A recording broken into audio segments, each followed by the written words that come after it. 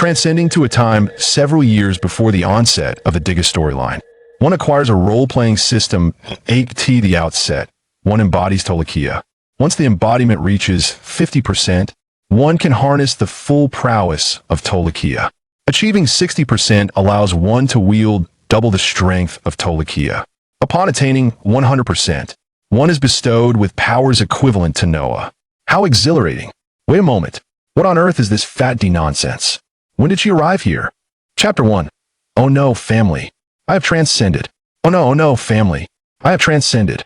On a bustling street, a tall woman, visibly flustered, speaks in her phone. Her name is Reba, a renowned starlet in the entertainment industry. Just half an hour prior, she was at home applying makeup, only to suddenly find herself in this world. After half an hour of confusion, she realized she had crossed over, landing in a version of Tokyo set in 1996. This world, unlike her own, features the Earth Peace Union known as TPC. Yet aside from that, it bears striking similarities to her own world during the same period. Moreover, her phone has undergone a transformation, allowing her to live stream her experiences back to her original world. This streaming system possesses a progress bar. By broadcasting something called Diga Ultraman, the progress bar increases, and once it fills, she can return to her own world. Upon receiving this news, Reba was engulfed in panic. She did not wish to transcend. And what exactly is this Diga Ultraman? She had never heard of it and was utterly clueless. Look, this is 1996 Tokyo, Reba declared, turning her phone's camera around, slowly panning to live stream her surroundings. See, this is indeed 1996 Tokyo. I'm not lying, I have truly transcended. Reba stood at a bustling intersection, where a large screen on a building displayed a woman named Izumi K speaking. In the lower right corner of the screen, a label identified her, captain of the victory team, Izumi K. Upon witnessing the live stream, the audience erupted with excitement. Due to Reba's immense popularity, her live broadcast immediately attracted a wave of fans. The novelty of her transcendence caused the viewer count to soar above 20 million within half an hour. Is Reba promoting a new drama? It certainly resembles 1990s Tokyo. I visited Tokyo a couple of years ago, and it does bear some resemblance.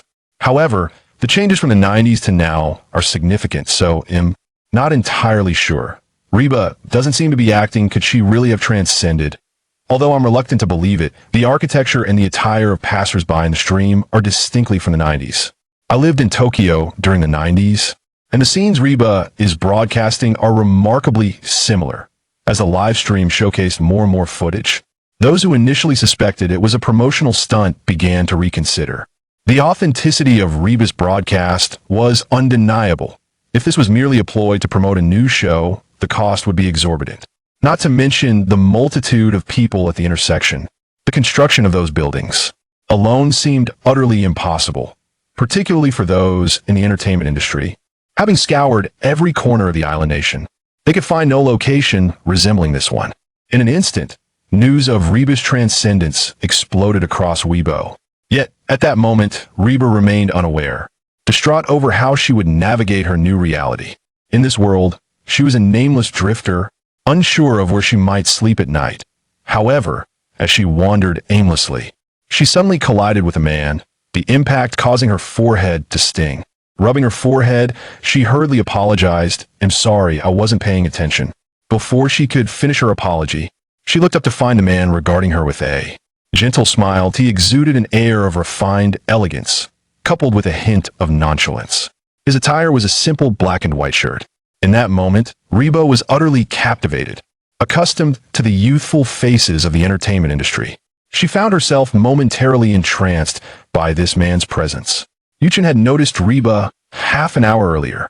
Upon hearing her words in a live stream, he surmised that she must have transcended from a parallel world. After all, the Diga universe was a cherished part of his childhood. If Reba had crossed over from the same world as him, it was implausible that she was unaware of Diga, especially with so many viewers in her stream. Indeed, Yuchen was also a traveler from another world, having already spent considerable time here. When he first arrived and learned he had ended up in the world of Diga Ultraman, he was overwhelmed with dread.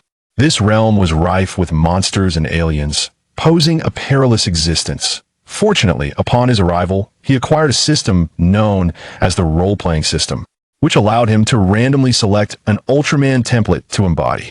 Yuchin's chosen template was Tolekiah. The more accurately he embodied the character, the higher his embodiment percentage would rise. Upon reaching 50%, he could wield Tolekiah's peak strength without needing to attain 100%. To enhance his embodiment percentage, he promptly donned an outfit identical to Tolekiah's human form. This decision directly boosted his embodiment percentage by 10%. In the days that followed, as Yuchen meticulously emulated Tolekiah's demeanor and speech, his embodiment percentage rose from 10 to 35%. He now possessed 70% of Tolekiah Ultraman's peak strength. And in this Diga universe, aside from the formidable Tregear, he was confident he could triumph over other monsters and aliens. Chapter 2. This man is simply too elegant. Wow, this guy is so handsome. Is Fat D so lucky? Just a random encounter with a passerby of this caliber? Quick, hurry, go ask him his name and get to know him. His aura is utterly captivating. I'm smitten. As Yuchen appeared in the live stream, the chat erupted with excitement. Reba was momentarily speechless. Noticing her reaction, Yuchen smiled gently and inquired, "My dear lady, it seems you are troubled?" "Ah, oh yes, a little." Reba finally regained her composure, nodding as she crafted an excuse. "I'm searching for a job, but I can't seem to find one." Reba was acutely aware that she was essentially a ghost in this world, and her foremost priority was to secure a stable existence. The excuse she concocted for seeking employment was not entirely deceitful after all. Obtaining a job would at least provide her with a semblance of stability for the time being. This would enable her to pursue that elusive Ultraman Dinah, thereby filling her progress bar and facilitating her return at IC. Yuchen nodded thoughtfully, then smiled gently at Reba, suggesting, "Would you like to work in my store?" Since his arrival in this world, Yuchen had indeed opened a shop selling various snacks. Given that the Tregear human form was an Epicurean by nature, he often found himself surrounded by a plethora of treats in most scenes. The shop was merely a means to enhance his immersion, and he rarely opened it to the public. What had initially been a casual endeavor now seemed to serve purpose. Ah, Reba was momentarily taken aback by Yuchen's offer. However, as realization dawned, her eyes sparkled with excitement as she eagerly inquired, "Really? What kind of store is it?" Yuchen nodded affirmatively. "It's a snack shop, and I'm currently in need of a cashier. How does a monthly salary of 20,000 yen sound?" Without a moment's hesitation, Reba nodded in agreement, her urgency overshadowing any concern about the salary. She simply yearned for stability. Noticing her enthusiastic response, Yuchen smiled and gestured for her to follow him. "Come with me." Delighted, Reba quickly fell and stepped behind him. Meanwhile, the live stream was abuzz with excitement over the unfolding situation. "He's so kind. I wonder if he has a girlfriend. Are you out of your mind? Even if he doesn't, you can't pursue him. You're not even in the same world.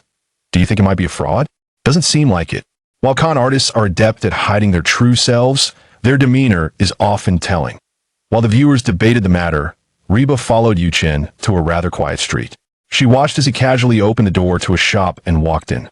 Seeing this, Reba instinctively glanced around. With such a low foot traffic on this street, could a shop truly thrive here? With this question lingering in her mind, she stepped inside the store.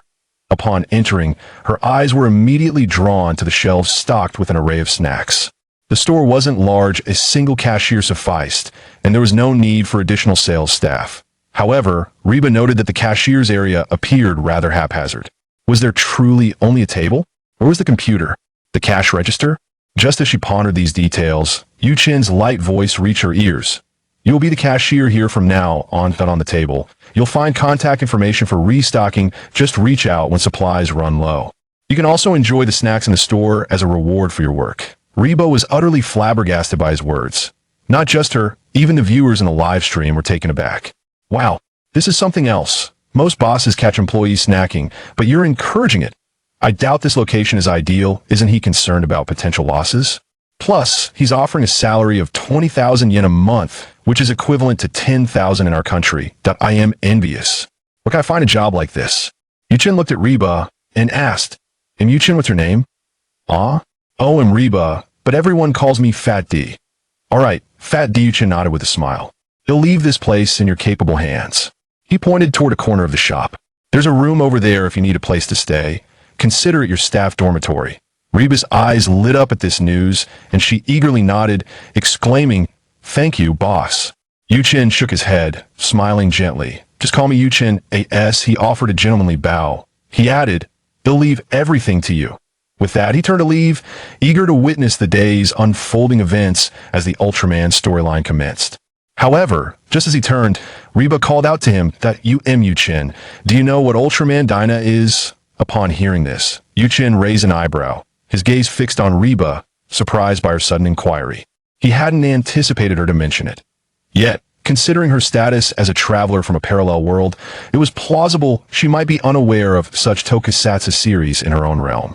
Nonetheless, since she knew of Ultraman Dyna, it likely stemmed from her connection to the livestream. As a traverser, perhaps her ability to connect with her world through the livestream served as her unique advantage. It would not be surprising if she learned about Dyna through it. Yet Yuchen replied, "Ultraman? I'm not familiar with it." Noticing Reba's disappointed expression, he chuckled softly. "Be patient, perhaps you'll encounter it after today." Just then, a fierce gust of wind swept through the air, causing the shop's door to rattle. Reba instinctively shielded her eyes. "Oh no, why did the wind suddenly pick up?" Yuchen did not respond, instead gazing meaningfully at the ceiling, or rather, through it allowing a faint smile to grace his lips. "Is it coming? It seems that the Ultraman you mentioned is about to arrive." Reba was still trying to grasp the meaning behind Yuchen's words when a piercing cry echoed from above, reminiscent of a monstrous creature soaring low in the sky, announcing its presence. Both Yuchen and Reba heard it, stepping out of the shop to look up at the sky. The moment Reba beheld what was above, she was momentarily stunned. In that instant, even the viewers in the live stream erupted with excitement at the spectacle before them. Chapter 3. Taro Higashikata. Above the sky, a colossal shadow obscured the sunlight. A monstrous creature, resembling neither bird nor dragon, soared through the heavens. Each flap of its wings unleashed a fierce gale, shattering the glass of houses below with its piercing cries. Witnessing the swift passage of this behemoth, Yuchen's smile radiated brighter. After traversing this world for so long, the plot was finally unfolding. The ancient beast, Melba, had arrived, and Golzon was surely not far behind. What is this? Goodness! What on earth is this? At the moment Melba appeared, the chatroom of Reba's livestream erupted into chaos. Goodness! Goodness! Goodness! This is of utmost importance. What manner of monster is this? Is this world too perilous? Fortunately, the creature merely passed by. Had it descended upon their street, survival would have been daunting. Upstairs. Shut your ravenous mouth. At that moment, the livestream witnessed a surge of viewers drawn in by Melba's presence, with real-time numbers soaring to 50 million. Simultaneously, discussions about Reba's journey and the appearance of the gigantic monster rapidly ascended the trending charts. In the short videos, scenes from Reba's livestream emerged prominently. Meanwhile, a small portion of the audience began recalling the words Yuchen had mentioned earlier while beside Reba. Hadn't Yuchen just mentioned that Diga was coming? Could this enormous creature be the Diga Ultraman referred to by Reba? As this thought spread, many viewers began to connect the dots. Indeed, hadn't Yuchen previously claimed ignorance about Diga Ultraman? Yet as soon as the monster appeared, they immediately spoke of Diga's imminent arrival. It felt as though the world Yuchen had traversed was profoundly deep, and this Yuchen seemed far from ordinary. Naturally, my husband is so gentlemanly. He is certainly not an ordinary person. Upon witnessing Melba soaring through the sky, Reba found herself utterly stupefied, her mind blank. After what felt like an eternity, she finally regained her composure. Was that Diga Ultraman that just flew by? She could hardly fathom the prospect of having to film such a creature continuously. What if she met her end before her progress bar was even filled? A faint smile remained on Yuchen's face as he gently shook his head, softly replying, "I do not know." Reba, taken aback, stared at Yuchen, instinctively muttering, "But you just said Diga was coming." Yuchen raised an eyebrow, leaned closer to Reba, and as her face turned increasingly crimson, he merely chuckled and dismissed her concerns with a jest. "I was joking." At that moment, Yuchen produced a bucket of popcorn from seemingly nowhere and waved it at Reba, saying, "Watch the store. I'll be taking a stroll." With that, he ambled away, munching on popcorn as he crossed to the other side of the street. Only after Yuchen had vanished from her sight did Reba snap back to reality. Hastily darting into the shop, fearing that another monster might appear and trample her. As time passed, in a certain forest, a magnificent pyramid composed entirely of light stood tall among the mountains. Yu Chun, popcorn in hand, stood on a suspension bridge, keenly observing the distant pyramid. Suddenly, the sound of footsteps reached his ears. Yu Chun instinctively turned to look, momentarily startled by the figure that appeared. A smile gradually crept onto his face as he greeted the arrival of a member of the Ultra team. "Oh, hello." Seeing Yu Chun on the bridge, Diga was equally astonished to encounter an ordinary person in such a primal forest. Once he regained his senses, he approached Yu Chun, inquiring, "Hello, may I ask if you have seen a pyramid around here?" Yu Chun pointed ahead. "There, isn't that it?" Following Yu Chun's direction, Dagu's face transformed into one of shock upon witnessing the colossal golden pyramid. In his mind, he had envisioned something akin to the pyramids of Egypt. Yet what lay before him was an entirely different spectacle. A pyramid fashioned from radiant golden light, defying all scientific reasoning. Instinctively, Dagu intended to head toward the pyramid but quickly turned back to Yu Chun, urging, "Danger will soon be upon us. You should leave at once." With that, he hurried away, racing toward the pyramid. Soon, Yu Chun observed Dagu's figure rushing beneath the bridge towards the pyramid, his hands gripping the ropes of the bridge. Eyes fixed on Dagu's retreating form, filled with anticipation. As a child, he had watched Dagu transform into Diga Ultraman, a moment etched in his memory. Now, as the iconic scene was about to unfold, he brimmed with expectation. However, just then, Yu Chun heard another cacophony of footsteps. It was Shinchiro, the fallen pilot, who had also arrived. His gaze was fixed on the pyramid, clearly having located it and noticing Dagu running toward it below the bridge. Soon after, Lina, Minakata, and Jueji arrived as well. The ensuing spectacle was one of great renown, as Golzin and Melba arrived and began their assault on the pyramid. Dagu, piloting the V1, signaled to the two monsters, attempting to draw their attention. Unfortunately, he was struck by Golzin and crashed. It was at this moment that Dagu transformed into Diga Ultraman. Yu Chun sat upon a large stone in the forest, witnessing Diga's emergence. Reflecting on his childhood, he recalled the joy he felt watching this very scene unfold on television. Now, it seemed, his childhood dream was manifesting. As for the following events, the battles between Diga, Golzin, and Melba were less intriguing to him, and he decided it was time to take his leave. Meanwhile, in Yu Chun's snack shop, an unexpected guest arrived. Reba was seated at the cash register, live streaming and chatting with fans while munching on a bag of potato chips. Suddenly, the faint sound of the door opening caught her attention, prompting her to turn. Before her stood an elderly man, his face etched with wrinkles yet adorned with a warm smile. Reba noticed the sparkle in his eyes, which were surprisingly vibrant, reminiscent of a young man's. The elderly man approached the cash register with a smile. "Hello, my name is Taro Higashikata." Reba, momentarily taken aback, quickly composed herself and asked, Sir, are you here to purchase something?" "No." Taro Higashikata shook his head, then inquired, "I am in search of a person. Have you seen someone named Tolekiah?" Reba shook her head. "I have not seen him. Having recently crossed into this world, she hardly knew anyone besides Yu Chun." "I see." Taro Higashikata mused for a moment before responding. "Thank you for your information. I apologize for the intrusion." With that, he turned and left. Chapter 4. Hellbarrows. Just as Taro Higashikata reached the doorway, he seemed to recall something and promptly turned back. Then he pulled out a business card from his pocket and handed it to Reba, saying, "The individual known as Tolekiah is exceedingly dangerous. If you hear that name, make sure to call me." "Huh. Oh, all right." Upon hearing his words, Reba was momentarily stunned, instinctively reaching out to accept the card handed over by Dongguan Taro. She glanced at it briefly. It bore only the name of a bakery, Nanshizi, along with a series of contact numbers. However, when Reba looked up again, she discovered that the elderly man, Dongguan Taro, had vanished without a trace. Goodness, did you all see that? The old man just disappeared. The depths of this world are too profound. Reba felt a chill. It seems this elderly gentleman is not merely a simple bakery owner, the person he is searching for. Tolekiah is likely no ordinary individual. Reba must exercise caution and avoid any encounter. Upstairs, you should refrain from being a harbinger of doom. Previously, there were colossal flying monsters. And now, there are beings with extraordinary abilities. How do these individuals manage to survive into adulthood in such circumstances? In Reba's livestream, the atmosphere grew lively once more with Dongguan Taro's arrival. Meanwhile, in the heart of the primordial forest, Yuchen was about to rise and leave when he suddenly noticed the light above dimming. Instinctively, he looked up and saw Melba emitting sharp, anguished cries as its massive form plummeted from the sky, poised to crash down on the very spot where Yuchen stood. Witnessing this scene, Yuchen raised an eyebrow and glanced toward the distant direction of Diga. At that moment, Diga, transformed into his purple speed form to combat Melba, had just retracted his hand from releasing a beam of light. He then spotted Yuchen standing on a large rock in the forest. Realizing that Melba was about to land directly on him. It's that person from before.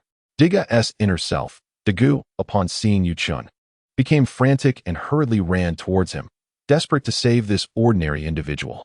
Having just recently transformed into Ultraman Diga, his mastery over this power was still rudimentary, which is why he had been wholly focused on confronting the two monsters before him. It was precisely for this reason that Diga had overlooked Yuchen's presence. Now, with Yuchen caught in the crossfire of his battle, panic surged within him. Boom! Melba's gigantic body crashed down, splitting the ground open and sending numerous trees flying. It lay on the ground, groaning for a moment before struggling to stand. On Melba's back, two massive wounds oozed blood, remnants of its wings severed by Diga's earlier light beam. In its fury, Melba's eyes turned red, its mind consumed by rage, as it unleashed a barrage of energy balls toward Diga.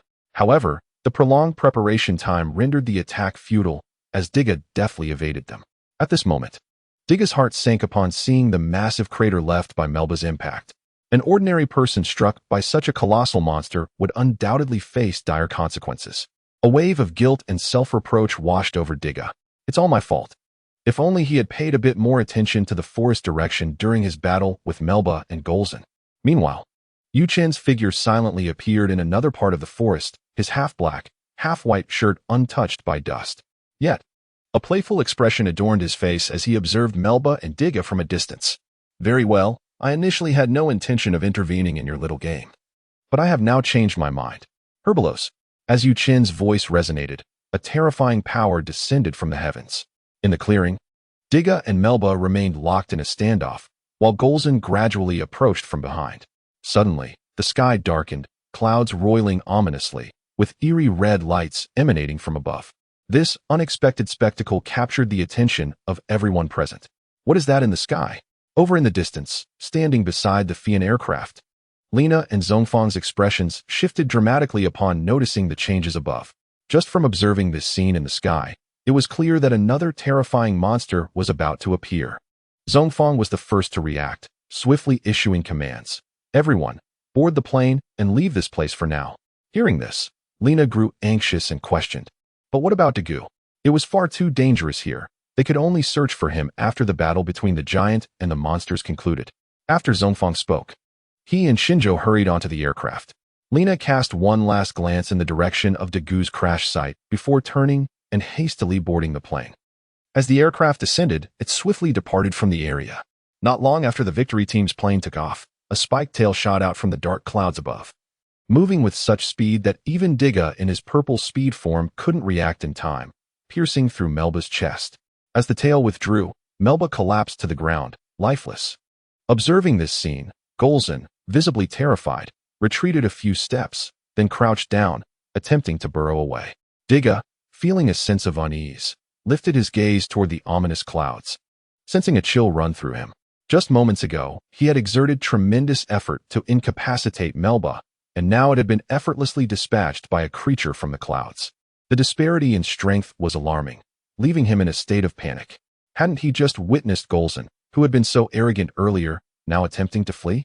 At that moment, a roar, imbued with an overwhelming pressure, reverberated from the depths of the clouds. A colossal creature resembling a Tyrannosaurus began its slow descent from the sky. Ding! Host summons Herbalos. Role-playing proficiency increases by 5%, current proficiency, 40. Meanwhile, in a secluded part of the forest, Yuchen, who had initially planned to merely observe, suddenly received a system notification in his mind. In the next instant, he felt a surge of immense energy coursing through his body, rapidly enhancing his physical form. Though the increase in proficiency signified that his power would grow stronger when he transformed into Tolekiah Ultraman, it also naturally fortified his body. To this point, Yu Chun had already gained numerous superpowers resulting from this increase in proficiency. Upon hearing the notification, Yu Chun was momentarily taken aback, but a broader smile soon spread across his face. What a delightful surprise. Chapter 5. How did this guy arrive? Herbalos possesses the capability to effortlessly eliminate the time-space destroyer, Saigon, making it evident that its power far surpasses that of fledgling monsters like Melba and Golzon. Given that Diga has only just begun to grasp Diga's powers, confronting Herbalos would be somewhat unrealistic. As Herbalos descended from the clouds, an intense aura enveloped the area, imparting an overwhelming sense of oppression. Recognizing the impending danger, Golzon had already taken flight, fleeing in panic. Roar! With a deafening bellow, Herbalos unleashed a barrage of red light beams from the spikes on its back, each trailing purple vapor as they shot toward the sky before rapidly descending, aimed directly at Diga. Witnessing this, Diga dared not confront it head-on, executing several backflips to evade the onslaught. Boom, boom, boom. As the crimson light cone struck the ground, an explosion engulfed the entire valley in flames. In this moment, Diga sought to use the flames to obscure his movements, swiftly making his way behind Herbalos. With great effort, he delivered a powerful punch. The immense force collided with Herbalos's back, striking against the thick layer of crimson armor, causing a shockwave that left Diga's entire arm tingling. While he was still reeling from the impact against Herbalos's defenses, a tail lashed out swiftly, striking his chest. The tremendous force sent Diga hurtling through the air, crashing heavily against a distant mountainside. Before he could regain his footing, another assault from Herbalos followed promptly. The Hell Sword. A blood-red crescent energy slash unleashed from Herbalos's claws struck Diga without hesitation. Boom! A violent explosion erupted, sending flames soaring skyward, accompanied by Diga's anguished cries. What to do? It seemed the giant could not defeat this monster. On board the Flying Swallow, Shinjo watched the battle unfold below, his heart racing with anxiety. After a brief silence, Mikado commanded, "Fire the signal flares at that monster to draw its attention, giving the giant some respite." Understood. The Flying Swallow then sped towards Herbalos, launching all the signal flares in unison to capture its focus. However, it was evident that Herbalos paid no heed to the insignificant ant's antics. Shaking off the smoke from the flares, it continued its advance towards Ultraman Diga. Meanwhile, at the headquarters of the Victory Team, the youngest member, Yatsui Hazumi, stared at his computer screen with a grim expression. How could this be? This monster is far too powerful. At this rate, the giant will be defeated. Hearing these words, Captain Kijima remained silent, yet his gaze was locked onto the large screen, displaying Herbalos mercilessly battering Diga. There must be a way, Kijima silently vowed. Unable to conceive any solution, she could only pray inwardly. Just then, she noticed a change on the screen. A fiery light descended from the heavens, striking Herbalos, who had been relentlessly assaulting Diga, sending it flying. The flames then landed beside Diga, erupting in a blinding radiance. The light flickered and vanished. As the glow dissipated, a red giant with a pair of enormous horns appeared.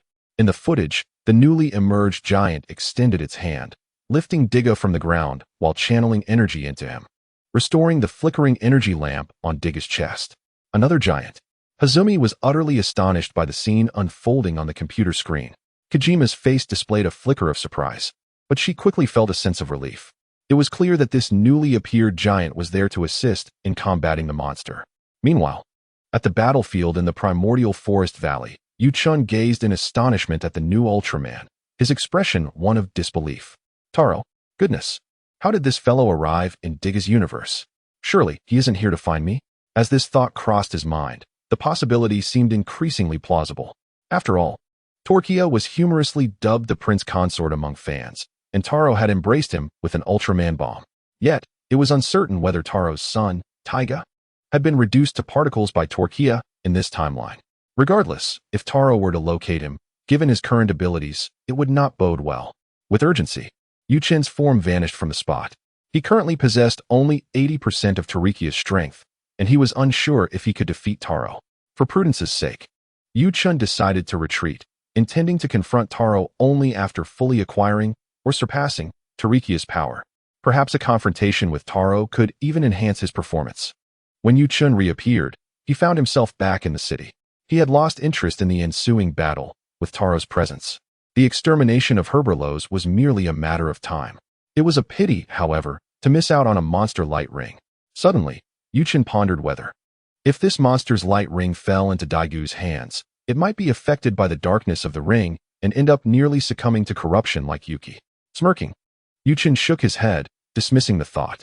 He then strolled towards his shop, hands behind his back, with a faint smile gracing his face. "Oh, boss." At that moment, a voice filled with surprise reached him. Yuchen turned to see Reba standing at the shop in trance, her expression radiant with joy. Upon witnessing this scene, Yuchen raised an eyebrow, approaching with a gentle smile. "What has you so delighted?" "Oh, it's nothing." Reba blushed, not because of Yuchen's presence, but due to the flurry of comments from fans in her livestream that made her cheeks flush. Hurry. Reba, ask the boss if he has a girlfriend." "Ah, he's just too elegant." "Reba, can we go live while sleeping with the boss tonight? It would feel like I'm sleeping with him." "Goodness. Will you be the one to say? Be a bit more proactive. He doesn't have much stamina." This is quite amusing. However, I must admit, this boss is genuinely handsome, with a charming demeanor. Even I, as a man, cannot deny that fact. With a boss like this, in a world where enormous monsters and individuals with superpowers frequently appear, I refuse to believe he is merely an ordinary shopkeeper. I don't believe it either. I'll wager a dime that the boss undoubtedly has another identity. I'll bet 20 cents. I bet $1. Chapter 6. Nanshizi Bakery. Yuchen and Reba returned to the shop together. Soon, Yuchen sensed a faint aura of light energy wafting through the store. He turned to Reba and inquired, "Has someone been here?" Taken aback by the question, Reba replied, "This is a shop.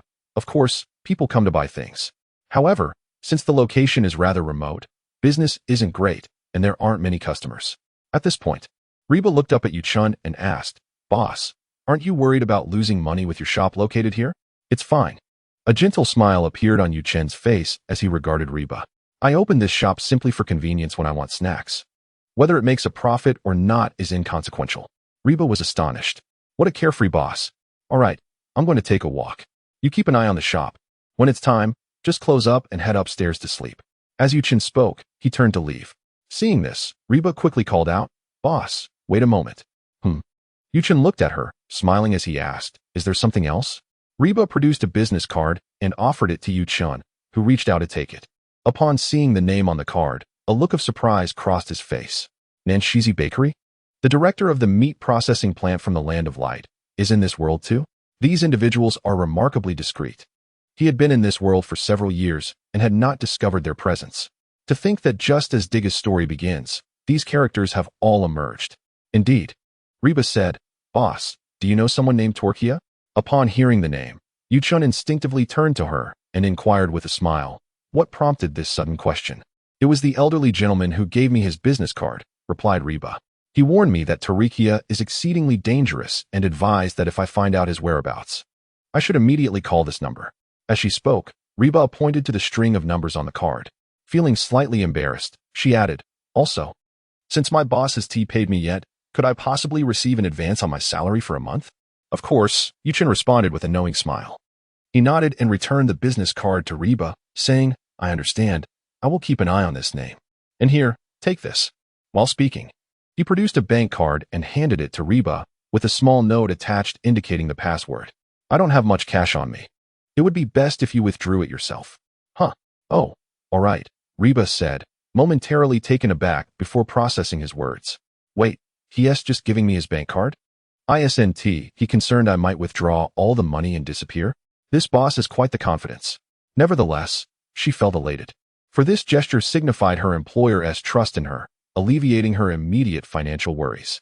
"Thank you, boss," she expressed gratefully. "No need for thanks," he replied. However, after her words of appreciation, Reba noticed Yuchen appeared ready to leave again. She cautioned him, "Boss, this world is perilous. It's best if you refrain from wandering outside. Encountering Tolekiah would be even more dangerous." "Thank you for your concern," Yuchen responded, turning to exit the shop. He waved his right hand in farewell, adding, "But please, have a little faith in your boss. I am not one to fall into trouble easily." With that, he turned the corner and vanished from Reba's sight. Every time I see my boss, he seems so dashing. I truly admire his demeanor. So charming, gentle, and gentlemanly. If I ever met a man like him, I would willingly pursue him. She mused. I increasingly believe there is something unusual about this boss. How can he remain so composed while encountering such monsters? Indeed, a person like him would fit perfectly as a protagonist in a television drama. The Na'vi dog upstairs. This is reality, not a show, Reba thought, eager to catch up with her boss to see what he was up to. As she observed the fans in the live stream urging her to follow, Reba felt a bit embarrassed. Is this appropriate? She hesitated, believing it would be improper to follow him. Perhaps I should refrain. I need to visit the bank to withdraw money and purchase bedding and daily necessities. Upon arriving in this world, she possessed nothing. She had previously checked the second floor of the store and found an employee dormitory with a bed, but it lacked bedding, necessitating her to buy new supplies. Time passed gradually, and as evening approached, Reba hurriedly closed the store's door and set off to the nearest bank. When she first arrived, she had noticed a large bank in the bustling area, which was the only location she was aware of. However, it was quite distant, and if she did not hurry, it would be night by the time she returned. Meanwhile, Yuchen strolled down the crowded street, a lollipop in his mouth. After leaving the store, he had made a brief stop underground to capture the fleeing Gorizon, storing it within the monster light ring. He was intrigued by the potential scenes where the darkness would corrupt the monster light ring after Diga defeated these beasts. He wondered if the dark version of Diga would return. The strength of the dark Diga was formidable. He pondered whether the director of the meat processing plant in the Land of Light, along with the Prince of Light, could prevail against him. At that moment, Yuchun was making his way towards the address of the Nangzizi bakery written on the business card Reba had given him. He had memorized the location and intended to pay a visit. The reason he had avoided being discovered by Taro in the forest was primarily due to the unsuitable location, where Ultramen and monsters were engaged in battle, with various skills flying about. How could an ordinary person possibly be present to watch? If Taro had spotted him, he would likely have found Yuchen suspicious. Additionally, having witnessed Diga transform into Diga, Yuchen felt it prudent to leave. Despite his current strength, he was uncertain if he could defeat Ace Ultraman, but avoiding exposure in front of him seemed manageable. Before long, Yuchen arrived at his destination. Standing on the street, he gazed at the bakery before him, sensing two potent energies within. As he pushed the door open, a cacophony of noise greeted him. The bakery was bustling with customers, and he saw an elderly man in a white chef's uniform diligently working in the kitchen, his face adorned with a smile. Another elder served as a waiter, delivering bread to each patron, while a woman behind the counter was cheerfully handling transactions. Aside from Hokuto Seiji and Nangzizi, he was surprised to find Togataro present as well. Observing Togu's flustered state, Yuchen quietly approached the cash register. Upon noticing Yuchen, Nangzizi's eyes brightened slightly. What a handsome young man, she remarked with a smile. What bread would you like to order? Yuchen casually pointed to two types of bread on the menu. I'll have these two, thank you. Certainly, that will be 300 yen. Please keep your receipt and find a seat. Your bread will be brought to you shortly. Chapter 7. Is he really just leaving? It must be said, the bread crafted by Ace and his partner is quite delicious, which explains the throng of customers. Yuchen was savoring the delectable fare when he suddenly heard a familiar voice at the entrance and turned to look. Diga entered, wearing a broad smile, playfully bantering with Shinjo. Following them were Munakata and Horiuchi, as well as Lina. Yuchen noticed that Lina's gaze remained fixated on Diga, her face radiating a gentle smile. Has Lina already developed feelings for Diga? Yuchen pondered, recalling the plot of Ultraman Diga, only to shake his head in disbelief. The storyline predominantly revolved around battling monsters, with scant focus on their romantic entanglements. However, the final film featured a wedding scene between them. Marrying the mistress while forsaking the original, he thought. Diga, you have narrowly escaped death, and now you bring us here to celebrate with bread? No, Diga replied, a hint of embarrassment coloring his cheeks. We have a reservation at the restaurant across the street. The bread here is delightful, but I merely wanted to buy some to take back. Lina interjected, supporting Diga amidst Shinjo's teasing remarks. Diga is not stingy. He reserved the largest private room at the restaurant. Plus, the drinks are unlimited. Really? Shinjo exclaimed, excitement lighting up his face, while Munakata remained silent, a subtle smile playing on his lips. His joy stemmed not from the impending celebration, but from relief that Diga had survived the calamity earlier that day. Please wait a moment. I'll purchase these and then join you at the restaurant, Yuchen said. Go ahead. Several individuals waved goodbye to Diga and glanced around the shop, noticing that only Yuchen had an available seat. They also observed several girls nearby, surreptitiously capturing photos of Yu-chun, their cheeks flushed with excitement. Shinjo inhaled sharply. This damned handsome guy? He thought to himself how he was still all alone. Hello, may we sit here for a while? Lena approached Yu-chun with a warm smile and a soft tone. Yu-chun nodded with a smile. Please, go ahead. Thank you. They expressed their gratitude before taking their seats. The girls positioned not far from Yu-chun were wide-eyed, astonished that he so readily agreed to share a table. Had they known it would be this easy, they would have been bolder and approached him directly. Before long, Daegu returned with a bag of bread. Upon spotting Yu-chun seated opposite Lena and the others, his eyes lit up, and he greeted, Is it you? Do you also enjoy the bread from this shop? Yu-chun, recalling his fondness for the bread, smiled even wider. Of course, the bread here is delightful. Daegu, intrigued, felt he had found a kindred spirit. However, as soon as Daegu settled down, his expression suddenly stiffened. He sensed that the ring in his pocket, exuding a dark aura, had suddenly stirred to life. This ring, imbued with a sinister energy, was acquired during his battle with a monster alongside an Ultraman named Taro. He felt an unsettling aura emanating from it. But as it appeared to be harmless otherwise, he had neglected it. Why did it suddenly react now? What's wrong? Lena inquired, noticing Daegu's change in demeanor. Daegu snapped back to reality and shook his head. It's nothing. Yu-chun, observing Daegu, wore a faint, enigmatic smile. He too had sensed the energy from the monster's ring and surmised that the disturbance was due to its proximity to him. With a slight shake of his head, Yu-chun retrieved a piece of paper to dab at the corner of his mouth before standing up and bowing courteously to the group. Please, enjoy your meal. I shall take my leave. With that, he picked up the remaining bread and exited the bakery. Not long after Yu-chun left, Daega noticed that the monster's ring in his pocket began to calm down. Witnessing this, Daegu's eyes widened in surprise as he gazed through the glass at Yu-chun's graceful departure, filled with a mix of curiosity and skepticism. Juejing, who had remained silent, also watched Yu-chun leave with a furrowed brow. Shinjo, noticing this, playfully nudged him, teasing, You, still watching after he has gone? You don't have a crush on men, do you? Why you? Daegu rolled his eyes at Shinjo's jest. I just think that guy was a bit strange. Strange? In what way? Shinjo pressed. Daegu shook his head. I can't quite explain it, but it's just a feeling. After pondering for a moment, he sighed. Perhaps I'm mistaken. Lena chimed in with a smile. It's definitely just your imagination. I find him quite gentle, exuding a gentlemanly charm. Careful now. Someone might get jealous. Shinjo quipped. Daegu merely chuckled awkwardly, while Lena blushed profusely. You talk too much. Let us go to the restaurant across the street. And so, they playfully pushed each other and left the bakery. Daegu lingered at the back, reaching into his pocket to feel the monster's ring. Sensing it had settled down, he breathed a sigh of relief and caught up with the group. Meanwhile, on his way back, Yu-chun passed through a street when a cheerful voice called out from behind. Hey, boss. Turning around, he saw Reba, laden with numerous items, joyfully approaching him. Boss, what a coincidence. I didn't expect to run into you here. Oh, by the way, Reba set her items down and retrieved the bank card Yu-chun had given her, handing it back with a smile. Here is your bank card. Yu-chun nodded and casually placed the card in his pocket. Since acquiring the powers of Tregear, he had never lacked for money and was unsure of the card's remaining balance, as he possessed several such cards. Do you need help? Yu-chun asked gently, glancing at the items Reba had brought. Huh. Reba hesitated, feeling a bit embarrassed. Oh, that won't be necessary. Understood. I'll take my leave then. Yu-chun smiled at Reba before turning to depart. Reba's expression froze as she watched Yu-chun's figure grow distant. Chapter 8, Jiuliang Island. Reba, did your mouth open wide? Time passed swiftly, and half a month slipped by in the blink of an eye.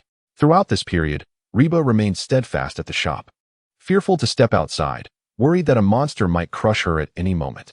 Yet, in reality, the world had been remarkably calm, with no reports of monsters apart from the ones that had aired on television half a month ago. This allowed Reba's anxious heart to settle somewhat. One day, while Reba leaned bored at the cash register, her phone still streaming live, she sighed. What on earth is this Diga Ultraman? I've had no leads for half a month. You seem a bit down. A gentle voice interrupted her thoughts. Reba looked up to see Yu-chun smiling at her, still clad in his signature half-black, half-white shirt. Boss, it's you. Over the past half-month, Reba had grown familiar with Yu-chun's character, shedding her initial shyness. I've been pondering what this Diga Ultraman could be, but I'm utterly stumped. Is that so? Yu Chun mused with a smile, then suggested, "How about this? Since there haven't been many customers lately, why not take a break and travel to Jiuliang Island to unwind?" Oh, upon hearing about the trip, Reba perked up immediately. Really? Absolutely. The scenery at Jiuliang Island is quite lovely. Great. I'm in, Reba exclaimed, her earlier fear of monsters fading after half a month, no longer hesitant to step outside. Then let us pack up and head out. All right. Reba happily dashed upstairs. At the headquarters of the Victory team, everyone had just returned from the aircraft maintenance department, their faces alight with excitement, for the Fian aircraft had been equipped with weapons. In the event of another encounter with a monster, they wouldn't be left helpless as they were previously. Just as they settled into their office, a warning light on the computer in front of Yezue suddenly illuminated. Upon witnessing the unfolding situation, Yi Rue promptly turned on his computer and began to operate it with urgency. However, upon seeing the display on the screen, his expression shifted dramatically. "Captain, we have received word from Jiuliang Island that the workers there have encountered a monster." This statement immediately transformed the previously light-hearted demeanor of the group into one of grave seriousness. Hiraizumi quickly issued commands. "Shinsho, Daiku, you two pilot the Flying Swallow number 1.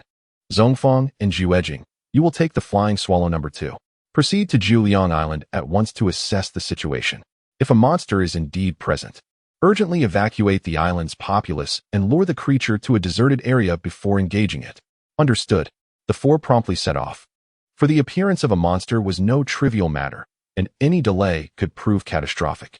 Meanwhile, Reba, who had just arrived at Jiuliang Island, was sorely disappointed. The island was not the picturesque paradise she had envisioned. Rather, it was rife with mining operations. Reba cast a skeptical glance at her companion Yuchun. "Boss, are you certain that the scenery here is splendid?" Yuchun replied with a smile. "Of course, but the beautiful vistas have yet to reveal themselves. Patience is essential." "What?" Reba was momentarily bewildered, unable to grasp his meaning. Yet, Yuchun continued, "Who knows, you might just encounter the Ultraman you've been yearning for right here." "Really?" Reba instinctively looked toward the mining site, where several workers were busily moving about, seemingly intent on keeping their distance from the mines. At that moment, the live stream on Reba's phone erupted with commentary from viewers reacting to Yuchun's remarks. "What does the boss mean by that? It sounds so profound. Does he know something we don't? Oh no, the more I think about it, the more he seems like a villain. Come on. My husband is too handsome to be a villain. Who says a villain can't be handsome? But what kind of scenery is the boss talking about that requires waiting for? This is an island. It can't possibly be the waves, can it? Waves. This is all mining land. I bet the beauty lies within these operations. Perhaps the workers' activities will create some spectacular effect? What's there to debate? The boss said we need to wait, and then we'll find out." As Reba read the comments, curiosity stirred within her, but she sensed that Yuchun was not inclined to elaborate, which dampened her spirits. Nevertheless, her anticipation for the forthcoming spectacle grew. Suddenly, a thunderous roar echoed from the sky. Reba instinctively looked up and saw 2 fighter jets approaching Jiuliang Island. "Hey, isn't that the Victory team's aircraft? What are they doing here?" Over the past fortnight, Reba had not been entirely oblivious to this world. She had gleaned much from television, particularly regarding the Victory team, and was familiar with their aircraft. Soon enough, she observed the Flying Swallow number 1 and Flying Swallow number 2 landing on a vacant area beside the mining site. "Boss, why have the Victory team members arrived? Could it be that a monster is about to appear?" "I don't know," Yuchun chuckled, "but it's quite possible." Upon hearing this, Reba's eyes widened in alarm. "Then what are we still doing here? We should flee." However, before she could finish her sentence, the ground began to tremble violently, and the intensity of the quaking escalated. Reba quickly grasped Yuchun's arm to avoid being toppled by the tremors. "What is happening? This can't be real, can it? Is a monster truly emerging?" Just as her words escaped her lips, a violent explosion erupted from the mining site, and a colossal monster surged forth from the debris. The creature loomed like a mountain, dwarfing humanity to the point of insignificance. "Gakuma Alpha has arrived," it roared, its eyes glinting with fury as it surveyed the miners below. The sound of its roar reverberated painfully in Reba's ears. In response, Zhongfeng swiftly organized the evacuation of all personnel, while he and Shinsho piloted the Flying Swallow number 1 and number 2 to engage Gakuma Alpha. The Lion Tiger drew Gakuma Alpha's attention, granting Daiku and Juejing the opportunity to evacuate the workers. "Oh my goodness! It's begun. This monster is terrifying. If such creatures were to inhabit our world, it would be utterly dreadful. Reba, run. Be careful not to get caught in the crossfire. Look, that aircraft has a massive cannon. Will it work? The previous aircraft's weapons seemed ineffective against the monster. This must be a trump card. It should do the trick. But Reba, you and the boss need to distance yourselves.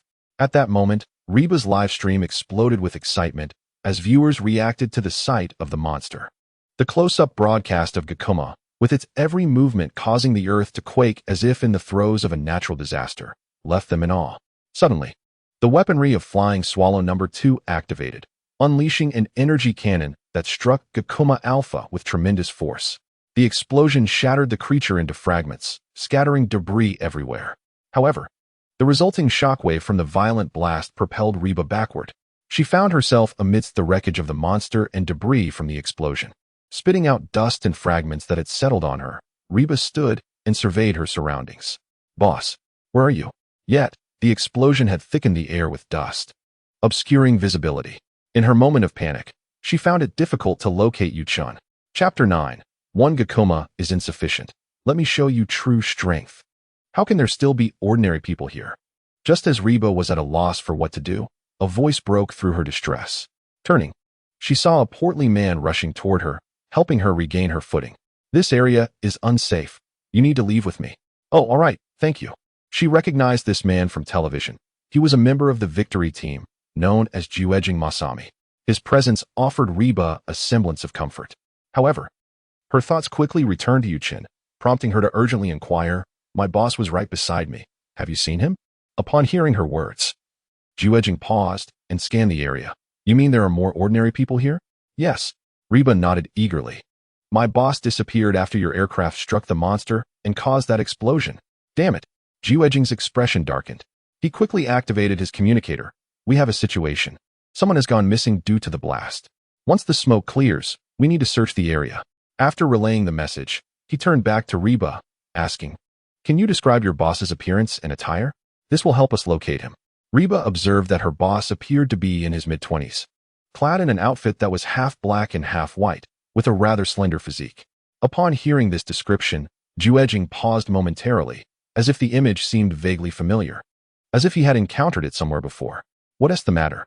Reba inquired, noticing the expression on Juejing's face.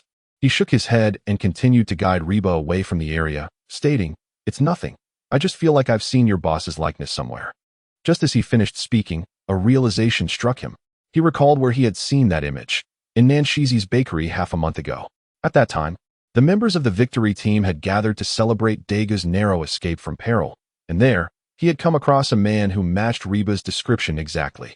He had sensed something was amiss about that man. After ensuring that Reba and the other miners were safely grouped with the staff who had come to assist, Juejing decided to search the nearby ruins for Reba's boss. Daegu, having heard Juejing's message relayed through the communication device, was also scouring the debris. Above, two Flying Swallow-class aircraft, piloted by Zhongfang and Xinqing, observed the recently slain monster, their faces illuminated with excitement. The weaponry of the second Swallow is simply magnificent, exclaimed Xinqing. On the first Swallow, Zhongfang, listening to Xinqing's animated voice through the headset, allowed a slight smile to grace his otherwise stern demeanor. He replied, Isn't this splendid? With such weaponry, we can better safeguard everyone. However, before Zhongfang could finish his sentence, the ground began to tremble once more. With a deafening roar, a colossal beast erupted from the earth. This time a creature adorned with two horns protruding from its snout. Gakumabeta? The loss of its companions, coupled with the excavation of their food source, filled Gakumabeta with unbridled rage. As it beheld the scattered remains of its fallen comrades strewn across the ground, its eyes blazed with fury.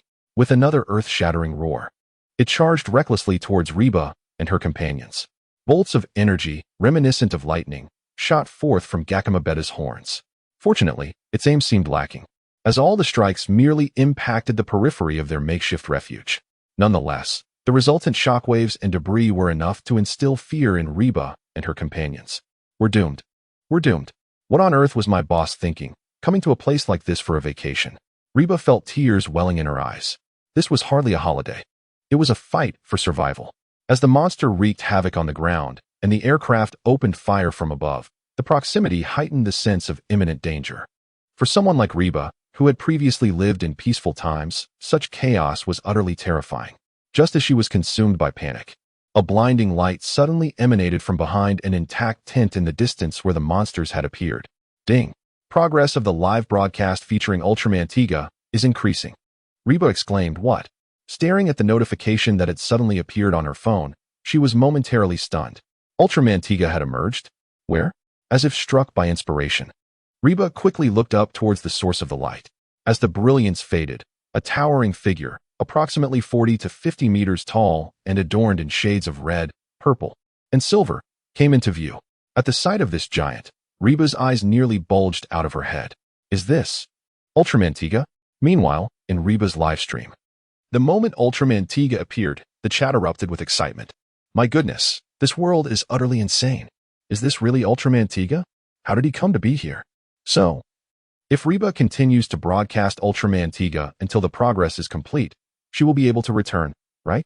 I sincerely hope Reba can come back soon. That world is far too perilous. Questions flooded the chat. What exactly is Ultraman Tiga? Is he an extraterrestrial? He's enormous. Look, Ultraman Tiga is fighting that monster.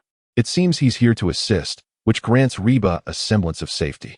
Meanwhile, atop a nearby hillside, Yu-chun stood amidst the trees, observing the battle between Tiga and Gakuma. Gakuma's combat prowess was comparatively inferior to that of other monsters. Time to up the ante. Golzon, it's your turn to shine. Yu-chun snapped his fingers. In the next moment, the previously tranquil earth quaked once again as Golzon, previously captured within Yu-chun's monster light ring, burst forth from the ground. Ding! The host has engaged in actions befitting the character of Tolekiah, resulting in a 5 increase in performance rating. Current performance rating, 45. Upon seeing the system notification, Yu-chun raised an eyebrow. This revelation was unexpected. He had assumed summoning Golzon would enhance his performance rating. He shrugged it off, noting that a 45 rating endowed him with 90 of Tolekiah's power. He was confident that he would not shy away from a duel with Taro. Roaring with power bestowed by the monster light ring, Golzon was now stronger than he had been half a month prior. Upon spotting Ultraman Tiga, Golzon's fury ignited. After all, it was an enemy encounter, and the last time Tiga had defeated him, he had been utterly humiliated.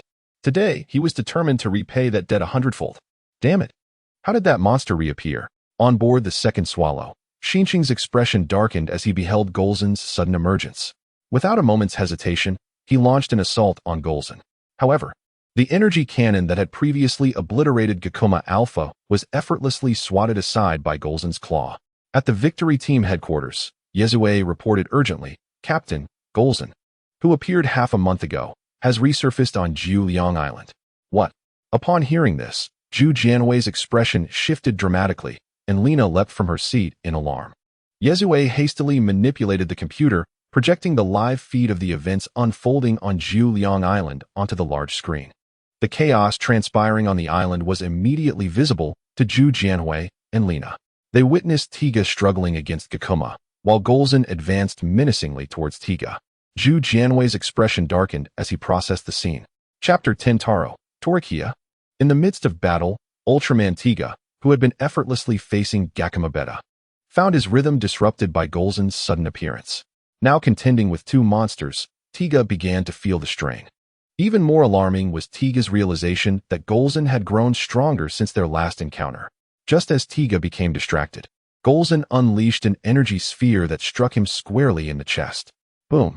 The violent explosion of the energy sphere sent sparks flying from Tiga's form, propelling him 200 to 300 meters away, where he landed with a jarring thud and slid across the ground for a considerable distance before finally coming to a stop.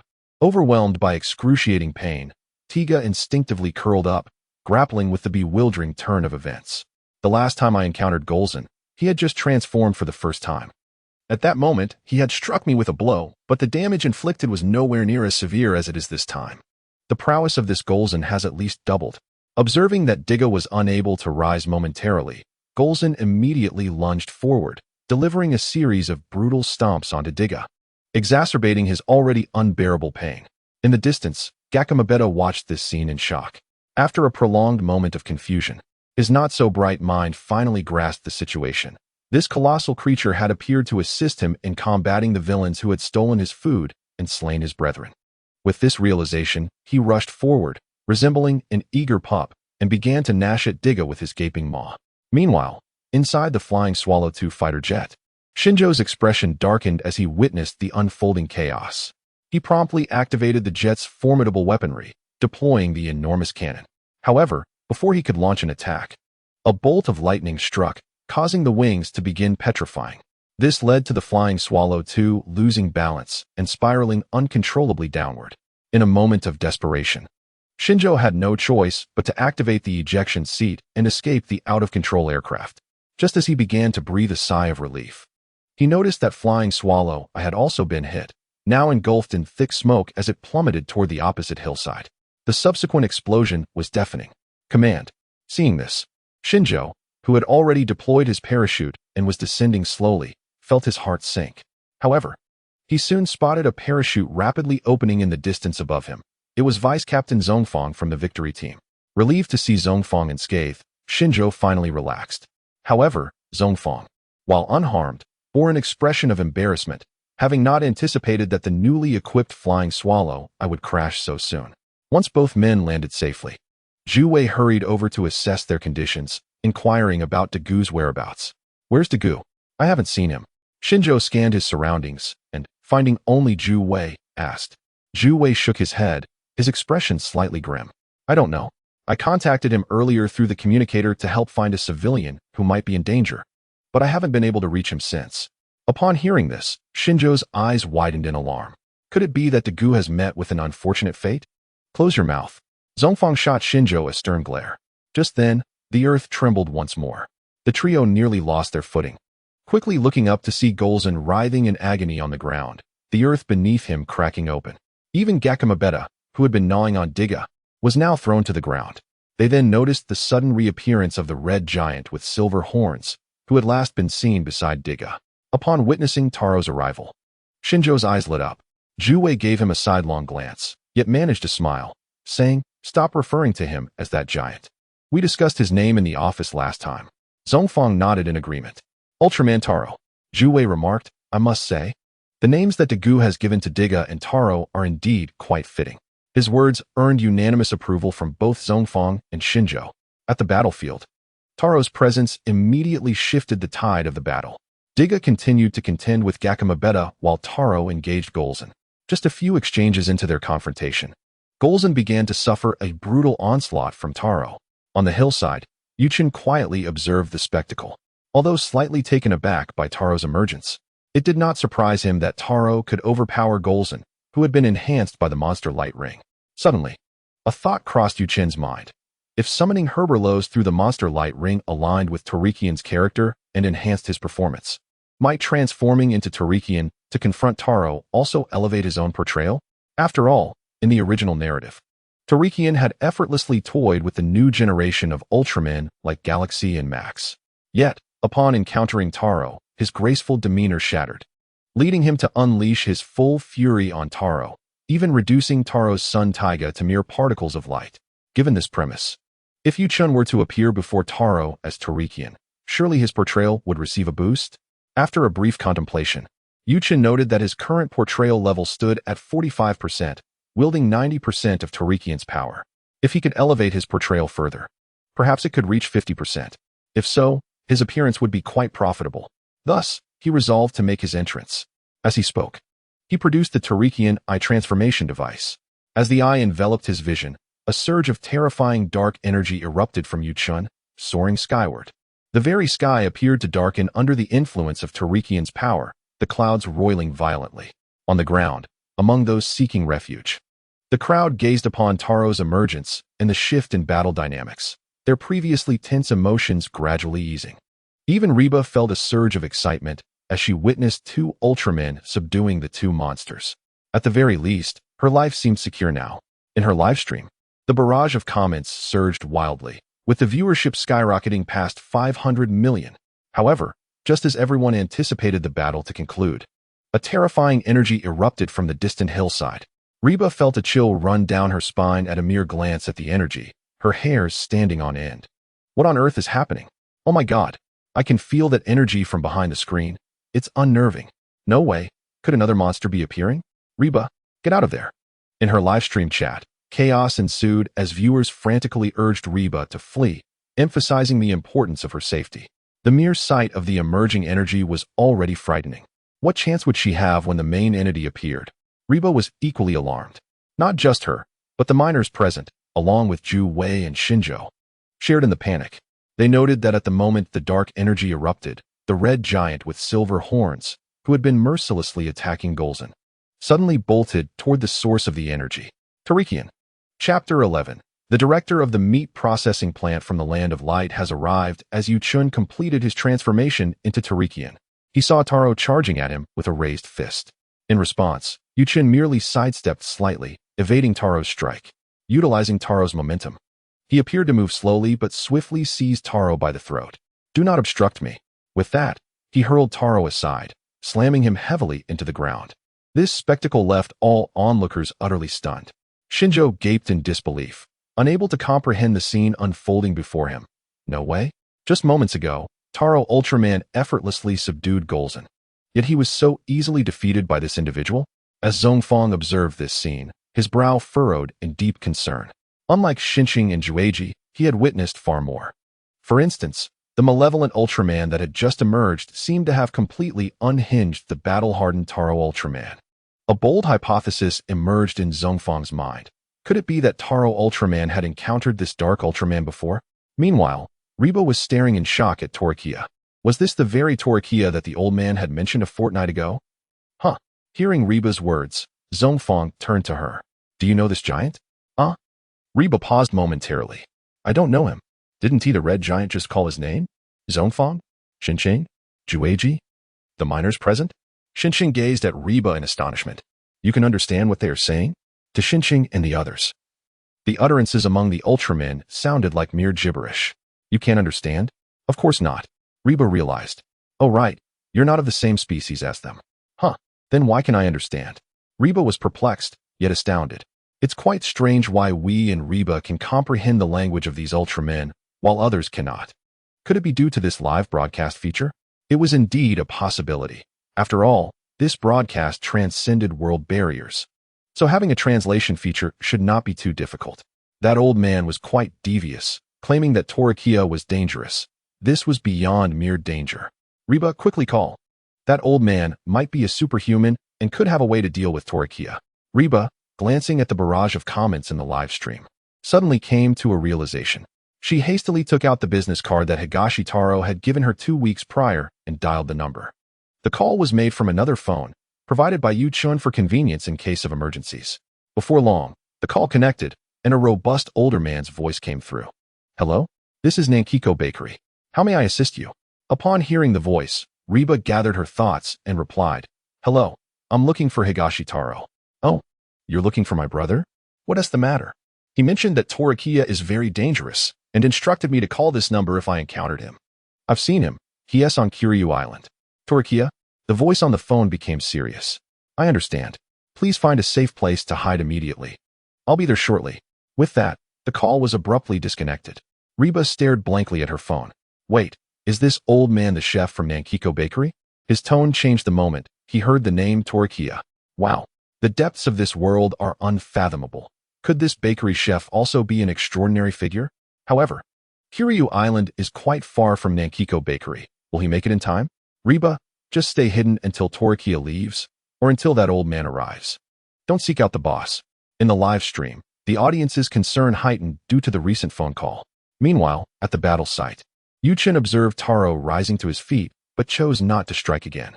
Just as he had hurled Taro away, the system's voice echoed in his mind, indicating that his performance rating had increased by 5%. With the current rating at 50%, he had acquired all of Tolekiah's powers. Feeling the surge of strength within him, Yu Chun was in high spirits. This newfound power gave him the confidence to revel in his capabilities. Yet, at that moment, Taro stepped forward to disrupt Yu Chun's elation. Tolekiah, your soul has been completely consumed by darkness. Come back to the land of light with me. I can still help you. Help me? Yu Chun chuckled, amused. It seems you still don't understand, Taro. If the light you speak of is meaningless, then darkness holds no answers either. Do you know, Taro, that in the universe, there is neither light nor darkness, only chaos? Just as Yuchen finished speaking, a luminous wheel descended from the sky, striking him in an instant. Tolekiah, you.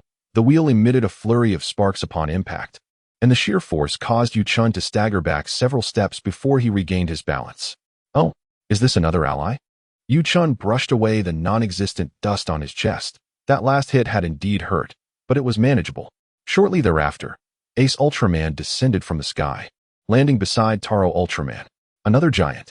Jueji gaped in disbelief at Ace Ultraman. Xincheng, Zhongfang, and the miners were equally astonished. After all, Tolekiah had easily subdued Taro. Yet this newly arrived Ultraman was able to push Tolekiah back?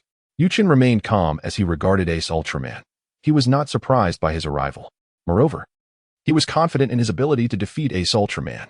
Previously, he had not fully harnessed Tolekiah's powers, so he was uncertain. However, now that he possessed all of Tolekiah's strength, he could distinctly feel that he was stronger than both Ace Ultraman and Taro Ultraman. Yet, he lacked the confidence to confront the combined forces of Ace, Taro, and Diga Ultraman. Furthermore, he had already achieved the desired performance rating and was no longer inclined to continue this engagement. Retreat, Tolekiah. What do you intend to do? With us here, you shall not act recklessly, Ace declared, raising his right hand, a radiant glow emanating from his palm as a handheld Ultra Executioner materialized. I have no intention of doing anything. I merely came to greet an old friend. Yuchen responded, spreading his hands. So, let us meet again in hell. With that, Yuchen performed a gentlemanly bow, and in the next moment, his figure vanished from sight. Reba stared at the spot where Yuchen had just disappeared. That fellow's bowing style is so reminiscent of the boss. Chapter 12. Taro, you must keep the monster light ring safe. Do not allow Tolekiah to reclaim it. Yuchen transformed back into his human form, standing atop a relatively clean rock on the mountain, quietly observing the distant mining site below. With Yuchen's departure, Kaku Mabeta and Golzan in the mine posed no threat. Their defeat was merely a matter of time.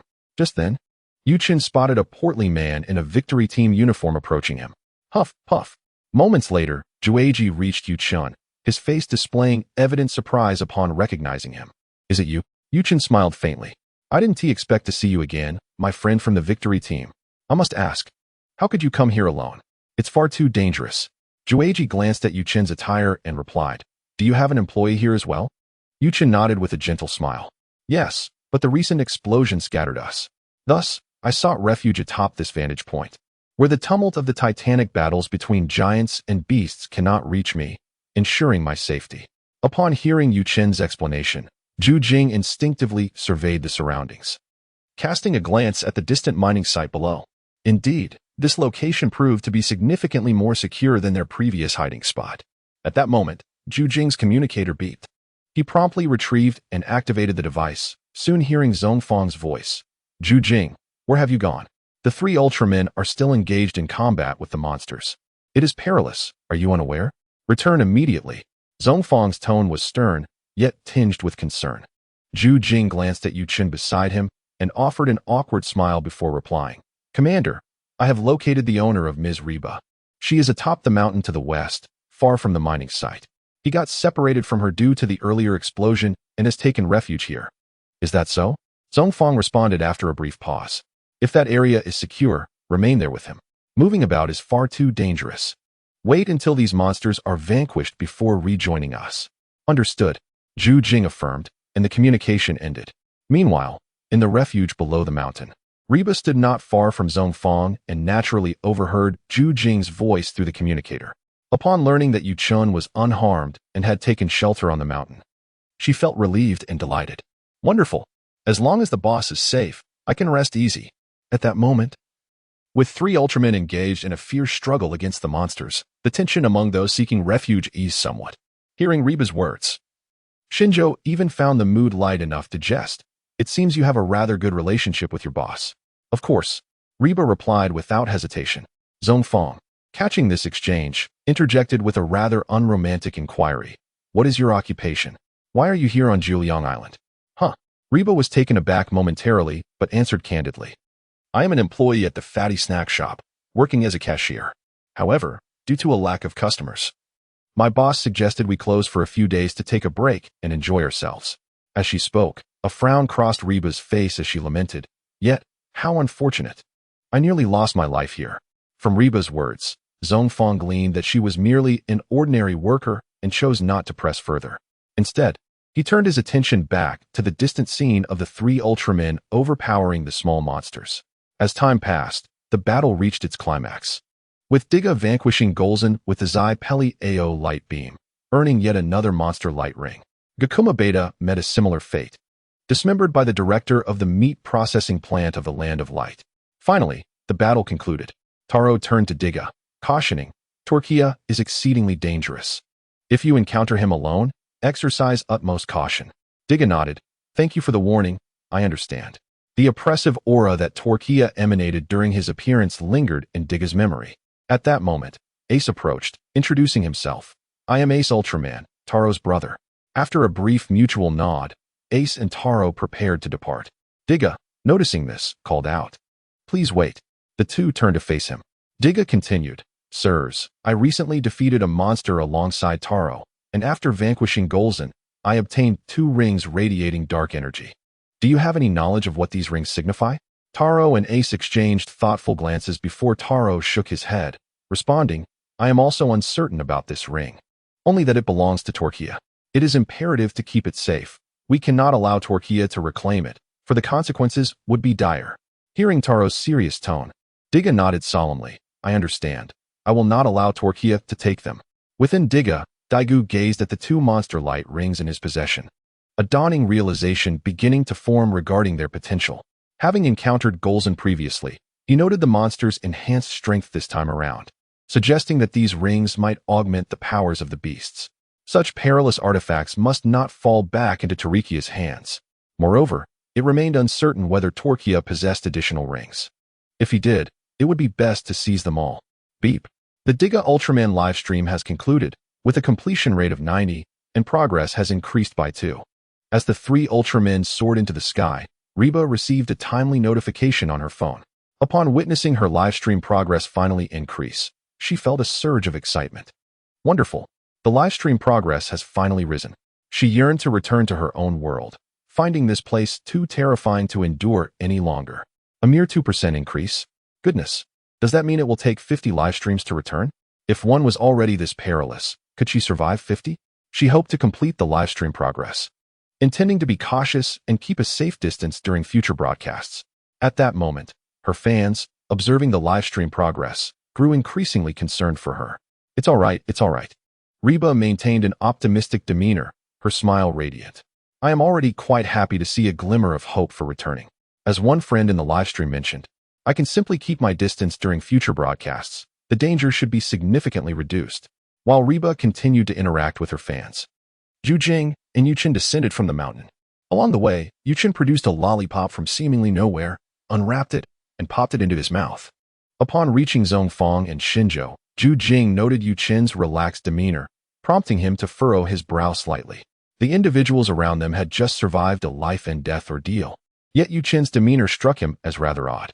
Observing the lollipop in Yuchen's mouth, Zhongfang inquired, You still have the presence of mind to eat candy?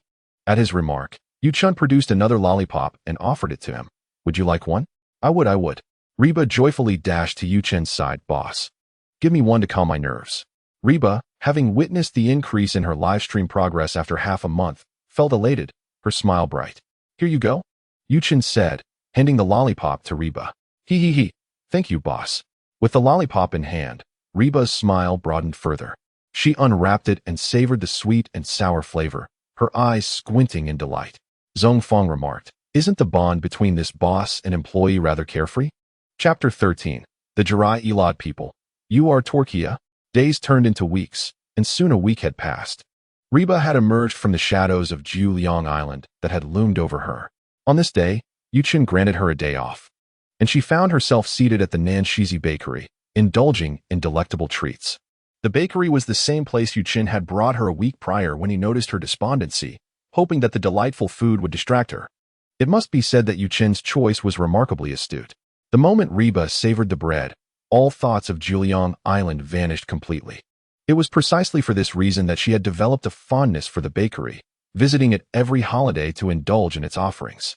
A television hung on the wall of the bakery, broadcasting a variety show from the region. Since Reba had never seen it before, She found herself engrossed in both the bread and the show.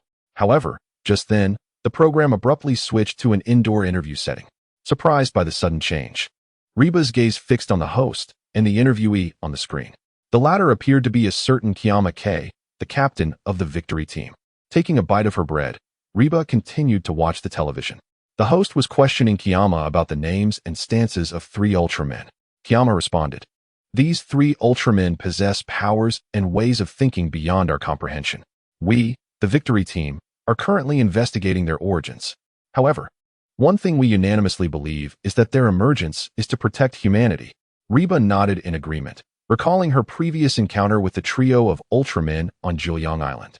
She too believed that Ultramen were here to safeguard humankind, except for the malevolent-looking Tolekiah.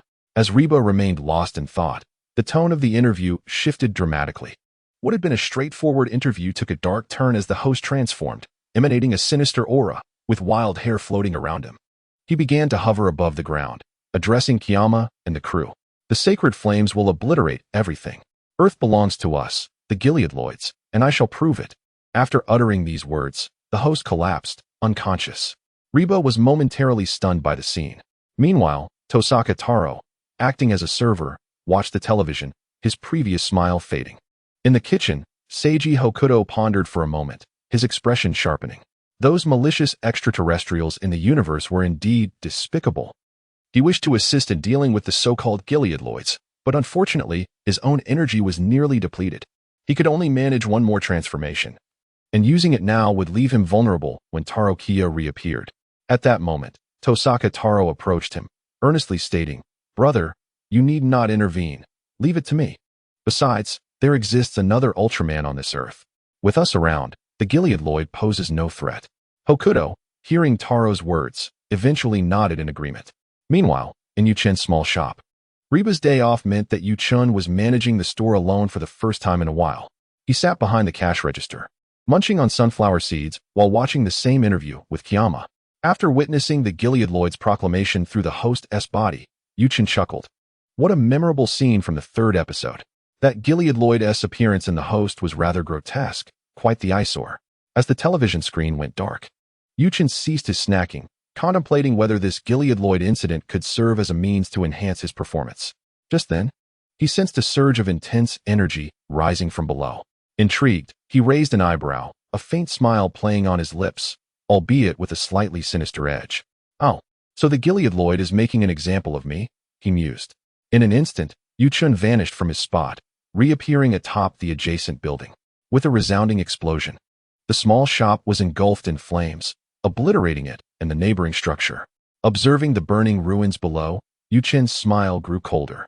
He had been pondering how to improve his performance in light of the Gileadloid incident, but now he had decided to take action, first venting his frustration, then confronting them directly. Yuchen plunged into the depths below at a rapid pace, having sensed that the Gileadloid's base lay deep underground, a straightforward task for him to locate. Frankly, the Gileadloids seemed to him like rats in a filthy sewer, insignificant yet irritating. In the original narrative, they were mere cannon fodder, though the 2nd-generation Gileadloid had some merit, having caused significant trouble for Diga. Before long, Yuchen noticed the surroundings becoming increasingly spacious. He descended slowly to the ground, surveying the expansive area filled with alien machinery. "Who are you? How dare you intrude upon our Gileadloid base?" A piercing voice broke the silence. Turning, Yuchen saw a man and a woman standing about 20 meters away, both eyeing him warily. Recalling the plot involving Diga, he recognized that these two appeared to be deceased, their bodies now controlled by Gileadloids, using their identities in the outside world. "You insignificant human, seeking death," the woman exclaimed, furious at Yuchen's nonchalance. Just as she prepared to attack, the man beside her restrained her, declaring, "This one is not human." He then turned to Yuchen, demanding, "Who are you? What brings you to our base?" Yuchen remained silent, drawing forth the Tolekiah eye and transforming into Tolekiah, albeit at a normal human size. Tolekiah. Upon witnessing his true form, the two Gileadloids felt their pupils dilate with shock, their expressions shifting dramatically. They had previously been unaware of Tolekiah's existence, but the recent events on Jiuyang Island had made it impossible for them to ignore. Since the appearance of Ultraman Taro and Diga over 20 days ago, they had been on high alert. While Diga was inconsequential, The strength and combat experience of Tolekiah were formidable. They had even compared themselves to him, concluding that even together, they would struggle to match his power, unless they summoned their Gileadloid deity. Yet this Tolekiah before them not only effortlessly countered Taro's attacks, but also remained unfazed by the combined might of Taro, Diga, and Ace. This one is a grave threat, they thought. Tolekiah, have you come to ally with us against those 3 Ultramen? No, Yuchin replied. You just destroyed my shop. I have come to settle the score. The 2 Gileadloids were left dumbfounded. What? Did we hear that incorrectly? Chapter 14. This duo of boss and employee must have particularly unfortunate luck. No, where has the shop gone? Holding a bag containing bread, Reba stood in a daze, staring at the desolation before her. What on earth? Just moments ago, the shop was perfectly fine, and now it lay in ruins? Fortunately, Reba had decided to leave the convenience store to buy bread. Otherwise, the consequences would have been unimaginable. It was not only the store that was lost. The adjacent building had vanished as well. Yet, there were no signs of monsters, and it was peculiar that only this area had been destroyed. Are you all foolish? Earlier, while at the bakery, wasn't the television on the wall broadcasting something? Was it the Gileadloidians who did this? Goodness, aliens. The wreckage of the convenience store was being streamed live by Reba's phone. The fans in the live chat were buzzing with discussions, especially when the topic turned to the Gileadloidians, and the chatter became incessant. After all, these were aliens, living beings. Only Reba, gazing at the ruins, wore an expression of sorrowful bewilderment. The convenience store had been obliterated. Where would she reside next? Moreover, she had stockpiled countless snacks in her dormitory. Now, all of it was gone. And what about the owner? Wouldn't they be heartbroken to see their store inexplicably destroyed? The entire area had been cordoned off, and firefighters were extinguishing flames while searching for any survivors amidst the debris. Madam, please step back. This area is hazardous. Just as Reba remained lost in thought, a firefighter approached her, urging her to leave. Coming to her senses at last, Reba inquired, "Wait, I want to ask. Was this caused by the Gileadloidians on the television? I'm sorry, but I cannot disclose that information. Please vacate the area, ma'am." With that, the firefighter turned and walked away. At that moment, Zhongfeng and Zhu Ejing piloted the Fian No. 1 aircraft, hovering above the ruins. The footage captured by the aircraft's cameras was transmitted back to the Victory Team headquarters. Seeing the images, Yeri made a few adjustments on the computer, projecting the footage onto the large screen for other team members to view. This Gileadloidian is utterly despicable, threatening the captain into submission in such a manner. Nishij exclaimed. I wonder how the captain will react upon witnessing this. Should we inform her? Lena suggested. Daiku shook his head gently, gazing at Lena with kindness. Perhaps it's best to wait. The captain is currently in a meeting with Director Zawai and the higher-ups. We can discuss this once she returns. Hearing Daiku's words, Lena nodded in agreement, her gaze returning to the large screen on the wall. Just then, Nishij's attention was drawn to a specific spot on the screen. His eyes widening with surprise. He pointed to the location and said to Yeri, Yeri, could you zoom in on that area? Certainly. Yeri nodded and swiftly manipulated the computer, enlarging the designated area on the screen. As the image magnified, the occupants of the office were taken aback. The screen revealed Reba standing on the street, gazing at the ruins. Is that the Reba who traveled to Geelong Island with her boss last time? Nishij looked at the screen in astonishment. Daiku, too, was taken aback. Could it just be a coincidence that she passed by here? Yeri suddenly had a thought and quickly stated, let me check and find out. With that, he resumed working on the computer. Minutes later, Yeri exclaimed, I found it. His face lit up with excitement.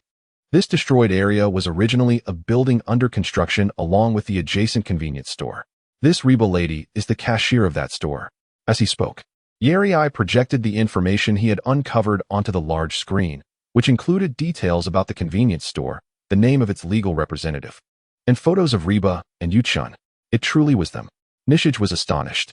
This pair of boss and employee has had the worst luck. After all, just a week ago, they had gone on holiday to Geelong Island and encountered a monster. Now, barely a week later, their store had been blown up by aliens. How could their luck be any worse? At that moment, Hikaru Karima finished the meeting and walked in expressionlessly. During the meeting, the hawkish members had disagreed with her views on the 3 Ultramen, believing that Tiga and the others were not human and therefore must be treated with caution.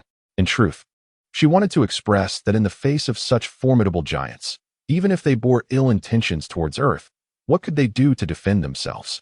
However, she had refrained from saying so. Now, back in the victory team's office, she entered to find Daiku and Lena intently focused on the large screen. Upon seeing Reba on the screen, she paused for a moment, recognizing her. "Captain, have you finished your meeting?"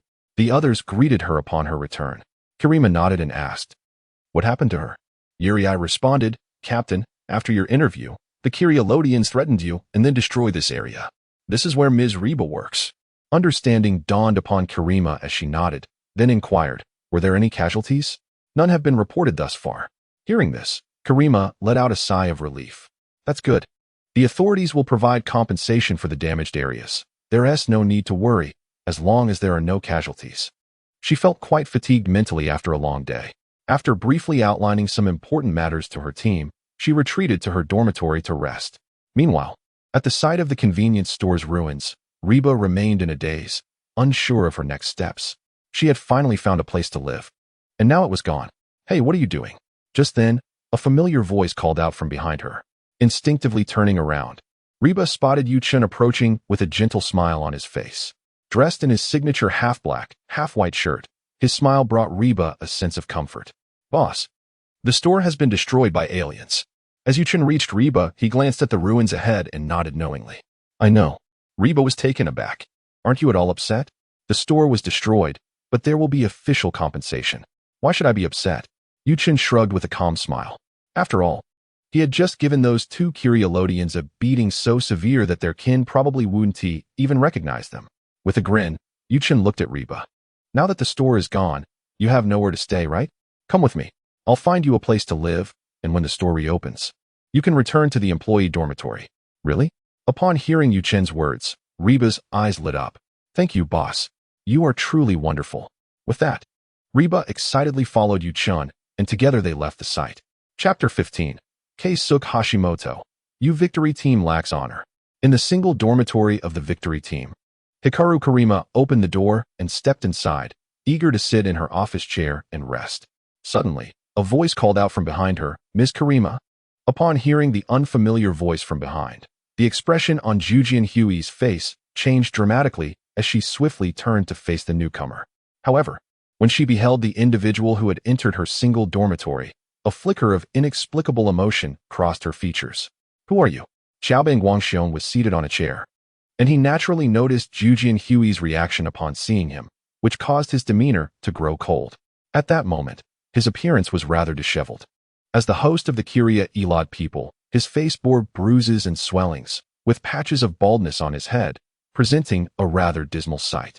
Just minutes prior, he and his companions had been thoroughly chastised by Yu-chun, with each blow infused with energy that rendered them temporarily unable to recover.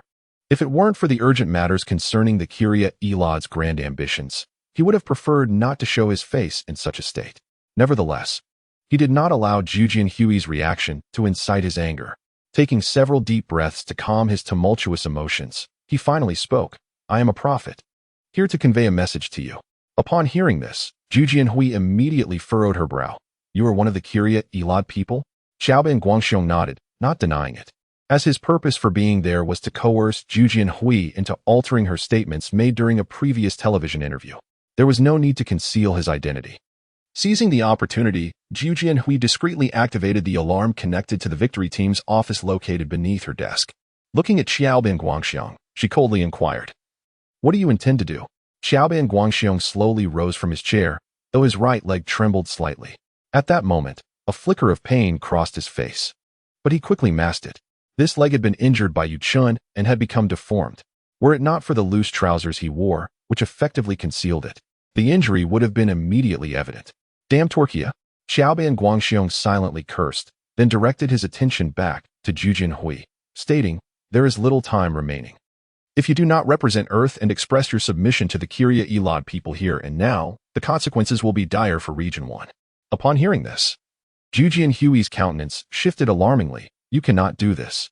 However, Xiaobang Guangxiong merely cast her a cold glance and continued, "The sacred flame can purify all impurities. But if you can find a way to prevent this, you will be able to do so. Do not jest." Xiaobang Guangxiong raised an eyebrow. "It seems you are unwilling." Yet, before he could finish, the sound of a door opening resonated from the entrance. Xiaobang Guangxiong instinctively turned to look. As the dormitory door swung open, Diga and Zhongfang rushed in without hesitation. Upon spotting Xiaobin Guangxiong, they immediately opened fire, rapidly emptying their magazines without a moment's pause. Given Xiaobin Guangxiong's impaired mobility, he was unable to evade the barrage of bullets, which struck him squarely. Xiaobin Guangxiong. While the bullets posed little physical threat to him, the humiliation was profound. In that instant, the composure he maintained as a Kiria Elad individual nearly shattered. After reloading, Zhongfang kept his gun trained on Xiaobin Guangxiong. Kiria Elad, surrender. Xiaobin Guangxiong glanced at Zhongfang, then shot a venomous glare at Zhu Jinhui, his chest heaving with rage, his features contorted. Very well. It seems you prefer to provoke the wrath of the Kiria Elad people. The sacred flame will soon consume Region 1 as retribution for your insolence. Bang, bang, bang. Another flurry of gunfire erupted, and several more bloodied holes appeared on Xiaobin Guangxiong's body, courtesy of Diga. Xiaobin Guangxiong widened his eyes at Diga, utterly at a loss for words due to his fury. These uncivilized brutes. Must you shoot before I finish speaking? With a surge of frustration, Xiaobin Guangxiong chose to vanish on the spot. He vowed that upon returning underground, his first act would be to obliterate Region 1 to vent his pent-up wrath. As Xiaobin Guangxiong reappeared in the underground location where he had previously met Yu Chun, he found that the once pristine machinery had now been reduced to scrap. In his furious state, utilizing their technology, he could have wreaked havoc upon all of Tokyo. However, with most of the equipment damaged by Yu Chun, only a single operational device remained. Upon seeing Xiaobin Guangxiong's return, his companion hurried to his side. What happened? Did Zhu Jinhui agree? With a grim expression, Xiaobin Guangxiong shook his head.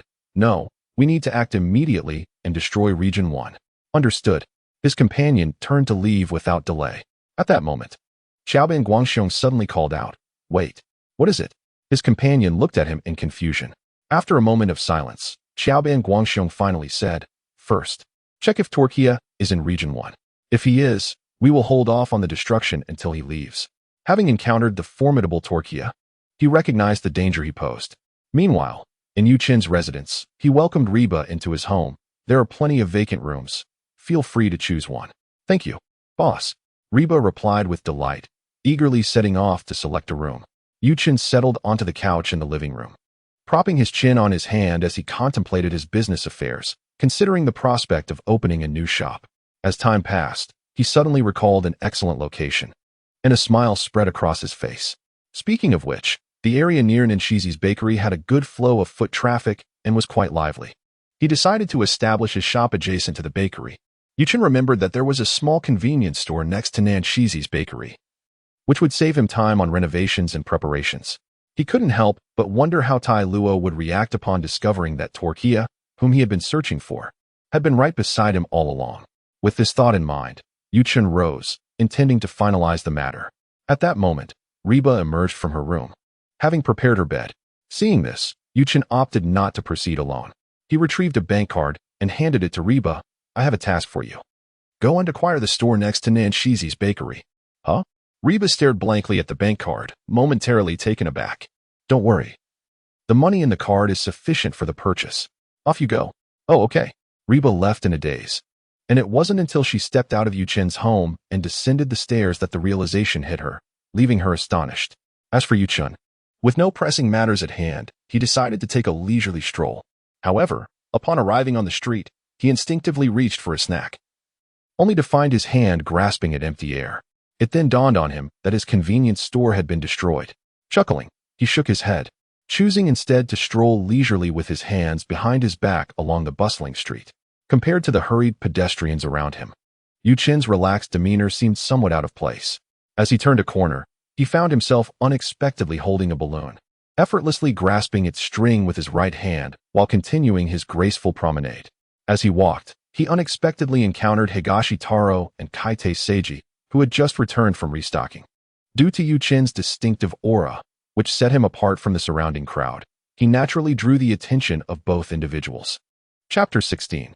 The misfortunate Kiria Elad individual. "Are you the customer who visited our bakery last time?" Upon encountering Yu Chen, Dongguang Taro paused for a moment, recalling that his memory was rather commendable. "Ah, so you are a patron of our establishment?" he inquired. Upon hearing this, Beidou Xingzi, who stood nearby, wore a smile. "And how do you find the taste of our bakery's bread?" Yuchen replied with a gentle smile. The flavor is indeed delightful. If the opportunity arises, I shall surely bring my dear friend to savor it as well. Oh, is that so? Dongguang Taro's eyes brightened at the mention of a dear friend. But a hint of melancholy soon crossed his features. Speaking of which, I too have a cherished friend, but alas, he has strayed onto a misguided path. Yuchen raised an eyebrow. What you perceive as a misguided path may very well be his true calling. You seem overly fixated on a singular direction. Upon hearing Yuchen's words, Dongguang Taro was momentarily taken aback, then nodded with a smile. Indeed, perhaps I have been too attached to my own views. However, whether he truly absorbed the message remained known only to him. By the way, Yuchen said, glancing at Beidou Xingzi and Dongguang Taro with a mischievous glint. My dear friend is currently a server at a bakery as well. Dongguang Taro chuckled. Is that so? It seems we are quite fated. At that moment, Yuchen approached Dongguang Taro, extending a balloon he held. In the midst of Dongguang Taro's astonished gaze, he said, since we share such a connection, I present this balloon to you. Dongguang Taro instinctively accepted the balloon, still in a state of surprise. Yuchen offered a slight bow, displaying gentlemanly grace. I shall not disturb you any longer. With that, he walked past Dongguang Taro and Beidou Xingzi, swiftly disappearing into the bustling crowd. Beidou Xingzi observed Yuchen's departing figure, a smile gracing his aged face. This young man possesses quite a remarkable demeanor. As Beidou Xingzi's words echoed, Dongguang Taro returned to reality, glancing down at the balloon in his hand. He chuckled. Yes, it is rather peculiar. This is the first time I have received a gift since arriving in this world. Beidou Xingzi remarked, though merely a balloon, it is a token of goodwill. He added, let us not linger here any longer. We have tarried enough. We must return to the shop, where only your sister-in-law remains. With that, Beidou Xingzi pulled Dongguang Taro along, both carrying the ingredients for bread as they made their way back to the bakery. Meanwhile, in the vast expanse of the cosmos beyond Earth, 3 beams of light swiftly descended from the universe, ultimately halting outside Earth's atmosphere, transforming into 3 Ultramen. Is father here to seek Tolekiah?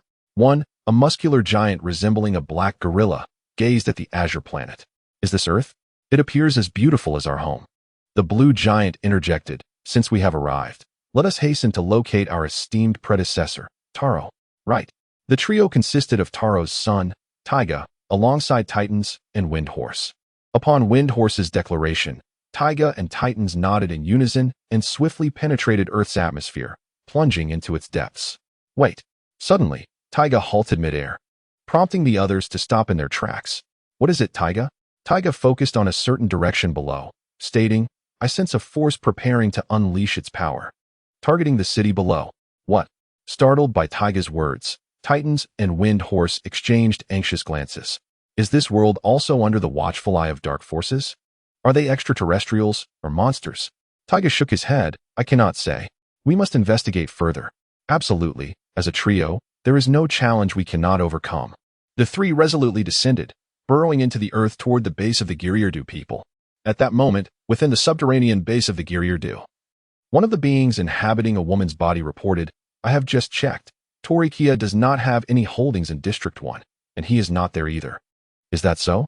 Upon hearing this report, the expression on Xiaoban Guanxiong's face twisted into a sinister grin. If that is the case, then incinerate District 1 completely. I want to demonstrate to Zhu Jian Hui the severe consequences of humanity's defiance against us Giryardu. As the Giryardu activated their weapons, searing flames erupted from the depths, rapidly surging toward District 1. Boom. The entire District 1 was instantly engulfed in flames, buildings collapsing under immense force, igniting in the conflagration. Thick smoke billowed skyward as surrounding individuals, unable to endure the oppressive heat, retreated hastily. However, unbeknownst to the Giryardu, they had detonated in vain. Long before Xiaoban Guangxiong dispatched individuals to investigate Tolekiah's whereabouts in District 1, Zhu Jianhui and the victory team had already taken the opportunity to evacuate the entire district. At that moment, within the Giryardu base underground, Xiaoban Guangxiong observed the holographic display of explosions before him, his grin becoming increasingly deranged. Ah, this is the fate of those who disrespect the Giryardu. Extraterrestrials, how dare you wantonly destroy and slay the innocent? You are truly despicable. Just as he reveled in his laughter, a sudden voice startled Xiaoban Guangxiong. Who? Reflexively, he spun around, only to find Tiga and Titan standing before him, their presence causing his pupils to tremble. Those damned Ultramen again. Yet, Xiaoban Guangxiong quickly regained composure. You dare come to trouble me, Cricket's Ultraman? Do you think you are Tolekiah? In the next moment, Xiaoban Guangxiong transformed into his Giri Urdu form, while the being inhabiting the woman swiftly reverted to its true self, charging toward the trio, igniting a battle. However, the Giri Urdu proved woefully inadequate, and the clash concluded with the trio overpowering them effortlessly. Their beams and strikes obliterated the Giri Urdu, thoroughly annihilating the already damaged base. As the battle subsided, the very ground trembled violently, signaling the imminent collapse of the base. The trio surveyed the unconscious Giri Urdu, now returned to Xiaoban Guangxiong's appearance. Let you remain buried underground forever. With that, they swiftly ascended, continuing their quest to locate Taro. Shortly after their departure, the base began collapsing more rapidly, debris and soil cascading from above, threatening to bury the entire structure.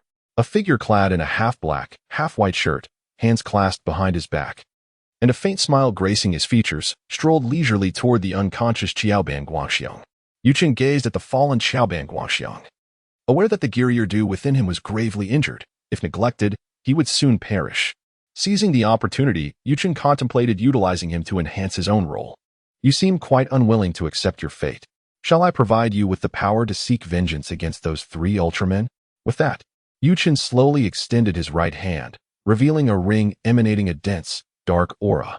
The host has undertaken actions consistent with the persona of Tolekiah, resulting in a 5% increase in performance level, which currently stands at 55%. Chapter 17. The Arrival of the 3 Little Ones Boss. I have successfully negotiated with the owner. He is willing to transfer the shop, and the contract has been prepared. Upon returning home, Yuchen was greeted with enthusiasm by Ruba, who was eager to report on her task. Hearing her words, a gentle smile spread across Yuchen's face. Is that so? You're quite capable. Go ahead and tidy up the convenience store. Rest assured, I will accomplish the task. Ruba was filled with enthusiasm, relieved that she would no longer roam the streets and now had a job to ensure her sustenance. It was then that she remembered the bank card. She produced it and handed it to Yuchen. Boss, here is the bank card. All right. Yuchen accepted the card with a smile and casually tucked it into his pocket. Seeing his nonchalance, Ruba was taken aback. Aren't you going to ask how much the store costs? Yuchen shrugged. I haven't even spent all the money on that card. What is there to inquire about? I have plenty of such cards. Ruba, the wicked wealthy. Soon, Ruba departed to attend to the affairs of the shop. The convenience store she had acquired was situated in a bustling area, and she had her work cut out for her. Meanwhile, Yuchen was in high spirits. Leisurely seated on the sofa, even opening a can of cola for himself. He sensed the location of the Curiolodians, and, upon discovering that they were headed towards the Nangzizi bakery, his smile broadened. After a moment's thought, Yuchen decided to seek some amusement. His performance level had now reached 55%, granting him power surpassing that of Tolekiah itself. With his current strength, he mused that even if Taro and Ace teamed up against him, the outcome was uncertain. However, Yuchen's contemplation was not centered on confronting Taro and Ace. In his eyes, Taro was an excellent tool to enhance his performance level. Instead, he was preoccupied with the sealed evil deity, Grimdur, within Tolekiah. He pondered the possibility of fully absorbing Grimdur's power, which would significantly augment his own abilities. Yet, with his performance level only at 55%, he was merely slightly stronger than the original Tolekiah. Yuchen was not entirely confident in his ability to absorb Grimdur's power completely. He feared the possibility of being overpowered by Grimdur instead, turning the tables in a nightmarish twist. Thus, Yuchen resolved to bide his time until his performance level reached 60 or 70% before attempting the absorption. In the next moment, his figure vanished from the room. At the convenience store next door to Nangzizi Bakery, Ruba had already signed the contract and completed the payment, along with all necessary formalities. She began diligently arranging the shelves in the store, aiming to restore it to its former layout. She even took a moment to check the second floor, which was larger than the previous store, featuring a complete one-bedroom suite, complete with a sofa. Ruba was pleasantly surprised. This would be her cozy abode, and she was delighted at the prospect of a comfortable living space. After tidying up the second floor, she descended to the first floor, where she admired the shelves she had organized, feeling a profound sense of accomplishment. Ruba was quite industrious. The avaricious boss makes Ruba do all the work. Come now. She is the boss. Should she not delegate tasks to her employees? My husband is always right. You cannot speak ill of him. In the absence of monsters or supernatural occurrences, Ruba engaged in lively conversations with her fans during her live stream, discussing a wide range of topics. Oh, I saw you negotiating the purchase of this store at noon today. While Ruba was chatting with her fans at the cash register, a gentle voice reached her ears. Instinctively, she looked towards the door and saw an elderly woman in gray attire, her face adorned with a warm smile. Ruba recognized her as Nang Zizi, the cashier from the adjacent bakery, who was married to the baker, and the bakery bore her name. With a cheerful demeanor, Nang Zizi entered, carrying a small basket filled with exquisite breads. She placed the bread on the counter. I didn't expect you to acquire the store so quickly. We shall now be neighbors. Here is a small gift for you, some bread from our shop to taste. Upon seeing the bread, Ruba's eyes sparkled. She was quite fond of the bread from Nang Zizi's bakery. Thank you for the gift. I absolutely love your bakery's bread. Is that so? Nang Zizi responded, pleased by Ruba's compliment. Then do come often. I'll give you a discount. Thank you. Nang Zizi appeared slightly bashful. Oh, no need to call me sister. I'm quite a bit older than you. Nonsense. You look so youthful. As time passed, Ruba and Nang Zizi grew more familiar, chatting comfortably together. At that moment, 3 young men passed by the convenience store. They glanced inside, and the lead young man's eyes lit up upon seeing Nang Zizi. He eagerly entered, exclaiming, Aunt Nang Zizi. Hearing his voice, both Ruba and Nang Zizi turned to look at him. However, a hint of confusion flickered across Nang Zizi's face as she questioned, Who are you? I am Tiga. The young man beamed. I am the son of Taido Dongwang. These are my companions, Tadas and Fengma. Tiga still remembered the human name of his father. Oh, so you are his son. Upon hearing Tiga's introduction, a smile gradually brightened Nang Zizi's face. I've often heard him mention you, but have never met you before. She then stood and nodded to Fengma and Tadas with a smile. Hello. Turning back to Tiga, she added, Come, let us go to the bakery. Your father is there as well. Tiga nodded with a smile, as his purpose in this world was to assist his father in finding Tolekiah. However, when his gaze landed on Ruba beside Nang Zizi, his expression froze. In that moment, it felt as if the surrounding light dimmed, leaving only her figure in his sight. He was momentarily mesmerized. Yet as Nang Zizi led them to the bakery, Tiga snapped back to reality and awkwardly followed her. Before they left, he remembered to nod and greet Ruba. Once they departed, Yuchen's figure gradually materialized within the store, calmly observing the departure of Tiga and his companions. What a pleasant surprise to see these young ones here.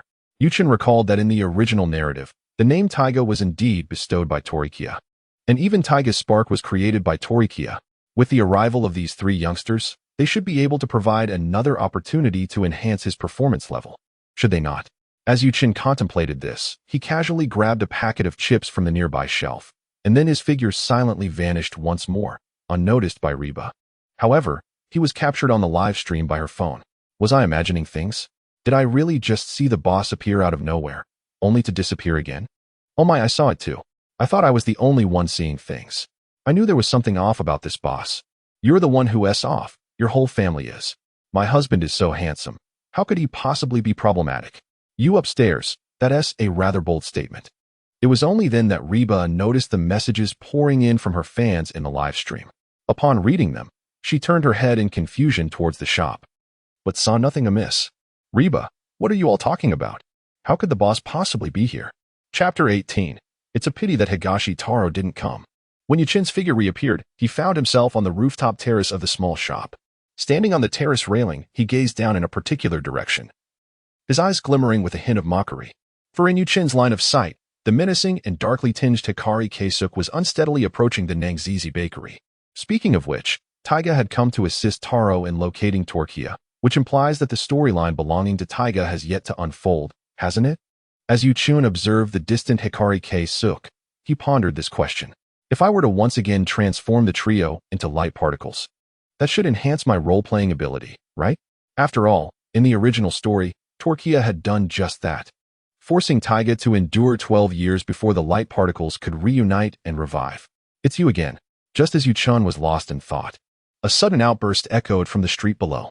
Upon hearing this, Yuchun paused his contemplation and directed his gaze towards the street. He saw that at the entrance of the Nang Zizi bakery, The three small figures of Tiga were standing there, glaring at the approaching Hikari Keisuke. The trio had already assumed a combat stance, prepared to attack at any moment. Higashi Taro and Hoshino Seiji, hearing the commotion at the entrance, quickly emerged.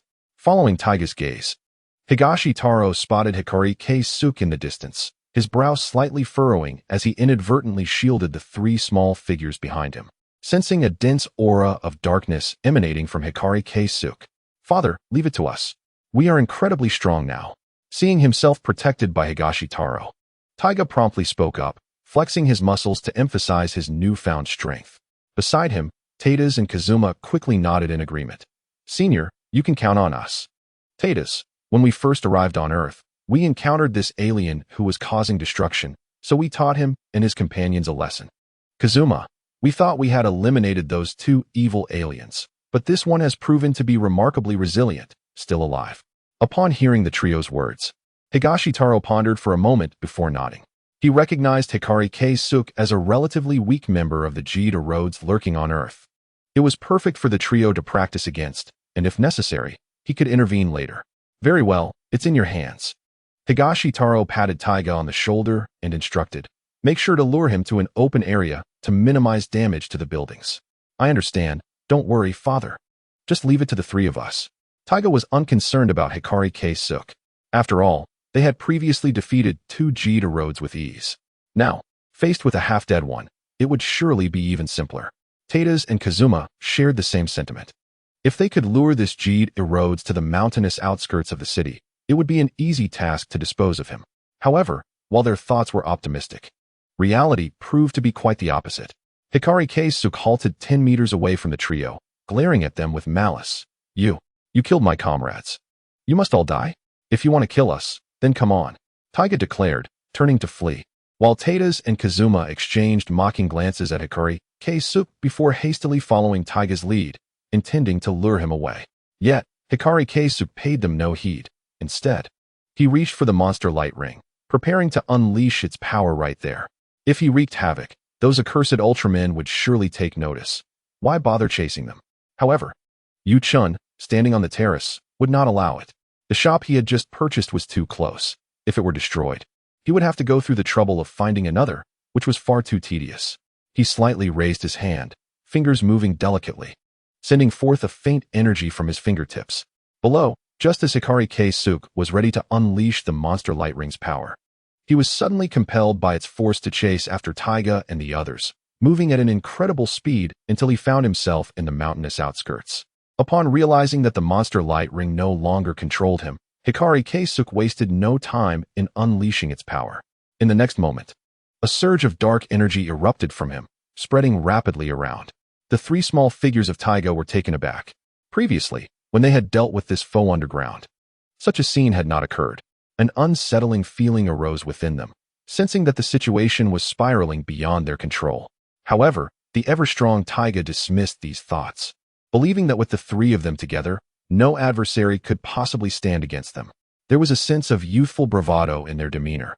Even if the Golden Man appeared, they would boldly confront him head-on. With a thunderous roar emanating from the dark aura, the resulting shockwave rattled the ground. The trio immediately covered their ears, grimacing in discomfort. Without hesitation, they transformed to withstand the overwhelming pressure. Meanwhile, at the headquarters of the Victory Team, an alarm suddenly blared from Nari's computer desk. Nari's expression shifted instantly as he began to operate the computer rapidly. Upon seeing the images on the screen, he called out urgently, "Captain, a monster has appeared." He then uploaded the visuals and location onto the large screen on the wall. Upon hearing Nari's announcement, the other members of the Victory Team in the office immediately focused intently. Ikezawa took a deep breath and issued commands. Zhongfeng, pilot the Falcon 1, Shinjo and Daiku, pilot the Falcon 2, and head to the scene immediately.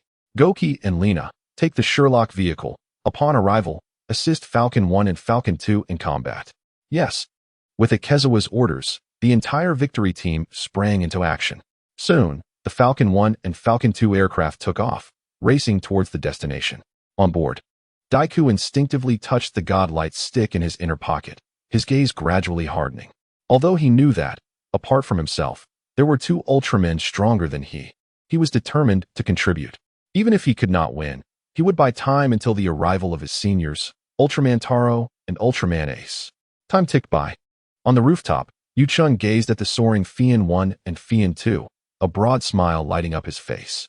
The spectacle was about to unfold, though it was a pity that Dongwang Taro was absent. After all, Taro had witnessed his son being transformed into light particles by Tolekiah, a truly iconic moment. It was precisely for this reason that Taro would share an impassioned embrace with Tolekiah, an embrace of fiery intensity, specifically referring to the Ultra Bomb. With this thought, Yu-chun departed from the rooftop with a graceful, composed stride. Chapter 19. Taro, Tolekiah, do not harm Tiga. Inside the shop, the idol Reba was seated at the front desk, preparing to engage with her fans in the live stream.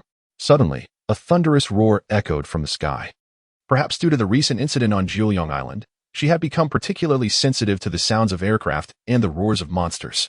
The moment she heard these sounds, a wave of tension swept over her. She stepped out of the shop, looking up at the sky. Upon seeing the rapidly flying Fian 1 and Fian 2, her expression froze, and an ominous premonition began to stir within her. Could it be that another monster had appeared? Reba's thoughts were immediately clouded by memories of the recent Gilly Alode incident, which had obliterated both her shop and the adjacent building. Could it be that Gilly Alode is causing trouble again? She pondered. As this thought took root in her mind, it spiraled out of control, becoming increasingly plausible. Meanwhile, the live stream was buzzing with excitement as viewers reacted to the appearance of Fian 1 and Fian 2. What the heck? Is it the Victory Team's aircraft again? Is Gilly Alode back to wreak havoc? They exclaimed. This is an alien. Can the Victory Team handle such extraterrestrial technology? But if they can't, there's always Ultraman. While this statement held some truth, it was not guaranteed that Ultraman would appear every time. Reba, you should stay indoors, safe within the shop, some viewers urged. Yet, Reba needed to broadcast the presence of Ultraman Tiga to return to her own world. What if Tiga did not show up this time? Would that not put Reba in danger? The chat erupted with conflicting opinions. Some worried for Reba's safety, while others encouraged her to go live in hopes of encountering Ultraman Tiga, thereby enhancing her stream. Observing the chaotic scene in the live chat, Reba contemplated for a long time before her gaze hardened with resolve. Though fear gripped her, she understood that to return home, she must confront these challenges. If she merely hid away, Ultraman Tiga would never come to her. How long would she have to wait to return to her world? With this thought crystallizing in her mind, Reba rose, locked the shop's door, and hailed a cab, speeding towards the direction of Fian 1 and Fian 2. Meanwhile, in the mountainous region outside the city, as Qiao Ban Guangxiong harnessed the powers of the monster light ring, a surge of dark energy erupted, and his internal energy began to surge uncontrollably. First, he transformed into the colossal Gilly Alode, and in the next moment, an even greater force coursed through him, causing his form to change. His skin turned pale, followed by a metallic transformation, visibly altering his shape and height until he became a towering mechanical beast over 60 meters tall. This mechanical creature, Galatron II, was equipped with razor-sharp orange axes on its arms and legs, adorned in gleaming silver armor. Thus, the mechanical monstrosity, Galatron II, made its entrance. This was the same behemoth that had been brutally defeated by the combined efforts of Jed, Oob, and Zero, radiating an overwhelming sense of dread. With a fierce roar, Galatron II emerged, its powerful presence invigorating the competitive spirit of the three small ones rather than intimidating them. Seizing the opportunity, Tiga launched the first attack, sending a beam of light towards Galatron, but it merely sparked against the creature's armor, leaving Galatron unscathed. How is this possible? Tiga exclaimed, astonished that his attack had been utterly ineffective. Just as he stood in shock, Galatron's counterattack struck, swinging its axe directly at Tiga. Observing this, Feng Ma swiftly pushed Tiga out of harm's way, only to be struck by the full force of the blow, sending him flying through the air. Feng Ma! Taijitas roared in anger at this sight, raising his fists and charging towards Galatron. Tiga, regaining his senses, coordinated with Taijitas to create distractions for Galatron, allowing Taijitas to seize opportunities to strike. Their teamwork proved commendable, especially since Galatron was not particularly swift, resulting in it taking hits for the time being. At that moment, Fian 1 and Fian 2 arrived on the scene. Without hesitation, they opened fire on Galatron upon witnessing the battle unfolding in the mountains. From a distance atop a mountain peak, Yu-chun observed this scene, rising slowly. Producing the Tolekiah eye, he remarked, since someone has come to disrupt this splendid performance. It seems we must conclude it early. In the next instant, the Tolekiah I was affixed to his brow. Meanwhile, in the Nashi bread shop, Dongguang Taro appeared somewhat distracted while attending to customers. After finishing his tasks in the kitchen, Beidou Xingzi approached the cash register, playfully teasing Dongguang Taro. If you're truly worried about Tiga and the others, perhaps you should go see for yourself. Feeling slightly embarrassed by Beidou's words, Dongguang Taro chuckled. Tiga is someone I personally trained, and as a member of the Universe Patrol's reserve team, I have faith in his strength. Then why do you still seem so preoccupied? Beidou teased again. Because he is my child, and naturally, I worry, Dongguang Taro admitted with a nod. Beidou then offered his suggestion. In that case, why not observe from the shadows? If Tiga encounters real danger, then you can step in. As he spoke, Beidou's smile gradually faded into seriousness. Moreover, there is Tolekiah lurking in the shadows. If Tiga and the others cross paths with Tolekiah, the consequences would be dire. Upon hearing this, Dongguang Taro's expression shifted dramatically. He had overlooked the presence of Tolekiah, only remembering Gili Alode. While Gili Alode was not particularly strong, Tiga and his companions could handle him. However, if they encountered Tolekiah, their abilities might truly place them in peril. Realizing this, Dongguang Taro sprang to his feet. Brother, I must take my leave. With that, he shed his service uniform and dashed towards the exit. Elsewhere, near the forest on the outskirts of the city, a taxi approached the mountains. However, as they drew nearer, the sounds of commotion from within the mountains grew louder. Witnessing the Fian 1 and Fian 2 firing from the sky, the taxi driver panicked, refusing to proceed any further. With no choice but to alight, Reba prepared to continue on foot. Just as she reached the mountainside, she witnessed Fian 2 being struck by a beam of energy, trailing thick smoke from its tail as the aircraft began to spiral out of control, plummeting toward the ground. As she witnessed the scene unfold, Reba was taken aback. The members of the victory team were indeed perilous, and one could only wonder if the people on board the aircraft would survive. Just as Reba finished her lamentation, she inadvertently spotted an elderly man approximately 50 meters away, anxiously rushing towards the direction where 3 Ultramen battled a monster. The speed at which he ran was such that even a young man would struggle to match it. Curiosity flickered in Reba's eyes as she observed the old man. Despite the distance, dim light filtering through the forest, and foliage obscuring her view, she couldn't shake the feeling that he bore a striking resemblance to the waiter from Nangzizi's bakery. Reba recalled that the waiter's name was Higashi Kodaro, who was the brother of the baker, Kitasiai. Then, she noticed the old man hiding in a thicket after reaching a vantage point from which he could observe the battle in the valley. His gaze fixed intently on the conflict. Reba considered approaching to ascertain whether this elder was indeed Higashi Kodaro. Just then, a blinding light suddenly erupted from above the valley.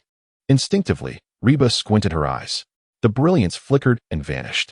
As she turned her gaze towards the valley, her eyes widened in shock.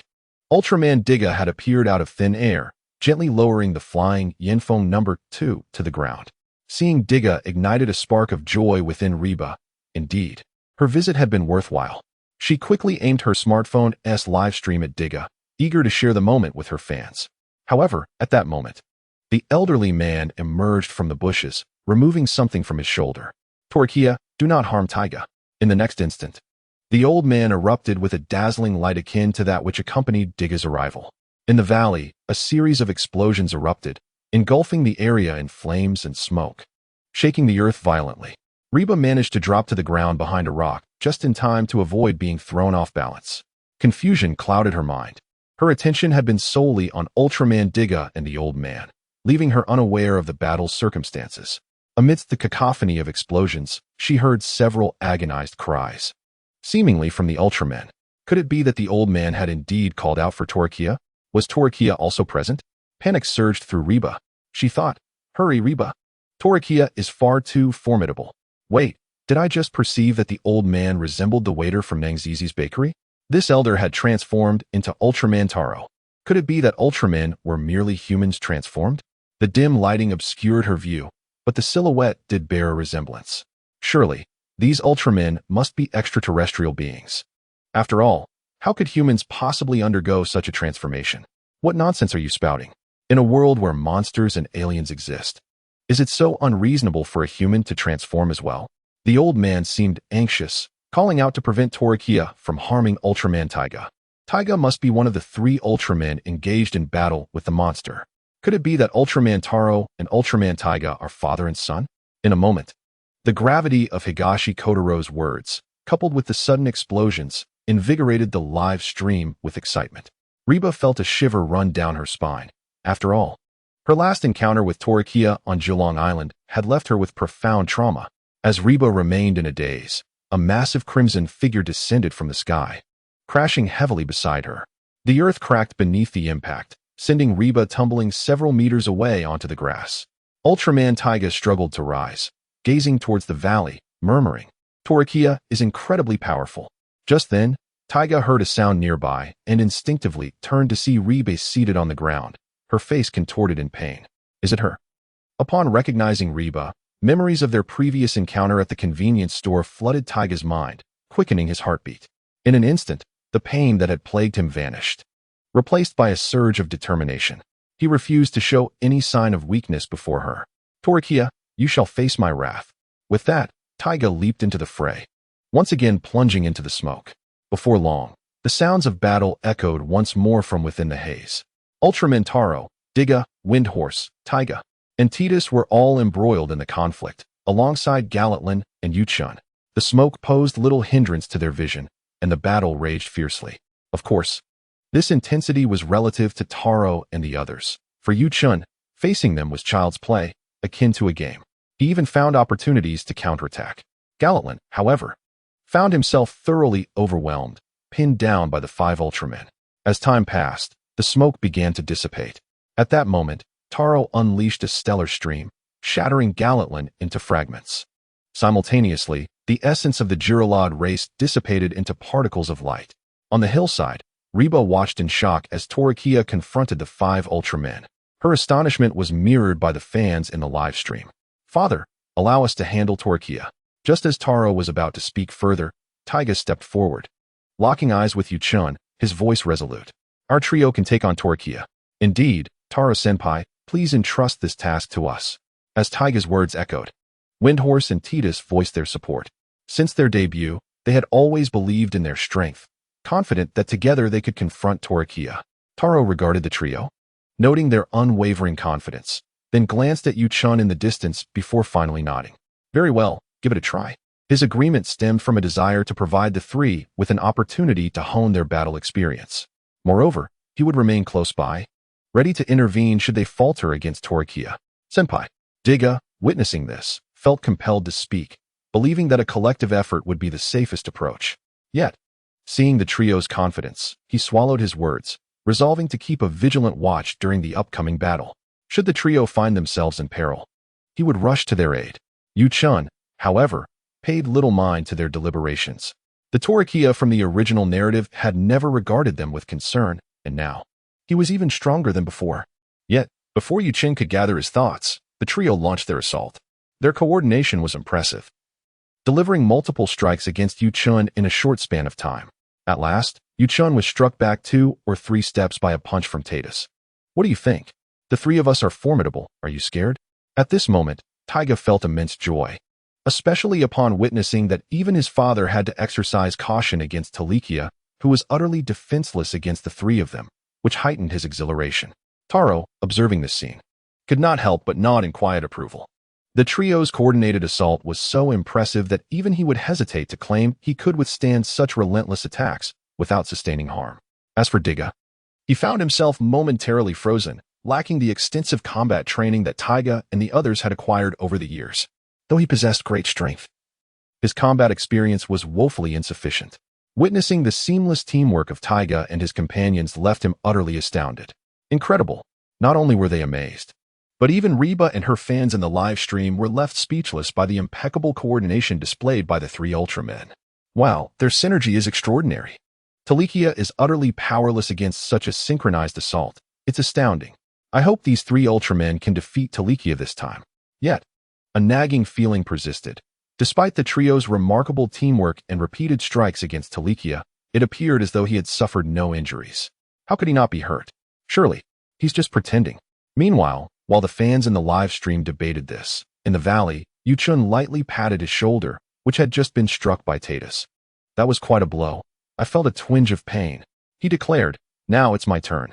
With that, Yuchen's figure vanished in an instant. The Ultramen immediately sensed a surge of danger within their hearts. How is this possible? Chapter 21.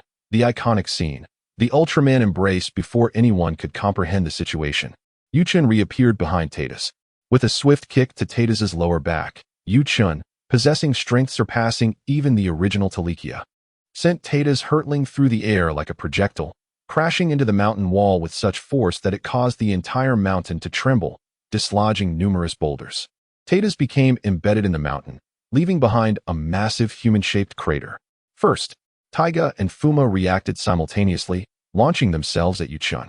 However, Yuchen effortlessly dodged Tiga's attack, seized Fuma, and flung him aside. As Fuma soared through the air, desperately trying to regain his balance, a bolt of white and blue lightning struck him, eliciting a heart-wrenching scream. Boom. In the next moment, Fuma was obliterated by the overwhelming energy, disintegrating into light particles. Second, Yuchen slowly withdrew his hand, maintaining an air of nonchalance. Fuma, Tolekiah, how dare you harm my dear companions? I shall not spare you. Upon witnessing this, Tiga lost all rationality and charged at Yuchen with clenched fists. Oh, are you angry? Yuchen remarked playfully, one hand behind his back, exuding elegance. But what can you do for them?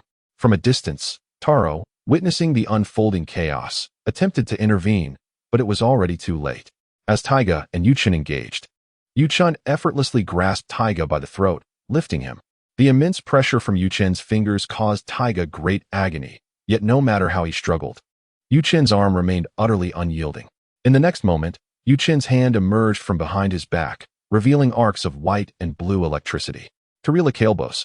This was Tolekiah's signature energy beam, the very attack that had just transformed Fuma into light particles. The beam struck Tiga once more. Ah! Tiga's agonized cry echoed throughout the valley. He managed to endure slightly longer than Fuma, but was soon also reduced to light particles, dissipating into the air. Tiga. Upon witnessing this, Taro's eyes widened in fury, charging directly at Yuchen. Meanwhile, Diga, having regained his composure, transformed into his red happy form, raising his fists and rushing towards Yuchen. Boom! Tatus emerged from the mountainside, landing heavily on the ground. Faced with Taro and Diga, Yuchen remained unperturbed, his gaze fixed on Tatus. Ah, I almost forgot about you. Tatus, just having escaped his predicament. Tatus still felt a twinge in his back from Yuchen's earlier kick. It hurts too much. Before he could fully grasp the situation, the Tolekiah's beam struck him as well. Without a hint of doubt, Tatus was obliterated, transforming into light particles. Ding. The host has performed actions consistent with Tolekiah's character, increasing character alignment by 5%, currently at 60%. Atop the hillside, Reba was left utterly stunned by the spectacle. Even the fans in her live stream were rendered speechless. The previously lively chat was now silent, as everyone who witnessed the event was left in a state of shock. Half a minute after Tatus had been reduced to light particles, the audience began to react. Oh my god, is this Tolekiah beyond measure? Has he powered up? How can he be so strong? He just eliminated 3 Ultramen in an instant. Now only Taro and Diga remain. Can they possibly win? Who knows if they can win? Reba, you must escape. If you don't leave now, it will be too late. While the viewers urged Reba to flee, the battle in the valley reignited. Diga was swiftly kicked away by Yuchen, landing painfully on the ground, clutching his abdomen in agony.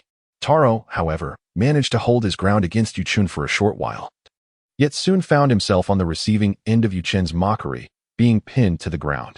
In the sky, Zhong Fong, piloting the Fian No. 1, wore a grim expression. Damn it, if it's death, then so be it. He pressed the fire button, unleashing a barrage from the aircraft's weaponry that erupted into a shower of sparks upon Yuchen. Yuchen had been enjoying himself, reveling in the increase of his character alignment to 60%, which significantly enhanced his strength. He was eager to explore the limits of his newfound power when the Fian No. 1 disrupted the atmosphere. In that moment, Taro struggled to rise from the ground, his energy core blinking ominously, yet he paid it no heed. Fueled by rage, Taro unleashed all the energy he could muster, igniting himself in searing flames. Ultraman Bomb. Yuchen shrugged casually. TCH, I can do that too. As Yuchen's voice fell, blue flames erupted around him. Tolekiah. Taro roared as he charged at Yuchen. Come on. Let me see if your strength has improved. Yuchen charged towards Taro as well. Thus unfolded the iconic scene of the Ultraman embrace. Boom. The clash of two Ultraman bombs created an explosion that leveled the entire valley, sending shockwaves rippling outward. On the mountainside, the live stream of Reba was abruptly interrupted when a hurricane, formed by the explosion, swept her away, sending her phone flying from her grasp. Help! Help! Reba cried as she hung suspended in midair, her heart racing with terror. This is it. Am I doomed?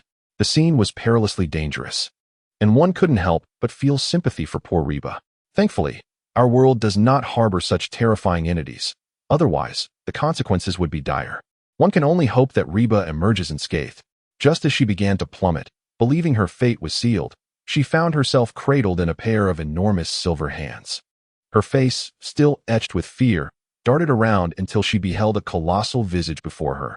It was Ultraman Tiga, now restored to his combined form. In that moment, Reba nearly wept, thinking she was destined for demise. However, as her heart gradually settled, she noticed that Tiga, her savior, appeared gravely weakened, clearly having endured the brunt of the two Ultraman bombs unleashed earlier, given their proximity. Once Tiga gently set her down on the ground, he faltered, his body dissolving into light, leaving behind the unconscious figure of Daigo Madoka. Reba gazed at Daigo, her eyes wide with disbelief. No way. Could Tiga really be this guy? In her memory, Daigo, a member of the Victory Squad, frequently visited Nangzizi's bakery, where she had encountered him several times. He was a man of gentle demeanor and shyness. Hey, are you all right? Reba stepped forward, gently nudging the unconscious Daigo, but received no response. Glancing skyward, she sought any sign of the flying Yinjin, one, hoping to alert his comrades for assistance. However, as her gaze swept the area, it settled on a particular direction. In the deep crater left by the explosion lay an old man, tattered and unconscious. The sight of him triggered a memory of his transformation into Taro. Seeing the unconscious Taro made Reba tense up, and she quickly scanned her surroundings for Tolekiah, hoping he had departed. After confirming his absence, she exhaled a sigh of relief. Daigo, Shinshiro, where are you?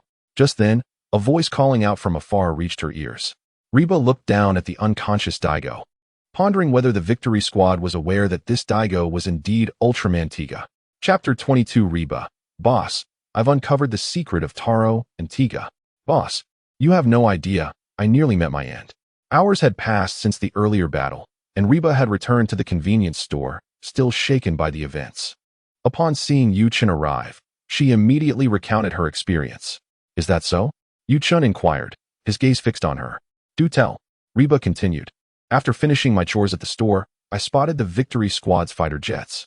Their deployment meant there was a monster in the vicinity, so I went to investigate. Yu-chan raised an eyebrow, maintaining a subtle smile. He was already aware of Reba's exploits, having noted her arrival at the valley earlier.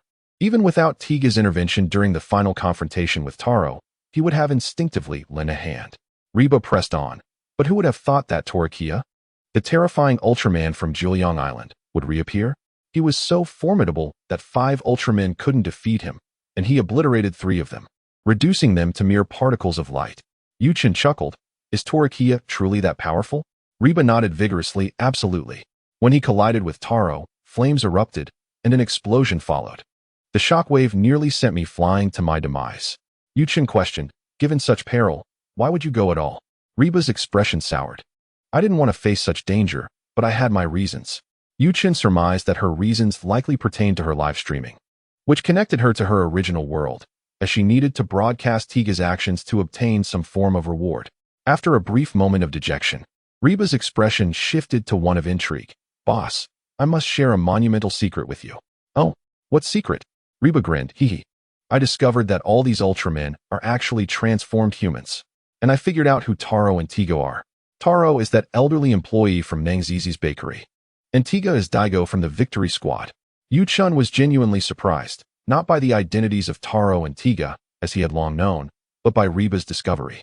He suddenly realized that this could make for an entertaining twist. Is that so? I never suspected that old man had such a hidden identity. Humph. Bet you didn't see that coming. Reba beamed, continuing, I suspect that Ace Ultraman, who appeared on Juliang Island, might also be affiliated with Nangzizi's bakery. Perhaps Nangzizi is actually Hokuto Seiji. Yu-chan rolled his eyes at her logic. All right, enough with the wild theories. It's time to focus on work. Afterward, He grabbed a few bags of snacks from the shelf and exited the convenience store. Reba couldn't shake the feeling that her boss harbored significant secrets. Indeed, upon learning the truth about Taro and Tiga, he seemed unfazed, raising suspicions that he might have already known. Could it be he was also an Ultraman, nearly biding his time? Perhaps, as Captain Kyoko once said, Ultramen are allies of humanity, which could explain why he took Reba under his wing. Why couldn't her boss be Tolekiah? Enough. How could my husband possibly be that vile Tolekiah? As Reba scanned the chat logs in her live stream, she noticed someone speculating that Yu-chun might be Tolekiah, which she dismissed outright. After spending so much time with him, she had considered that Yu-chun's identity might be complex, but never did she suspect him of being Tolekiah. After all, Tolekiah was malevolent, while Yu-chun was a gentleman. Always eager to help, there was no way he could be that person. While Tolekiah occasionally exhibited gentlemanly behavior, he could never be Yu-chun. Reba was certain of it. At that moment, the conversation in the live stream shifted back to Reba's broadcast, with viewers inquiring about her progress. Realizing she had neglected to check, Reba quickly glanced at the numbers. The progress had risen by 3%, reaching a total of 5%. Noticing that this increase exceeded the previous one by a full percentage point, Reba felt a surge of joy. This indicated that the growth in progress was not fixed with each live stream. As Reba pondered, she realized that the duration of this live broadcast featuring Diga was slightly longer than the last. Perhaps this was the reason behind it. This thought led her to contemplate a new idea. Would broadcasting about the Victory Team's member, Diga, also enhance her streaming progress? She shared this notion with her fans in the live chat, seeking their opinions, as a collective insight was likely to be more refined than her solitary musings. Meanwhile, Yu-chun had wandered from a small shop and found himself in Kumamoto City, suddenly halting his leisurely walk. He sensed a faint aura of light emanating from beneath the ground. This discovery set him to deep thought. After all, many years had passed since he last watched Ultraman Diga, and much of the plot had become hazy.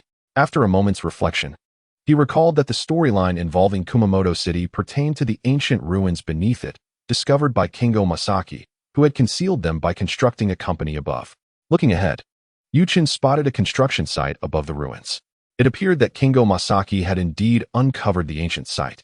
After a brief contemplation, he vanished from sight, entering the ancient ruins. Chapter 23, Ghostly Reminders. Diga, beware of Tregear. Inside the ruins, he found only 2 empty shells, nothing visually appealing. The light energy conversion device that Kingo Masaki had created was absent as well. Naturally, it made sense, for Kingo had only just discovered the site, and such items had likely not yet been produced. Yu-chun's interest in the malevolent Diga had drawn him here merely to observe. As he gazed at the sinister Diga, he sensed the energy within it and shook his head slightly. The energy contained within this evil Diga paled in comparison to that of Diga himself. In the original narrative, Kingo Masaki had tirelessly trained his muscles and practiced martial arts to fully harness the power of evil Diga, yet even with such efforts, he could not defeat Daigu's transformation into Diga. How could an ordinary Ultraman contend with the mightiest warrior? No amount of training would suffice. How tragic for that child. Amused by this notion, Yu-chun turned and exited the ruins. Shortly thereafter, a young figure appeared within the ruins. The youth glanced around and furrowed his brow, puzzled. What is going on? The instruments clearly detected someone entering the ruins just now. Where are they? However, the interior of the ruins was small and barren, offering no hiding spots. After scanning the area, the young man ultimately shook his head, dismissing the anomaly as a mere malfunction of the equipment. His gaze then returned to the evil Diga, eyes gleaming with fervor. Just wait until my light energy conversion device is complete. I shall become a god of this world. His maniacal laughter echoed through the ruins. Time passed swiftly, and nightfall arrived. After finishing work, Reba visited the neighboring Natsuki's bakery, intending to purchase a loaf for a late-night snack while also observing Taro Higashi to see how he was faring. However, upon her arrival at the bakery, she was disappointed. Although she secured the desired bread, Taro Higashi was nowhere to be seen. Natsuki, noticing Reba's searching gaze, smiled and said, "Are you looking for Taro Higashi?" Reba nodded yes. Natsuki, I used to see Taro delivering meals, but I haven't seen him lately. Natsuki's expression remained gentle as she replied, "Oh, he had a little accident. You know, when one gets older, even a simple fall can be quite serious." Reba was taken aback. She distinctly remembered Taro being injured by Tregear, dragging his wounded body home. Yet, It seemed that Natsuki was not inclined to reveal the truth. Not overly concerned, Reba merely asked out of curiosity. After picking up her bread, she turned to leave the bakery. Just as she stepped out, a burly man suddenly collided with her, sending her bread flying. "Damn it, move out of my way." The man glared menacingly at Reba, seemingly intent on causing trouble. At that moment, footsteps approached from behind, Daigu and Shinchiro from the victory team. "Get lost." Upon seeing Daigu and Shinchiro drawing near, the man spat in annoyance and abandoned his intentions, fleeing the scene. Before long, Daigu and Shinchiro reached Reba's side. Daigu helped her up, asking, "It's you. Are you all right?" Shinchiro dashed off to pursue the fleeing man. Reba shook her head but kept her gaze fixed on Daigu, curious as to how he seemed completely unscathed after fainting from battle earlier that day. Was his recovery ability truly so remarkable? "What are you doing here?" Reba inquired. Daigu explained, "The man who knocked you down is an alien. He captures humans on Earth to sell as slaves on other planets." Reba was shocked by this revelation. Daigu continued, "You should head home now. It's not safe here until we capture him." "Oh, all right," Reba nodded, still in disbelief. Daigu acknowledged her with a nod before sprinting off to catch up with Shinchiro, both continuing their pursuit of the alien. Meanwhile, beneath a bridge on another street, Yuchun had just returned from Kumamoto City, wandering aimlessly. Suddenly, he spotted the same burly man charging towards him. "You there, get out of my way." Yuchun merely tilted his head slightly, glancing past the man to see Daigu and Shinchiro trailing behind. A faint smile appeared on his face. As the man approached, Yuchun effortlessly brought him down to the ground. "You scoundrel." The man, now on the ground, glared up at Yuchun, his malice evident. However, before he could rise, Daigu and Shinchiro arrived, swiftly restraining him with handcuffs. Once the man was apprehended, the two men exhaled in relief and turned to Yuchun. "Thank you," Daigu expressed. Yuchun simply smiled and nodded, "No need for thanks. Goodbye." He waved as he watched Daigu and Shinchiro escort the man away. Once their figures vanished from sight, Yuchun withdrew his hands, placing them behind his back. The smile that had graced his face faded. "Speaking of which, there seems to be a ghost lurking in the victory team headquarters. I should investigate." With that, Yuchun's figure vanished from the spot as night descended. As Yuchun traversed the headquarters, he stood out amidst a throng of individuals clad in work attire, his half-black, half-white shirt drawing attention. Yet, inexplicably, those around him seemed to subconsciously disregard his presence. Thus, Yuchun navigated his way towards the victory team's office, following the directional signs with ease. Meanwhile, within the office, Shinjo and Daiku had returned. Kojima looked at the two of them and inquired, "Did you capture that extraterrestrial?" Shinjo nodded affirmatively. "Yes, we have apprehended him, and he is now secured in a special detention area." Daiku added, "Fortunately, we had assistance from that boss we encountered on Juliang Island. Otherwise, capturing the extraterrestrial would have required considerable effort." "Really?" Kojima's eyes flickered with surprise as she recalled. "Is he the same boss whose shop was destroyed by the Jiryelode people?" "I believe his name is Yuchun." At that moment, Zongfeng nodded. "Indeed, the compensation from the authorities for him will take a few days to be processed." Lena chimed in, "That boss is quite admirable. We should invite him to visit our victory team." Upon hearing Lena's suggestion, smiles spread across the faces of everyone in the office, as they recognized the significant favor he had done for them and felt a genuine need to express their gratitude. Kojima smiled gently. "A gesture of thanks is certainly warranted, but inviting him here may not be appropriate. After all, he is just an ordinary person. He might feel out of place among us." Lena replied, "That's true." At this juncture, Yizu proposed, "Why not thank him at Nangzizi Bakery? I just checked, and he has recently acquired a shop right next to it." Judging by the enthusiasm in the room, Juji added, "That sounds excellent. It would be convenient for him." Kojima, amused by the lively exchange, remarked, "We don't even know if he will accept our invitation." As she spoke, Kojima rose from her seat. "All right, it's getting late. Everyone should head back to their dorms to rest."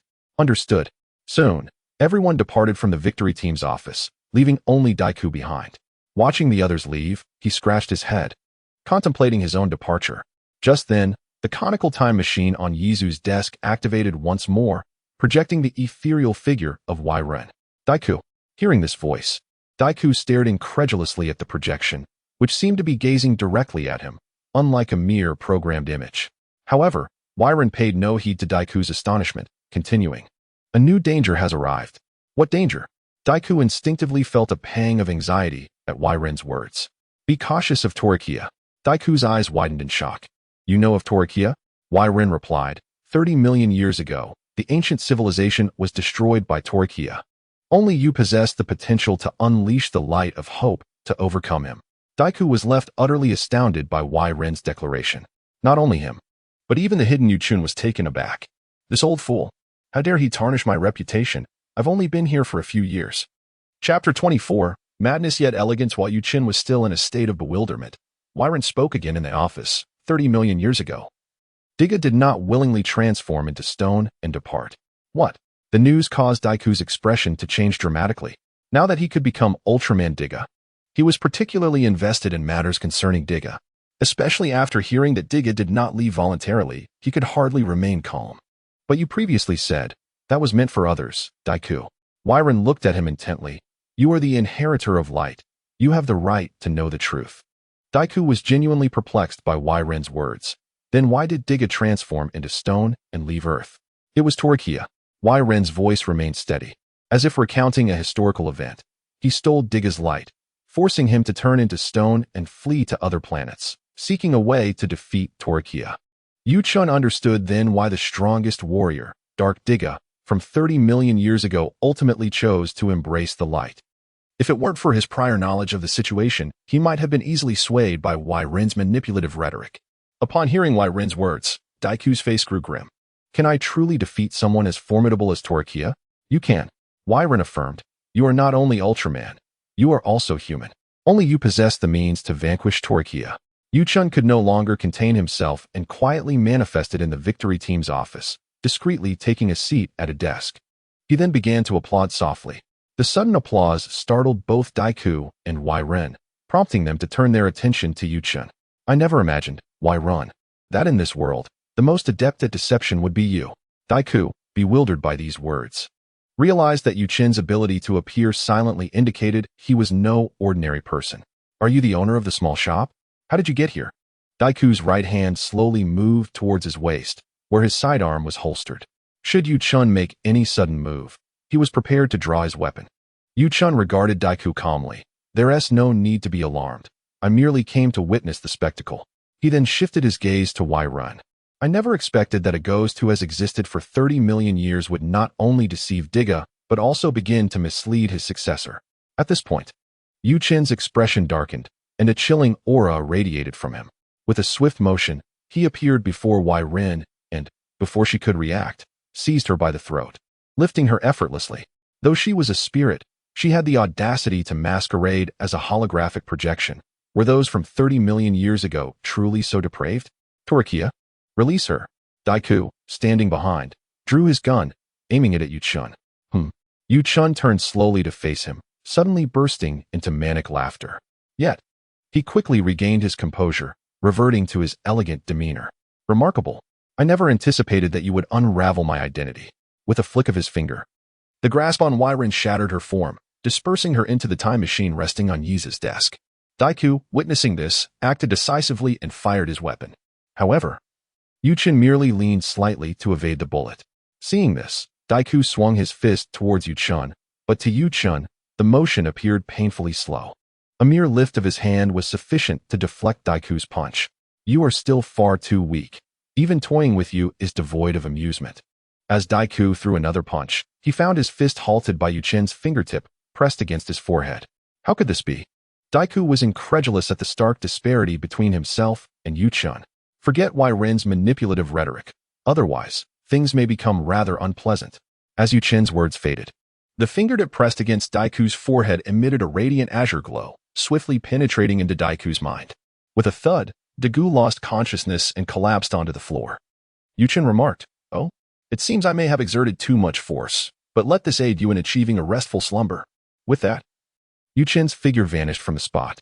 It was not until over half an hour later, while the other members of the victory team were conversing through their communicators, that they realized they were unable to contact Dagu. They hurried to the office, where they found Dagu unconscious. In that moment, everyone rushed to his side, their faces etched with concern. Dagu, wake up. After a vigorous shake from Zhongfang, Dagu slowly opened his eyes, appearing as if he had just awakened from a deep sleep. Commander? And everyone else? What has happened? Upon seeing Dagu regain consciousness, A collective sigh of relief swept through the group. Lena stepped forward and playfully smacked Diga on the shoulder. What on earth were you thinking, sleeping in the office? Don't you have a bed? You had us all worried. My apologies, Diga said, scratching his head in embarrassment. Puzzled about how he ended up sleeping in the office. He could only recall Captain Zhu Jianhui announcing the end of the shift, after which everyone returned to their respective dormitories. Everything thereafter was a blur. So, I just fainted suddenly. Could it be that the injuries from my fight with Tolekiah during the day have yet to fully heal? Seeing that Diga was okay, Zhu Jianhui spoke up. Diga, you seem a bit off. Perhaps you should rest for 2 days? No need, Captain. I feel fine now, Diga insisted earnestly. Really? Lena appeared skeptical. Diga nodded seriously. I'm truly all right. Zhu Jianhui replied. Very well then. Head back and rest early. Turning to Shinjo, Zhu Jianhui added, Shinjo, please escort Diga back to the dormitory. Absolutely. Shinjo agreed readily. Meanwhile, in the small shop adjacent to Nankiko's bakery, Reba lay on her small bed, live streaming and interacting with her fans. Although she had just moved into Yuchen's residence, she had already relocated to this small shop. However, the environment on the second floor of the shop was quite pleasant. Reba felt overwhelmed, hoping that the days ahead would be uneventful. I have always been curious about how people in this world manage to survive amidst the frequent appearances of monsters and extraterrestrials. Reba, what's your current live stream progress? Didn't you see it upstairs? My streaming progress has reached 5%. Reba glanced at the questions from her fans and opened the streaming progress bar to check. Upon seeing the progress bar, Reba was taken aback. It showed that the progress had actually reached 6%. Where did this extra 1% come from? Reba was utterly confused. Not only her, but the viewers in the live stream were equally perplexed. Wasn't he at 5%? How did it suddenly become 6? Where did that 1% come from? Reba didn't stream about Diga after that, did she? Could it possibly be because she live streamed near Diga at the bakery? That actually seems plausible. After all, Ultraman Diga is indeed the transformed form of the true Diga. Seeing the speculations in the live stream, Reba pondered thoughtfully. She decided that if the opportunity arose, she would attempt to live stream Diga to see if it would enhance her streaming progress. However, encountering Diga in daily life seemed somewhat challenging. Just as Reba was still contemplating how to live stream Diga, her peripheral vision caught a glimpse of a notification at the bottom of her phone screen. Aside from the streaming progress, streaming progress has reached 10%. A special reward has been granted? Oh wow, did Reba really just unlock this? I knew it. How could a traveler not have a golden finger? Otherwise, streaming such dangerous scenes could cost one their life. Now, with only 6% progress, it felt like the 10% was not far off, but it still seemed perilous. I envy you, Jill. If only I could have a golden finger too. I have absolutely no desire to attend this class. Upstairs, your thoughts are quite fanciful. Unless you also traverse into a world like Reba's. As Reba uttered her previous statement, the live stream chat exploded, with everyone commenting excitedly. After all, such scenes were only ever witnessed in novels, and to witness it firsthand was exhilarating. Simultaneously, they were envious to the point of distorting their features. It was evident that as long as Reba could endure the initial 10% of progress, the special reward she would receive later would elevate her to new heights. Naturally, this was the prevailing opinion of all. No one anticipated that the special reward would yield anything trivial. Even Reba herself shared this sentiment. Gazing at the notification on her phone screen, her face flushed with excitement. She had not slept a wink throughout the night. The following day, Reba descended from the second floor, looking disheveled as she opened the small shop to commence her duties. Dark circles under her eyes were conspicuous. Hey, what is wrong with you? Yuchen entered the shop and immediately noticed Reba's appearance. Reba yawned. I was too excited last night and couldn't sleep at all. Oh, do tell, what's this good news? Just as Reba was about to speak, she hesitated, unsure how to explain it to Yuchen. She feared that revealing it might lead Yuchen to think she had lost her mind and might even dismiss her, which would be counterproductive. Contemplating these thoughts, Reba felt deflated, collapsing onto the counter. It's just a slight opportunity for a life-saving measure. Oh, is it related to that live stream you mentioned? Yuchen's brow quirked slightly. Reba froze, staring blankly at Yuchen. Yuchen continued with a smile. You've brought it up numerous times before. Haven't you? Really? Reba scratched her head, struggling to recall. She had discussed many topics with Yuchen, so how could she focus on those details? Noticing Reba's dazed expression, a faint smile appeared on Yuchen's lips. Given your current state, perhaps I should grant you a day off to rest and recuperate. Really? Upon hearing this, Reba's eyes sparkled with joy. Thank you, boss. You are simply the best. With that, Reba dashed excitedly toward the stairs, eager to return to the second floor for some much-needed rest. Boss, I'm truly overwhelmed. How did I end up with such a wonderful employer? It seems like running a shop is merely a playful endeavor for you. My husband doesn't lack for money. What is wrong with being a little carefree? Always talking about my husband, as if I could ever have him. Darn it. Earning a mere $10,000 a month and still being able to play around? I wish I could cross over too. Cross over and get stomped by a monster or alien. The live stream was bustling with excitement. Essentially, whenever Yuchen appeared on screen, the chat could never settle down. Watching Reba's figure vanish up the stairs, Yuchen wore a smile. He casually grabbed some snacks from the shelf, a hawthorn roll, unwrapped it, popped it in his mouth, and turned to leave the shop. As Yuchen stepped out of the small shop, he lightly waved his fingers, and the shop's rolling shutter descended automatically. As I strolled through the bustling streets, I unknowingly arrived at an open space. Looking up, I found myself before an aquarium. The sight of this aquarium plunged me into contemplation. I recalled a scene from the storyline of Diga, which unfolded in an aquarium, instigated by Lena's boyfriend. Ah, a dolphin. I wondered if this was indeed the very aquarium from my memories. Nevertheless, since I was here, I might as well explore. After all, time was abundant for me. Within the aquarium, at the dolphin exhibit, I spotted Lena in her swimwear, frolicking with the dolphin in the pool, her face radiant with joy. Today was her day off, and she had hastened to see this dolphin first thing in the morning. Beside her stood a girl in a white dress, Lena's younger sister, Mayumi. Hey, Kamaki. Why are you over there in the corner? Come here. The dolphin in the pool seemed to hear Lena's call, but appeared too timid to approach, displaying signs of distress in the water. Mayumi looked puzzled. What's wrong with Kamaki? Lena, equally confused, replied, I don't know. It was fine just a moment ago. Why has it suddenly changed? After a moment of thought, Mayumi suggested, could it be sick? That's possible. Lena nodded in agreement. Let's contact the staff here and have them check on Kamaki. Mayumi nodded, following Lena as they headed toward the audience seating area. Since Lena was still in her swimsuit, she needed to change clothes, and the changing room was located behind the audience section, requiring them to pass through it. However, as they reached the seating area, both girls paused, gazing in astonishment at a figure seated there. You are. Lena pondered for a moment before recalling who it was. You are the owner of that little shop, Mr. Yuchen? Oh. Yuchen turned to Lena, his eyes lighting up. It must be said that Lena's physique was indeed impressive. After all, she was a childhood goddess. Regrettably, in his younger days, he had been too captivated by the costumes in Diga to notice such things. Do you know me, Team Lena? Yuchen inquired. Lena smiled and nodded, of course. Just yesterday, Mr. Yuchen, you helped our victory team tremendously. We were just discussing how to express our gratitude.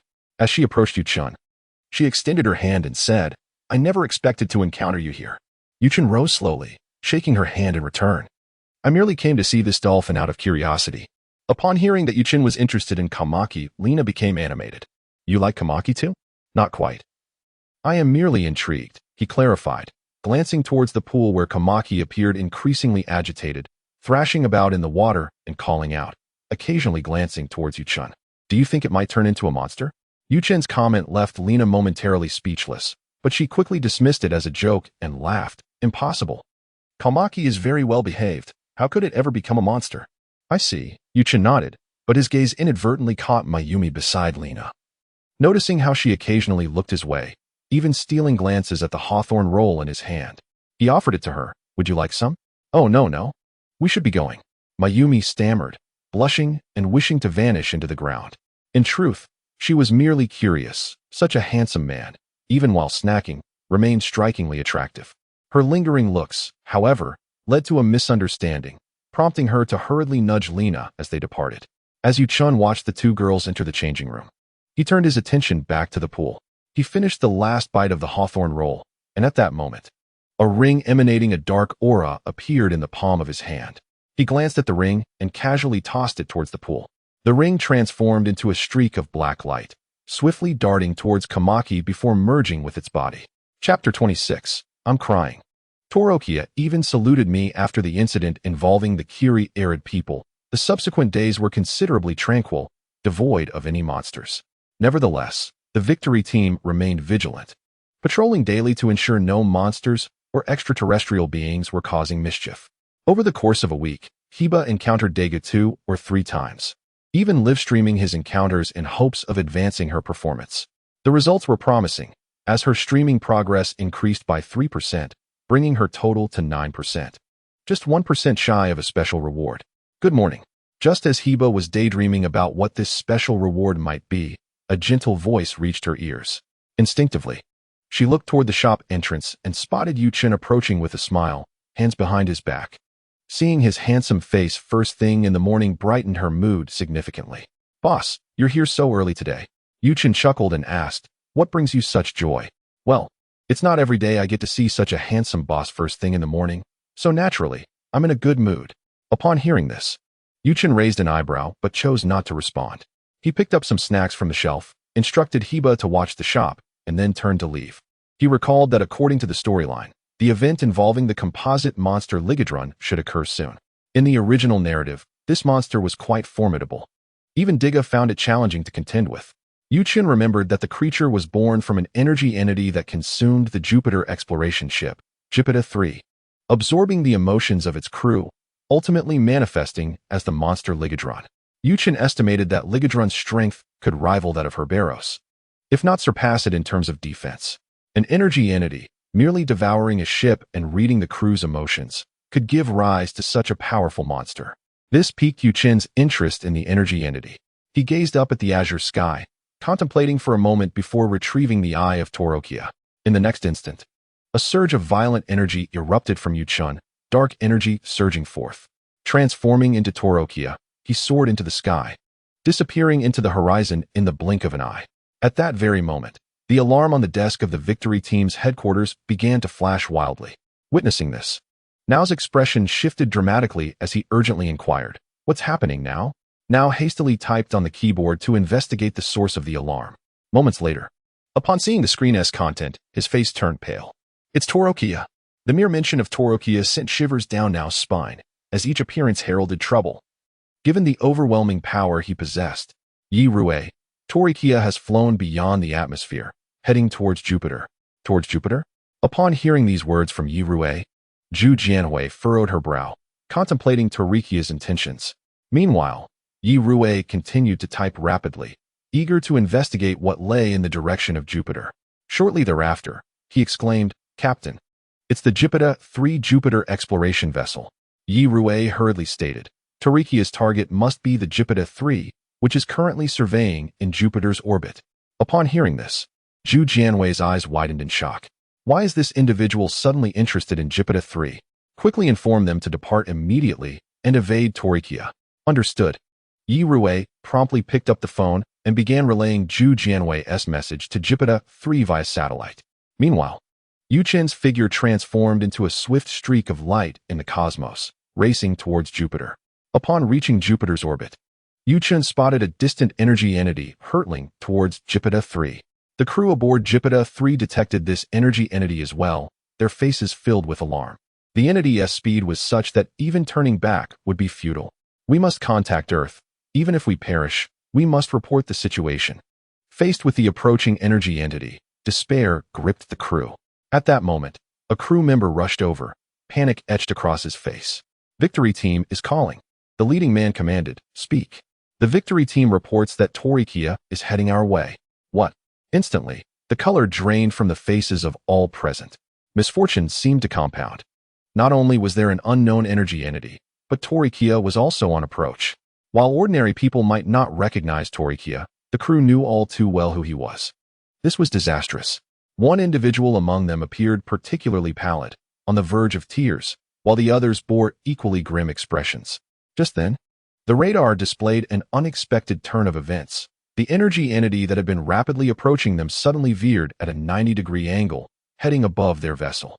As the crew witnessed this astonishing sight, expressions of disbelief spread across their faces. What is happening? Isn't the energy entity targeting us? I'm not sure. But it seems that way for now. This is fortunate, at least we're safe for the moment. Then why are we still here? Quickly, let us leave.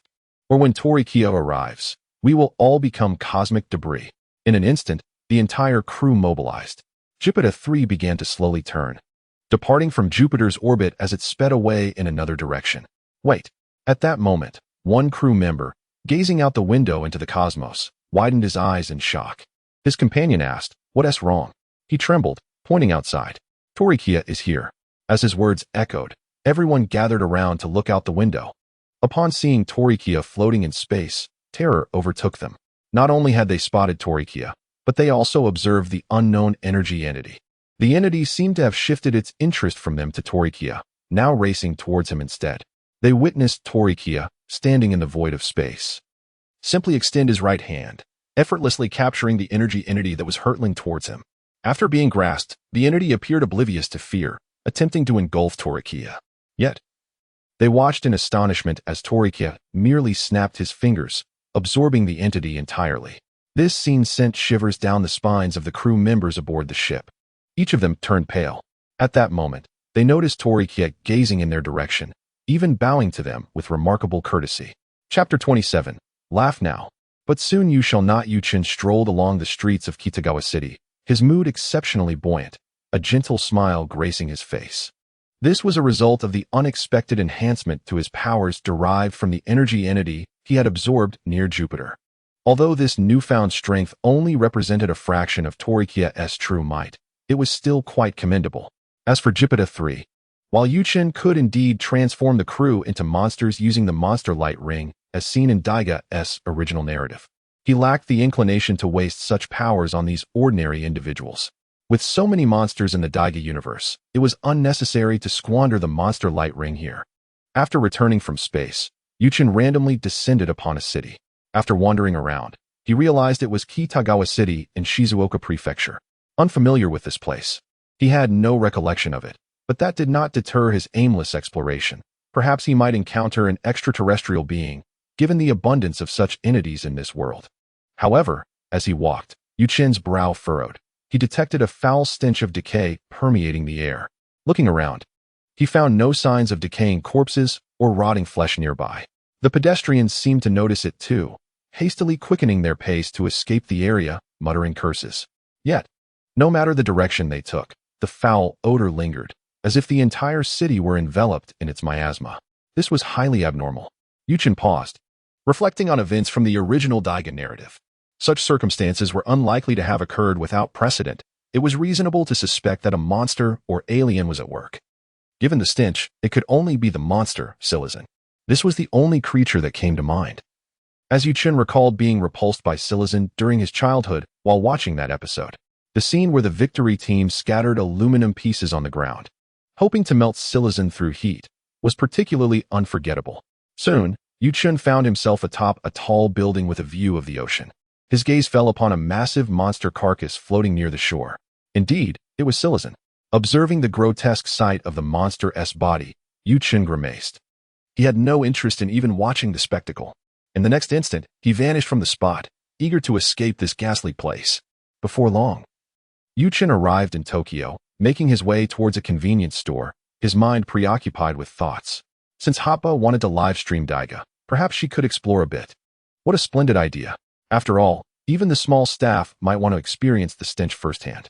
With that thought, Yuchen hastened his pace towards the convenience store. Meanwhile, in the Victory Team's office, a large screen displayed the face of a Jupiter 3 commander who was reporting the recent events to the Victory Team. After hearing his account, Zhu Jianhui inquired, "Are you saying that Tolekiah saved you?" Though incredulous, it was indeed the truth. Upon receiving this response, Zhu Jianhui's brow furrowed in disbelief, unable to accept that Tolekiah would exhibit such benevolence, especially flying from Earth to Jupiter to rescue Jupiter 3. From the very beginning, his objective was that energy entity. As for Jipa number 3, it might merely be due to Tolekiah's lack of interest in them. Contemplating this, Kamiya K slightly nodded, acknowledging, "I understand. Please ensure your safety." Understood. With that, the call concluded. However, Kamiya K did not allow himself to relax. Seated at his desk, he began to ponder the sequence of events. For instance, how could Tolekiah know that this energy entity would manifest in Jupiter's orbit? Given the vast distance between Earth and Jupiter, clearly, time did not permit further contemplation, as the alarm on Yari's computer began to flash ominously. Upon witnessing this, the expressions of everyone in the office changed instantly, their gazes turning toward Yari. "Please hold on for a moment," Yari exclaimed, rapidly typing on the computer. In no time, He identified the source of the alarm and projected the screen onto the large display. It revealed the corpse of the monster, Silizan, drifting off the coast of Kitakawa City.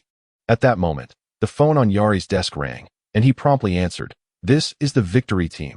Please proceed." The monstrous carcass emitting a foul odor had already caused discomfort among many, with some even fainting. Nevertheless, the corpse held immense research value. Hence, personnel were dispatched to collect cellular samples. If handled carelessly, the body could lead to environmental contamination. Therefore, arrangements were made to transport the carcass to a remote area for incineration. The call originated from Director Sawai, whose voice was easily recognizable, especially since Yari had the speakerphone activated, allowing everyone in the office to hear clearly. Kamiya K nodded and instructed, "Shinshiro, Kugi, you two must head to the scene immediately to collect the monster's cellular samples." "Yes." Shinshiro and Kugi promptly rose and exited. Kamiya then turned to Rina. "Rina, you will pilot the Fuyin No. 2. Once Shinshiro and the others have gathered the samples, hoist the monster and transport it to Kiryu Island for incineration." Following the previous monster incident, the site is now back to normal operations. However, since Kiryu Island is relatively close to Kitakawa City and has few inhabitants, we need to ensure their evacuation before Rina brings the monster over. Kamiya continued, "Considering the foul stench emanating from the monster, it may affect your piloting of Fuyin No. 2. Therefore, you will operate it using drone control technology." "Understood." Rina, relieved at the prospect of avoiding the stench, quickly departed. Kamiya instructed Dai, "You and Mune will assist in maintaining public order and evacuating the coastal residents of Kitakawa City. Yari, contact the Kiryu Island mining site manager and inform them to evacuate promptly." Kamiya's directives were clear, and with a series of commands issued, the victory team swiftly mobilized. Meanwhile, in the small shop, no customers were present. Reba sat at the cash register, watching a sensational variety show on television while leisurely snacking. At that moment, Yuchin entered. "Huh?" Boss Reba began, but her expression quickly shifted to one of dismay as she pinched her nose. "What is that smell?" "Boss, you reek." Yuchin replied. "This is the stench of Silizan from Kitakawa City. I was so lost in thought on my way back that I forgot to eliminate the odor." In the original narrative, once contaminated by this stench, it could not be washed away even after bathing, taking at least a week to dissipate entirely. Just then, the variety show on the television was interrupted by a breaking news segment. It reported on the monster's corpse in Kitakawa City, featuring footage of Kugi, Shinshiro, Dai, and Mune. "Huh, a monster's corpse? The victory team is involved?" Upon seeing this, Reba's interest was immediately piqued. With Dai present, it meant that if she rushed over to livestream him, her streaming progress would surely increase. And considering it was merely a monster's carcass, there should be little danger, right? Yuchin caught her eager expression and teased. "Are you planning to take a look? Perhaps Ultraman Tiga might even appear. Don't you adore watching Ultraman Tiga?" Upon hearing this, Reba's eyes sparkled with excitement. The unpleasant odor clinging to Yuchun and the news of the corpse's stench were quickly forgotten in her mind. All she could think about was how her streaming progress was about to surge to 10%, unlocking special rewards. "Really?" Reba's large, glistening eyes fixated on Yuchun. "Can I really go now?" Yuchin nodded. "Yes, but if you wait any longer, you might miss your chance." "Yay, boss, you are simply amazing. The handsomest boss in the world." At that moment, Reba was overwhelmed with exhilaration. She dashed out of the shop, disappearing from view. Yuchin watched her leave, his smile growing wider. "Enjoy it while you can. Soon enough, you may find there's little to smile about." Chapter 28. Kamiya K. Dai, are you Tiga? The zombie monster Silizan? Yuchin sat at the cash register of the small shop, snacking while watching the news on television. The broadcast depicted Rina controlling Fuyin No. 2 with drone technology to lift Silizan for removal. However, the decaying flesh of Silizan soon detached, causing the creature to plummet from the sky. This, in turn, roused Silizan from its slumber. In an instant, those on the ground, upon witnessing Silizan rise, were seized by terror and fled in all directions. Dai and the others exchanged worried glances. At that moment, Yuchin noticed a familiar figure flashing across the corner of the television screen. His smile widened upon recognizing Reba. "Reba, I didn't expect you to arrive so soon." Unfortunately, the fleeting image on the screen meant that Yuchin couldn't see the expression on Reba's face. A missed opportunity. As time passed, Silizan moved towards a specific direction, swiftly leaving the television frame. The reporter, realizing the danger, seemed reluctant to follow further. fearing for their life. Consequently, the subsequent news segment shifted to interviewing citizens for their thoughts on the incident. Losing interest, Yuchen stood up, exited the small shop, and pulled down the roll-up door, heading towards the Nangzizi bakery nearby. It had been several days since he last visited. After all, Tara was a good friend of Tolekiah. His absence felt somewhat inconsistent with Tolekiah's character. "Welcome." As Yuchen entered, Nangzizi's gentle voice greeted him. "Ah, it's the owner of the shop next door? I wonder what you wish to purchase this time." Yuchen turned to Nangzizi, smiling faintly. "Just another order of what I had last time." "Very well. That will be 700 yen. Yuchen promptly paid the amount and seated himself in the nearby area, surveying the cozy ambience of the shop. Tae Dongwang has made a full recovery. Although his complexion still appears somewhat pallid, he moves with ease and grace. At this moment, he wears a broad smile as he delivers meals to the patrons in the CAF. "Here you are. This is the bread you ordered." Soon after, Tae places the bread in front of Yuchen and then casually takes a seat directly across from him. Observing this, Yuchen is momentarily taken aback. "Is there something else?" Tae chuckles and shakes his head. "No, nothing at all. It's just that seeing you reminds me of a dear friend I once had. He was also a very gentlemanly person, much like yourself." Yuchen replies, "You've mentioned this before. There's no need to reiterate."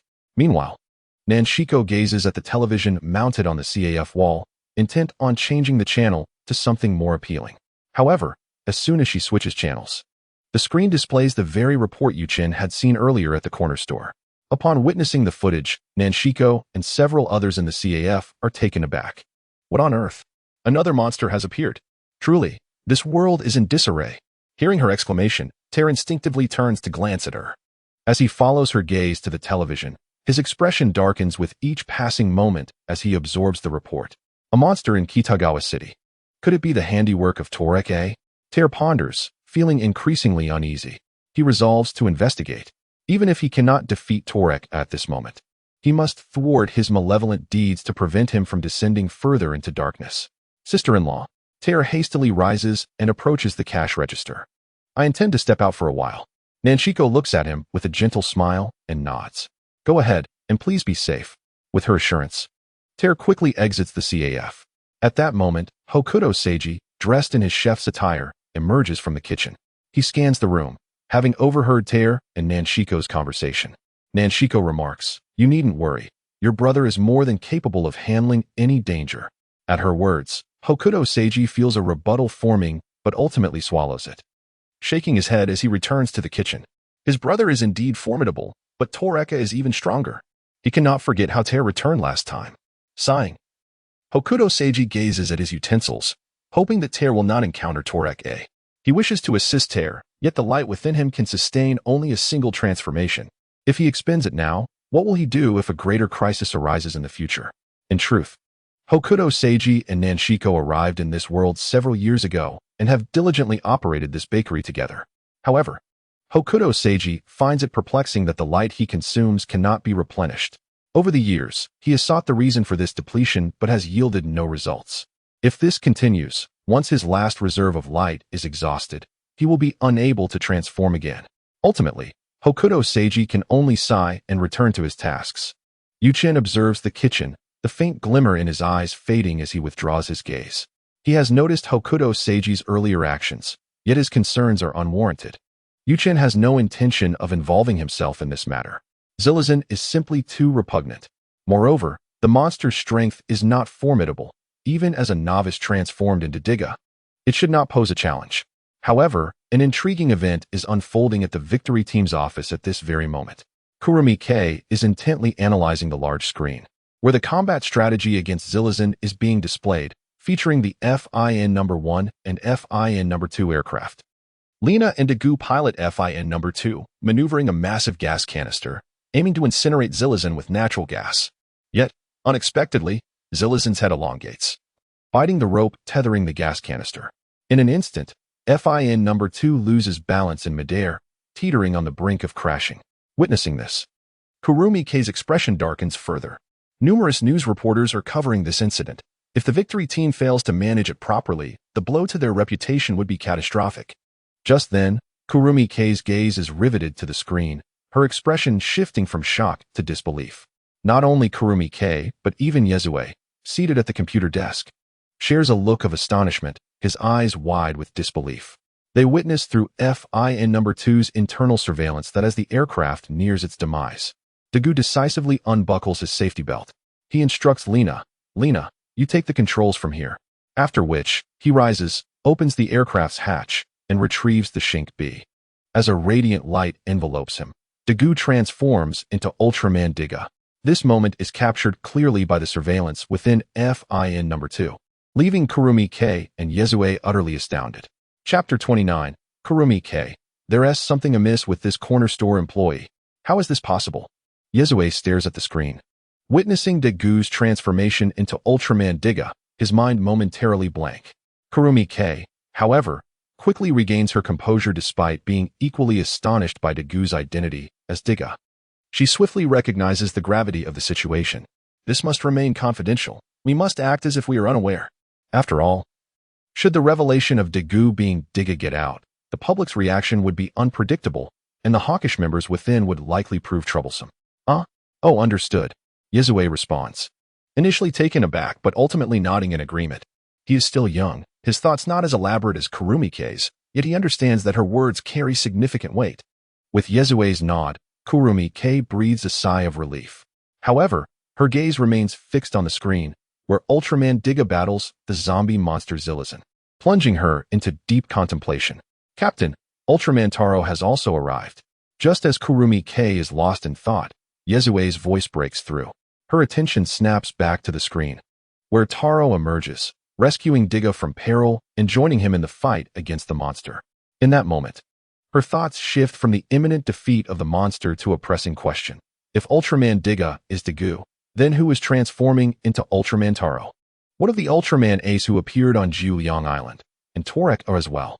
Furthermore, there were the 3 new Ultramen from the Kyrielot incident. If they too are humans transformed, then 3 individuals must be missing from the world.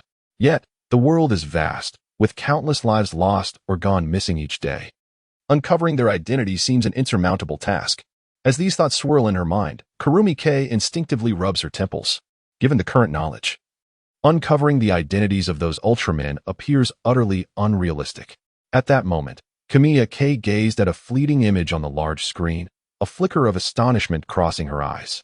She then instructed Yozui, rewind that footage. Upon hearing Kamiya's command, Yozui began to manipulate the controls.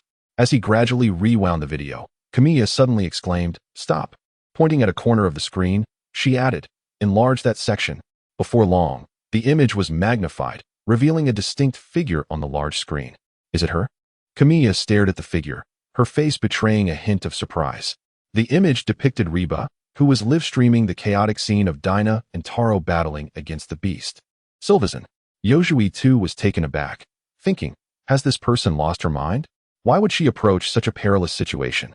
However, Kamiya remained fixated on Reba on the screen. She had already researched Reba's background after the incident on Jurio Island. Merely a common employee at a small shop, there was nothing remarkable about her. Yet, why was she always present whenever monsters appeared? After pondering for a moment, Kamiya concluded that it would be prudent to interrogate Reba further. Thus, she retrieved her communicator, digging team. There is a woman at the site of the battle between Ultraman Dinah and Ultraman Taro. What? The voice from the communicator conveyed shock. It seemed incomprehensible to him that anyone would dare approach such a dangerous locale.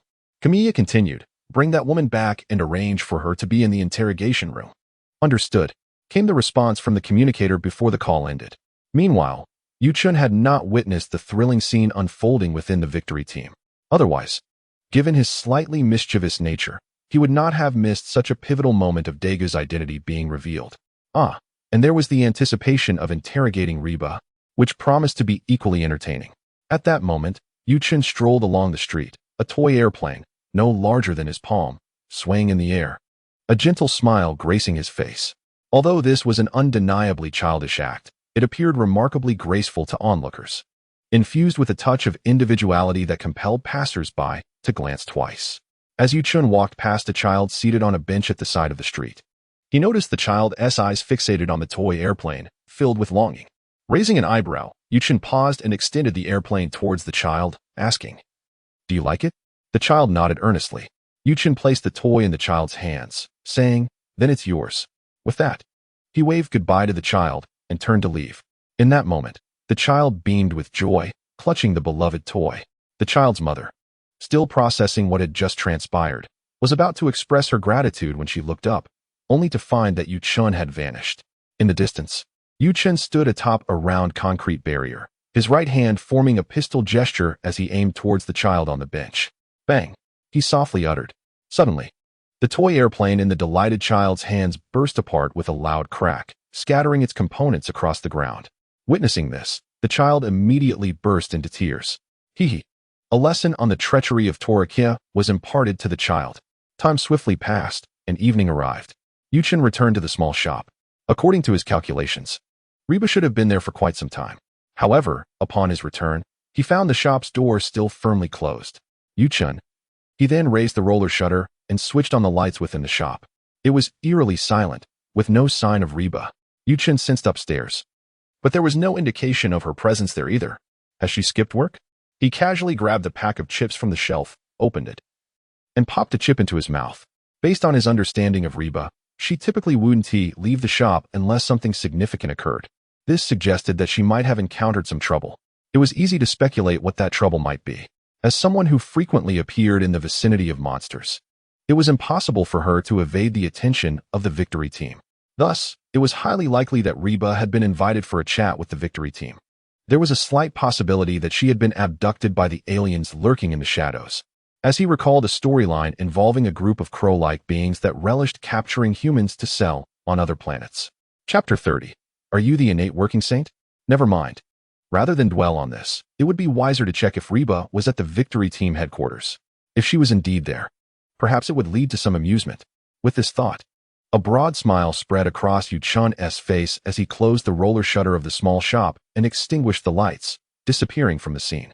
When Yu Chun reappeared, he found himself at the headquarters, where the victory team's office was located. Much like his previous visit, he made his way towards the victory team. During his first visit, he had felt somewhat unfamiliar, but now, on his second trip, he navigated with a sense of ease. Before long, Yu Chun arrived at the victory team's office, only to find it empty. He scanned the headquarters, noting that the lights were off, save for the illumination he had turned on. Glancing around the vacant office, he shook his head slightly and turned to leave, intending to search elsewhere. However, as he turned, he noticed the time machine on Yojui's desk. The last time, he had shattered the soul of Yulian. He wondered if the time machine had managed to reassemble her soul since then. Continuing on, Yu Chun remained attuned to his surroundings.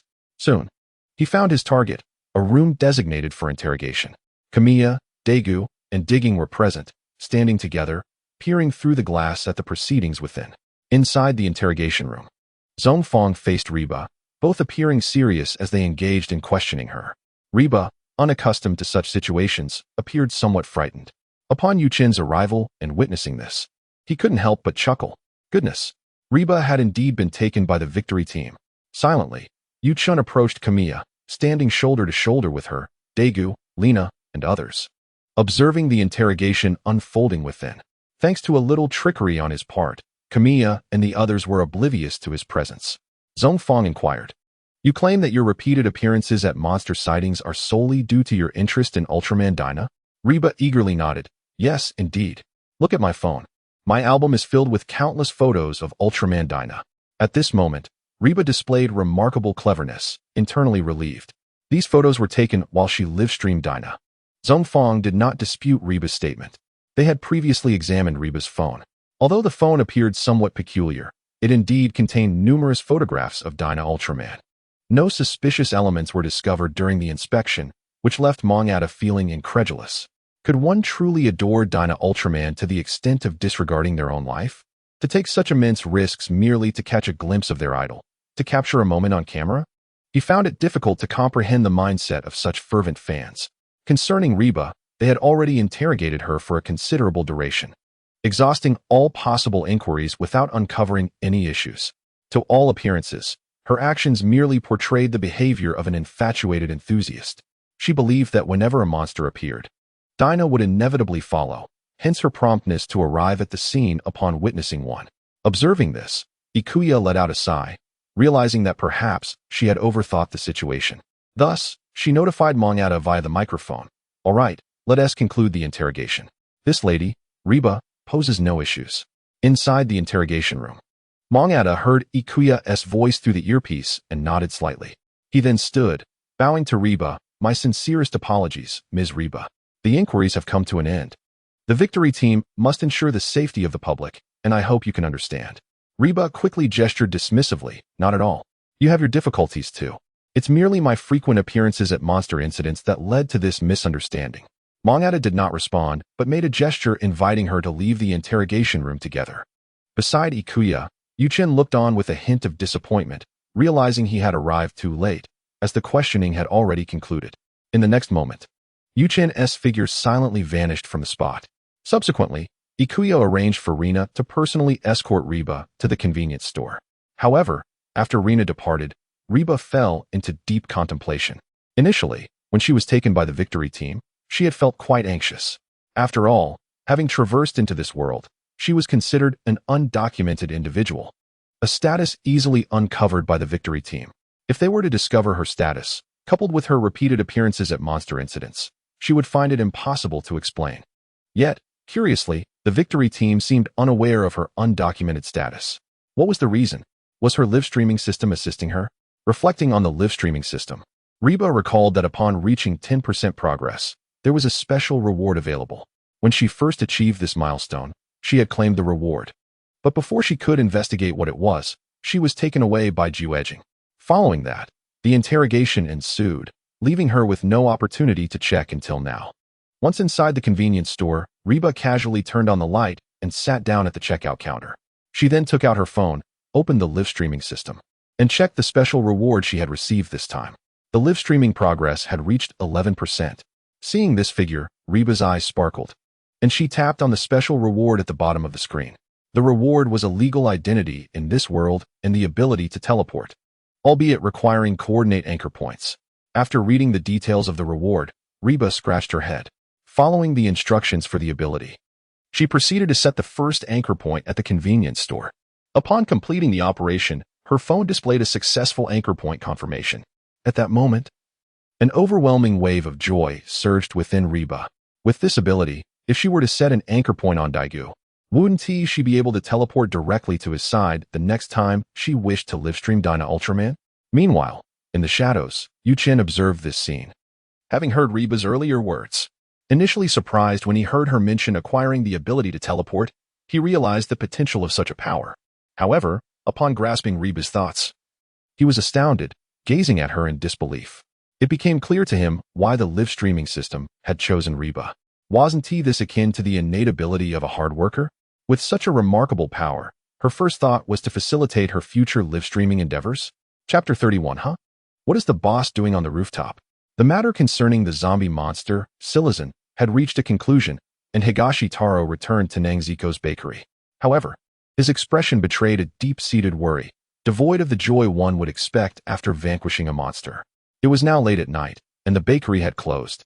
With Nangziko busy tidying up the tables and chairs in the dining area, Kitamura Seiji emerged from the kitchen, noticing Higashi Taro's distracted demeanor, and inquired with a smile. What's with that face? Isn't it a good thing to have defeated that monster?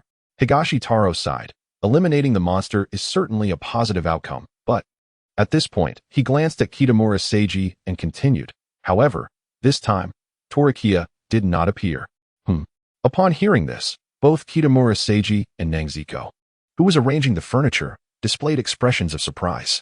From the very first appearance of Tolekiah, they had consistently discussed topics related to him, and had concluded that whenever a monster appeared, Tolekiah would inevitably intervene for some undisclosed purpose. Yet this time, everything proceeded unusually smoothly. Not only did they not encounter Tolekiah, but even his schemes seemed absent. It was far too seamless, an occurrence that felt uncharacteristic of Tolekiah. Nangziko chuckled. Could it be that Tolekiah was preoccupied with something else? Higashi Taro, Kitamura Seiji. Upon seeing their silence, Nangziko realized her remark might have been a bit foolish. So she promptly stated, "All right, I just remembered that we're out of water at home. I'll go next door to the convenience store and buy some." With that, Nangziko set down her cloth, adjusted her clothes, and left the bakery. Don't sigh. Regardless of whatever schemes Tolekiah may have, we must thwart him, Kitamura Seiji remarked, looking at Higashi Taro. Aren't you determined to bring Tolekiah back to the land of light? If you cannot do it, I will assist you, even if it means exhausting the last bit of light within me." Hearing these words, Higashi Taro looked up at Kitamura Seiji, his eyes glistening with emotion. Kitamura Seiji's words touched him deeply. "Brother, little brother, brother." Just then, the bell hanging on the door jingled as a customer pushed the door open to enter, intending to buy some bread. However, upon entering, the customer was startled by the tender scene between the two men and quietly stepped back out, thoughtfully closing the door behind them. Higashi Taro and Kitamura Seiji exchanged puzzled glances, bewildered by the customer's odd behavior. Did their brotherly bond hint at something unspeakable? In the following days, the city returned to a state of tranquility. Reba sat at the convenience store's checkout counter, observing the bustling street outside, where people continued their lives as if the monster incident had never occurred, maintaining their usual rhythm. Yet, she found herself feeling somewhat bored.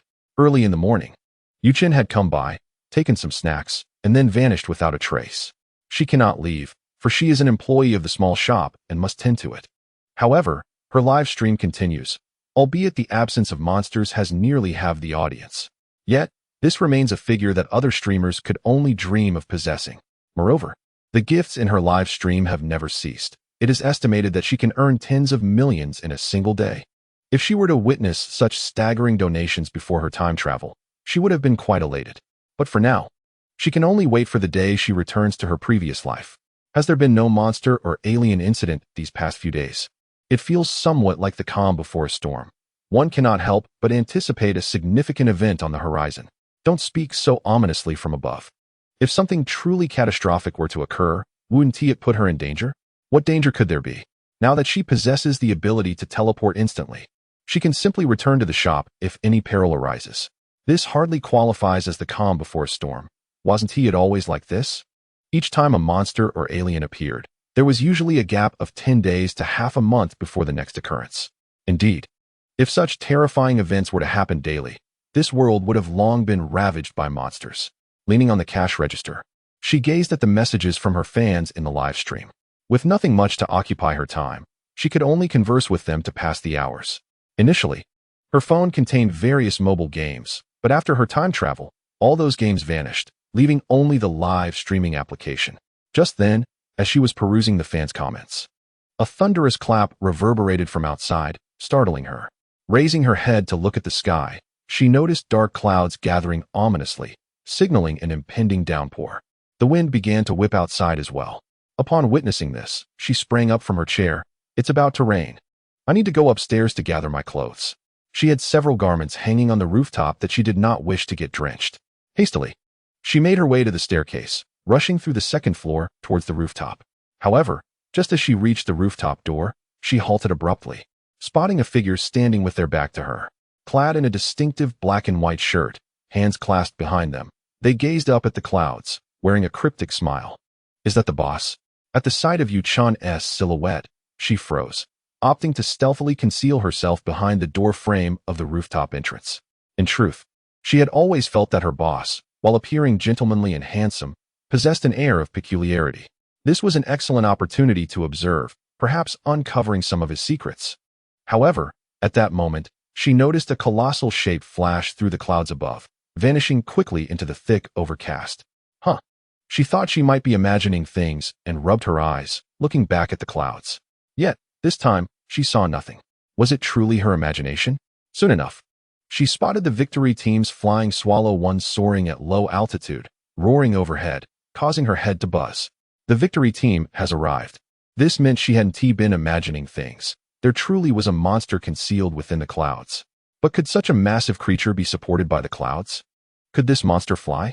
Moreover, why did her boss seem utterly unfazed? Chapter 32. Friends, let us eat. Boss, you're here. She stepped out from the rooftop entrance and approached Yu-chan. Glancing at the clouds, she questioned, "What are you doing?" Yu-chan pointed at the sky. "Didn't you see? I'm just here to watch the excitement." She was taken aback. She had envisioned numerous potential responses from Yu-chan, yet this was unexpected. Is this excitement something one can casually observe?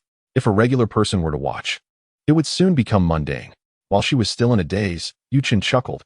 "Haven't you always loved Ultraman Diga? Perhaps this time, Ultraman Diga will make an appearance." "Oh right." Hearing Yu-chan's words, She instinctively clenched her fists in excitement. No longer caring when Yu-chun had appeared on the rooftop, she hurriedly ran to collect her clothes from the drying area. Then she dashed downstairs. Yu-chun observed her frantic descent, his gaze returning to the clouds. If you intend to live-stream Ultraman Diga, you must hurry. However, be cautious, as that monster can unleash electricity. Upon hearing Yu-chun's voice from behind, she instinctively paused, turning to look back at him. Her heart swelled with joy. Her boss was truly wonderful. Thank you, boss. Delighted. She hurriedly placed her clothes in her dormitory and rushed downstairs, pulling down the shop's shutter as she left in haste. She could hardly contain her excitement. Eager to begin the live stream of Ultraman Diga, following her receipt of a special reward for achieving 10% of her live streaming progress, another unique reward had appeared, requiring her progress to reach 20% to obtain. Meanwhile, she pondered how to establish a positioning anchor on Diga, so that in the event of another monster appearance, she would not need to exhaust herself rushing to the scene. She could simply teleport there. Initially, she had considered placing the positioning anchor on Flying Swallow 1 or Flying Swallow 2. However, upon reflection, it seemed that whenever Diga and Xian Chung piloted their aircraft to confront monsters, the likelihood of crashing was bizarrely high. Placing the positioning anchor on either Flying Swallow 1 or Flying Swallow 2 would be a complete waste. On the rooftop, Yu-chun gazed at the clouds, his smile gradually becoming more manic. Monsters dwelling within the clouds, like the Electric Man and Gats. A few days prior, after absorbing a unique energy entity in orbit around Jupiter, he had stumbled upon them while returning to Earth. At that time, he discovered numerous small Gats darting through the ionosphere at incredible speeds. Observing these small Gats reminded him of the creature from the storyline that consumed its companions, eventually growing into a monster. On a whim, he had bestowed one of the Gats with a monster light ring. The power of the monster light ring enhanced this Gats.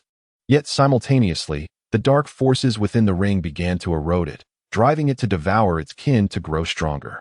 The reason this Gats only appeared now, several days later, was that it had just completed the consumption of its brethren, achieving its final evolution. Presently, with the monster light ring's backing, this Gats' strength was at least double that of its original form, possibly even more. Of course, Yu-chun recognized that this Gats likely wouldn't pose a challenge to Diga. Nevertheless, that was of little concern. As long as the monster light ring ultimately found its way into Digu's hands, all would be well. Diga has now collected several monster light rings. Once he gathers 2 or 3 more, Yu-chun wishes to experiment, attempting to unleash the dark power within Diga's monster light rings to see if it will corrupt him. At that moment, he wonders if Diga's transformation might be into Dark Diga. This prospect piques Yu-chun's curiosity. Meanwhile, high above, Diga pilots the Flying Swallow No. 1 into the ominous clouds, eager to uncover the truth. However, upon entering, he encounters a massive cocoon, entirely enveloped in thick armor, which engulfs his craft. The moment Diga enters this cocoon, he loses consciousness. The intense electromagnetic waves sever the connection between the Flying Swallow No. 1 and the Victory Team's headquarters. The cocoon begins to plummet rapidly towards the city below. In the Victory Team office, the team watches the large screen filled with static, their faces etched with concern. Jiao Jianhui immediately issues orders. Rina, Shinjo, you two take Flying Swallow No. 2 to investigate, but maintain a distance of at least 1 kilometer from the cocoon. Understood.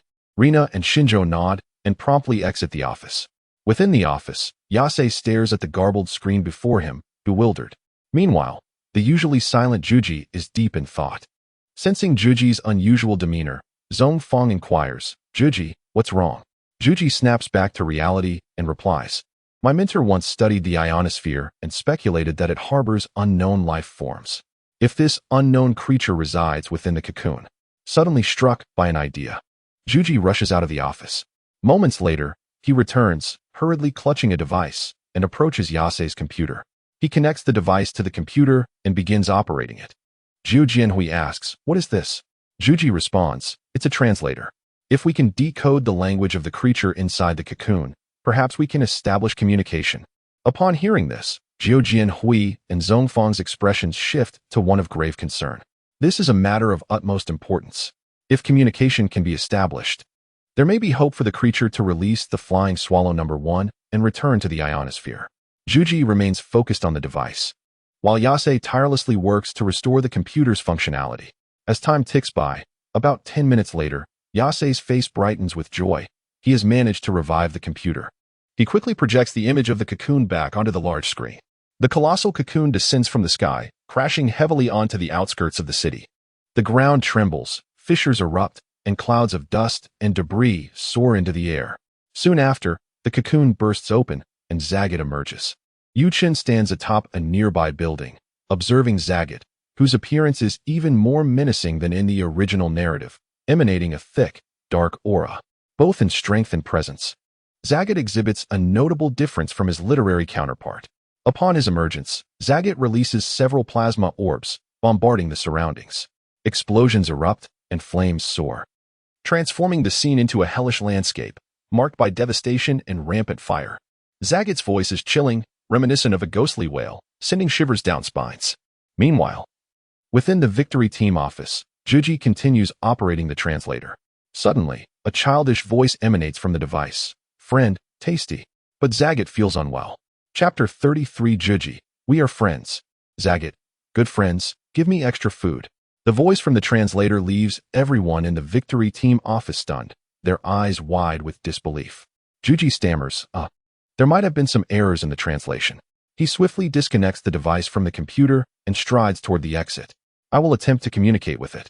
Zhongfang immediately calls after him. No, that's too dangerous. Juji insists, but this is an opportunity to communicate. We must try. It originally belongs to the ionosphere, not the ground. If we can communicate, perhaps we can persuade it to return to the ionosphere, saving us a great deal of trouble.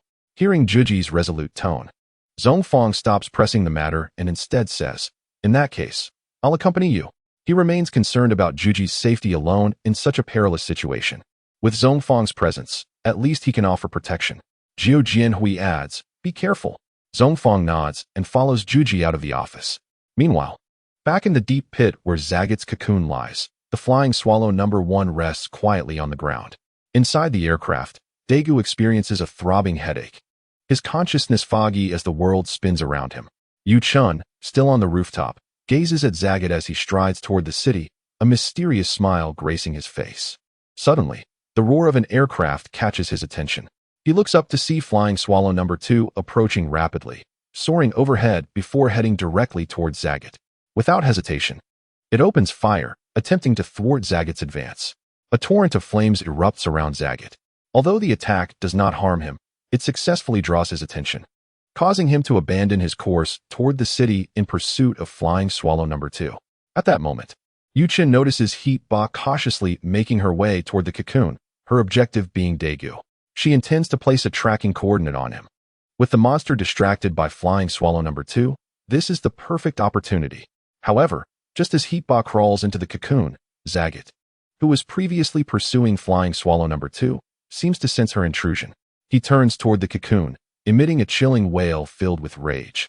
Angered by the intrusion of this tiny ant into his territory, he opens his mouth, forming a plasma orb aimed at her. Yet, just as the plasma orb forms, a bolt of cerulean lightning strikes from the rooftop of a distant building, piercing through the orb. Boom! The plasma orb explodes, sending Zagat reeling, his mouth damaged and several sharp teeth lost. From the rooftop of the distant building, Yuchen slowly retracts his hands. He had planned to enjoy the unfolding drama involving Diga and Heat Ba, and he would not allow Zagat to end it prematurely. After all, it was merely a trivial act for him, and he found no inconvenience in it. As time passes, Heat Ba finally reaches the side of the flying swallow number 1, successfully placing the tracking anchor on Daegu. This will greatly facilitate her future endeavors to broadcast Diga's adventures. She can now teleport within a 10-meter radius of the anchor point. After completing all of this, Reba noticed Daegu appearing as if on the verge of awakening. Instinctively, she utilized her teleportation ability and vanished from her original location. When Reba reappeared, she found herself standing atop a building, observing her unfamiliar surroundings. She cast a glance at the familiar silhouette before her, which was half black and half white.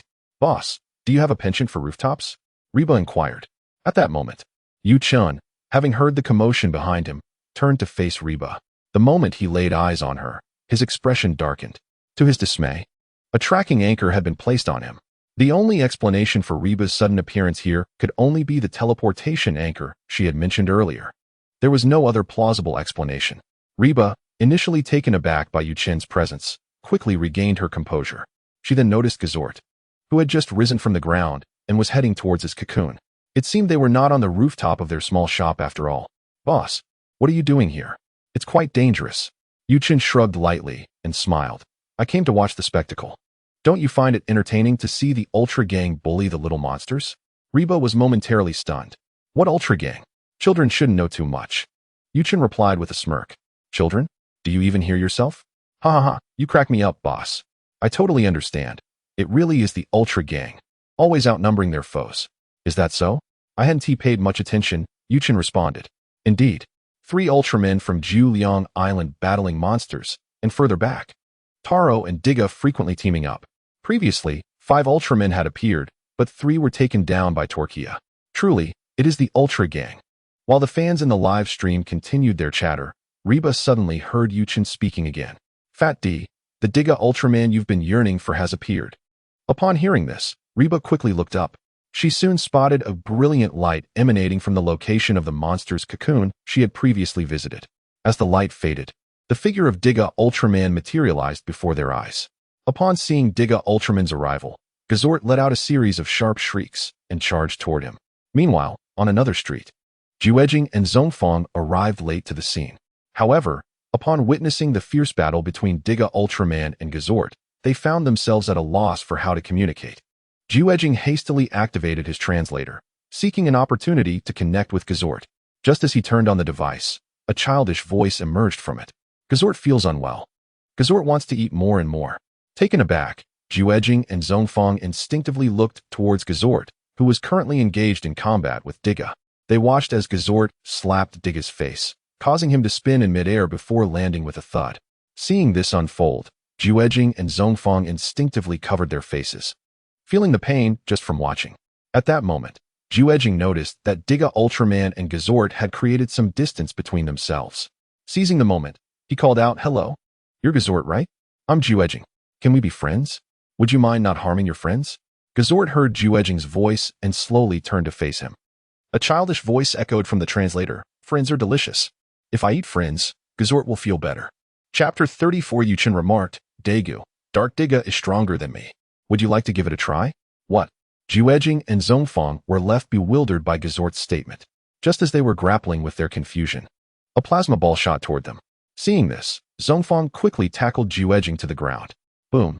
The plasma ball exploded less than 20 meters from them. The shockwave sent both of them flying, ultimately causing them to lose consciousness upon hitting the ground. Gazort began to approach the unconscious Juejing and Zhongfang. Due to the monster light ring implanted within him by Yuchin, Gazort had become immensely powerful, but his body could not bear it, leaving him in considerable discomfort. Gazort discovered that devouring his own kind not only accelerated his strength, but also alleviated his suffering. Consequently, he consumed all of his fellow monsters from the ionosphere. With no companions left to devour, and humanity's relentless destruction of the ionosphere over the years, he descended to the ground. Now, upon hearing Juejing refer to him as a friend, he was overjoyed. His little mind reasoned simply. If he consumed friends, he would no longer feel unwell. Hearing Juejing's words, he was astonished to find so many friends on the ground, more than he had in the ionosphere. Thus, he prepared for a feast. At that moment, Gazort spotted a familiar figure not far from him, the bipedal creature that had previously invaded his cocoon.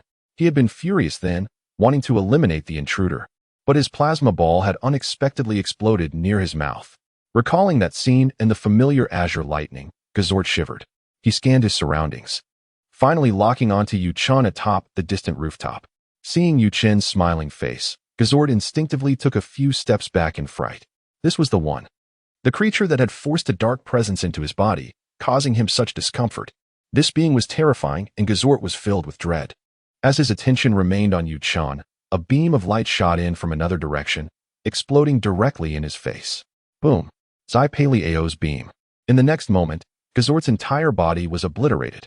Fragments flew in every direction, scattering across the area. In the distance, Diga slowly retracted the stance he had taken to unleash the beam. The ambush was successful. Within Diga Ultraman, Daegu, having confirmed Gazort's demise, intended to depart. At that moment, a black beam shot from the spot where Gazort had been, entering Diga's energy lamp before settling in Daegu's palm. Another one of these? Daegu gazed at the monster light ring in his hand, the ominous aura emanating from it causing his brow to furrow. Had he not feared losing or destroying it, which would unleash the dark energies and taint the surrounding life, he would have long since destroyed all these rings. Moreover, following Taro's earlier words, he decided to keep this ring. These rings belonged to Tolekiah. This meant that this monster was also Tolekiah's doing. However, these rings absolutely must not fall back into Tolekiah's hands. Daegu silently resolved, preparing to leave. Meanwhile, on a dilapidated street, Reba continued her live stream, stating, "The monster has been eliminated. It seems Taro Ultraman didn't show up this time. It appears this matter has come to an end. Everyone, let us prepare to head back." Simultaneously, on the distant rooftop, Yuchun quietly retrieved the eye of Tolekiah. Watching Diga Ultraman prepare to take flight, he smiled, "You can't leave just yet. The game isn't over." With that, Tolekiah activated, pressing it against his eye socket. Immediately, a terrifying aura of darkness erupted from his being, rapidly expanding his form. Diga remained oblivious to the situation at hand, as he leapt into the air, preparing to ascend into the sky. In the next instant, however, a hand seized his ankle, abruptly yanking him down and crashing him heavily onto the ground, causing the earth to tremble and crack. The pain he felt was undeniable. Within Daegu, upon witnessing the emergence of Tolekiah, felt a palpable change in his demeanor. He had first-hand experience of Tolekiah's formidable strength. Yet, he did not allow fear to take root in his heart due to this realization. Rising swiftly, he distanced himself from Tolekiah, keeping a vigilant watch on his adversary. In the distance, Reba's eyes widened at the sight of Tolekiah's appearance. This was disastrous. Tolekiah had returned. Reba urged himself to flee, for if he did not act swiftly, it would be too late. This time, even Taro Ultraman did not make an appearance, and Diga stood alone. Unable to contend with Tolekiah, Reba thought it best to retreat. The instant Tolekiah emerged, Reba's live stream erupted with excitement. The reputation of Tolekiah was truly formidable. 1 against 5, he had eliminated 3 and left 2 severely injured, while sustaining no harm himself. Such a record was indeed terrifying. However, Reba remained unperturbed, continuing to broadcast while distancing himself from the area. "I need not worry. I possess teleportation skills.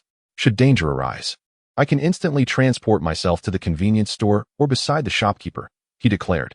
Meanwhile, in the victory team's office, Kamiya and Yatsumi were intently focused on the large screen on the wall, which displayed the battlefield of Ultraman Diga. The moment Tolekiah appeared, Kamiya's expression shifted dramatically. She quickly retrieved her communicator to contact her fellow team members, Mizukata, Horiuchi, guide the surrounding residents into the shelters, keeping them as far from Tolekiah as possible. Rina, Shinsho, assist Diga from above in distracting Tolekiah, but remain cautious of any danger. Understood, came the immediate responses over the communicator, though Dagu's voice was notably absent. Kamiya's gaze remained fixed on the screen, knowing that Diga was Dagu. At this moment, witnessing Diga face Tolekiah alone, her heart was gripped with anxiety. The battle was on the verge of erupting. Yet, it appeared that Yuchun was merely toying with Ultraman Diga. Every attack Diga launched was effortlessly neutralized by Yuchun, who casually kept one hand behind his back, treating Diga as if he were a mere child. Observing this, Diga transformed into his purple speed form, intending to strike Yuchun with blinding speed. Yet, it was evident that his efforts were in vain. Each of his assaults continued to be easily deflected or nullified. "Ultraman Diga, it seems that even in your luminous form, you remain inadequate. Perhaps returning to your dark form would enhance your prowess," Yuchun taunted, seizing an opening to grasp Diga by the throat, lifting him off the ground. "As Dark Diga, your strength would surely ascend to new heights. Perhaps even I, in my current state, would not be your match. Care to test it?" As the scene unfolded, Reba questioned, "What is the spark of Tiga?" With the system's notification resonating in Yuchun's mind, he felt his powers surge once more, reaching a new zenith. Yet, before he could fully appreciate this newfound strength, explosions erupted across several points on his body. Seizing the opportunity, Diga broke free and swiftly distanced himself from Yuchun. The fiend, too, soared overhead. The earlier explosions were the result of its attacks. However, these assaults bore little consequence for Yuchun. Upon witnessing Diga's escape, both Rina and Shinsho aboard Fiend 2 wore expressions of exhilaration. "Excellent. Diga is free. Now it is our turn to retaliate," Shinsho proclaimed, his fists clenched in excitement. Rina, seated at the controls, remained grave, her concern for Diga's safety overshadowing her elation. Do not lose focus. Tolekiah remains unscathed. Understood, Shinsho replied. We shall await the opportune moment to utilize the Texas beam. Got it. The Texas beam, as Shinsho referred to it, was the formidable cannon situated in the center of the Fian II, capable of unleashing plasma energy powerful enough to obliterate Gakuma with a single shot. Diga, seizing the moment, transformed into his red power form, his physique appearing more robust. He soon engaged in combat with Yuchun. Yet, it was evident that Yuchun remained in control, playfully mocking Diga as he dodged his attacks with ease. Impressive power. With a bit more effort, you might even be able to inflict some pain on me. But alas, you are far too slow. With your speed, can you even strike a target? Yuchun taunted, his words inciting fury in Diga, who was within Diga. At that moment, Yuchun glanced to the side, noticing that the Fian II's cannon had locked onto him, its energy fully charged. In response, Yuchun swiftly pulled Diga in front of him. As the Texas beam was unleashed, it collided with Diga, resulting in a tremendous explosion. At the moment of impact, Diga emitted a cry of pain, and his form dissipated into particles of light. Meanwhile, Diga, in his human form, lay unconscious amidst the debris of the ravaged ground. On board the Fian II, Rina and Shinsho watched in horror as their beam struck Diga, scattering him into nothingness. Their faces turned pale at the realization. Yuchun cast a glance at the unconscious Diga on the ground, shaking his head in disappointment. Digu's strength had yet to rise. He was still inadequate in harnessing the full power of Diga's form. In the next instant, Yuchun's form also disintegrated into light particles, vanishing from Fian II's view. His appearance had been solely for amusement, mimicking actions previously undertaken by Tolekiah to see if he could enhance his performance metrics. Whether or not he succeeded mattered little. He had obtained what he desired, and with Diga's disappearance, his interest waned. From a distance, Reba sighed in relief as he observed the colossal form of Tolekiah vanish. Goodness! Diga suffered tremendously, truly resembling a child being toyed with by Tolekiah. Reba's remark elicited a flurry of agreement in the live stream. Isn't that the truth? The disparity in strength is staggering. How can we possibly contend with such might? Is this world doomed? While the world was not doomed. It seemed that Tolekiah was merely fond of toying with the Ultramen, showing little interest in the destruction of this world. The term toying is quite apt. Regardless, as long as Reba remained unharmed, all was well. Reba, check your streaming progress after this broadcast. Upon seeing someone mention the streaming progress, Reba realized and glanced at the metrics. The streaming progress had reached 13%. A flicker of joy crossed Reba's eyes at this revelation. I must return to the convenience store. With that, Reba's figure vanished from the spot, utilizing pinpoint teleportation to return to the store. However, just as Reba reappeared, he was taken aback. Reba widened her eyes as she stared at Yuchun, who was no more than 10 centimeters away from her. Yuchun, in turn, looked utterly bewildered at Reba. He had merely intended to reach for a snack from the shelf when, all of a sudden, Reba, a living person of considerable size, appeared before him. Boss, what are you trying to do? Yuchun exclaimed, taken aback. Hearing this, he was momentarily stunned. Goodness, shouldn't that be my question for you? Realizing the absurdity of the situation, Reba blushed and quickly ducked behind the cash register. Boss, you didn't see anything.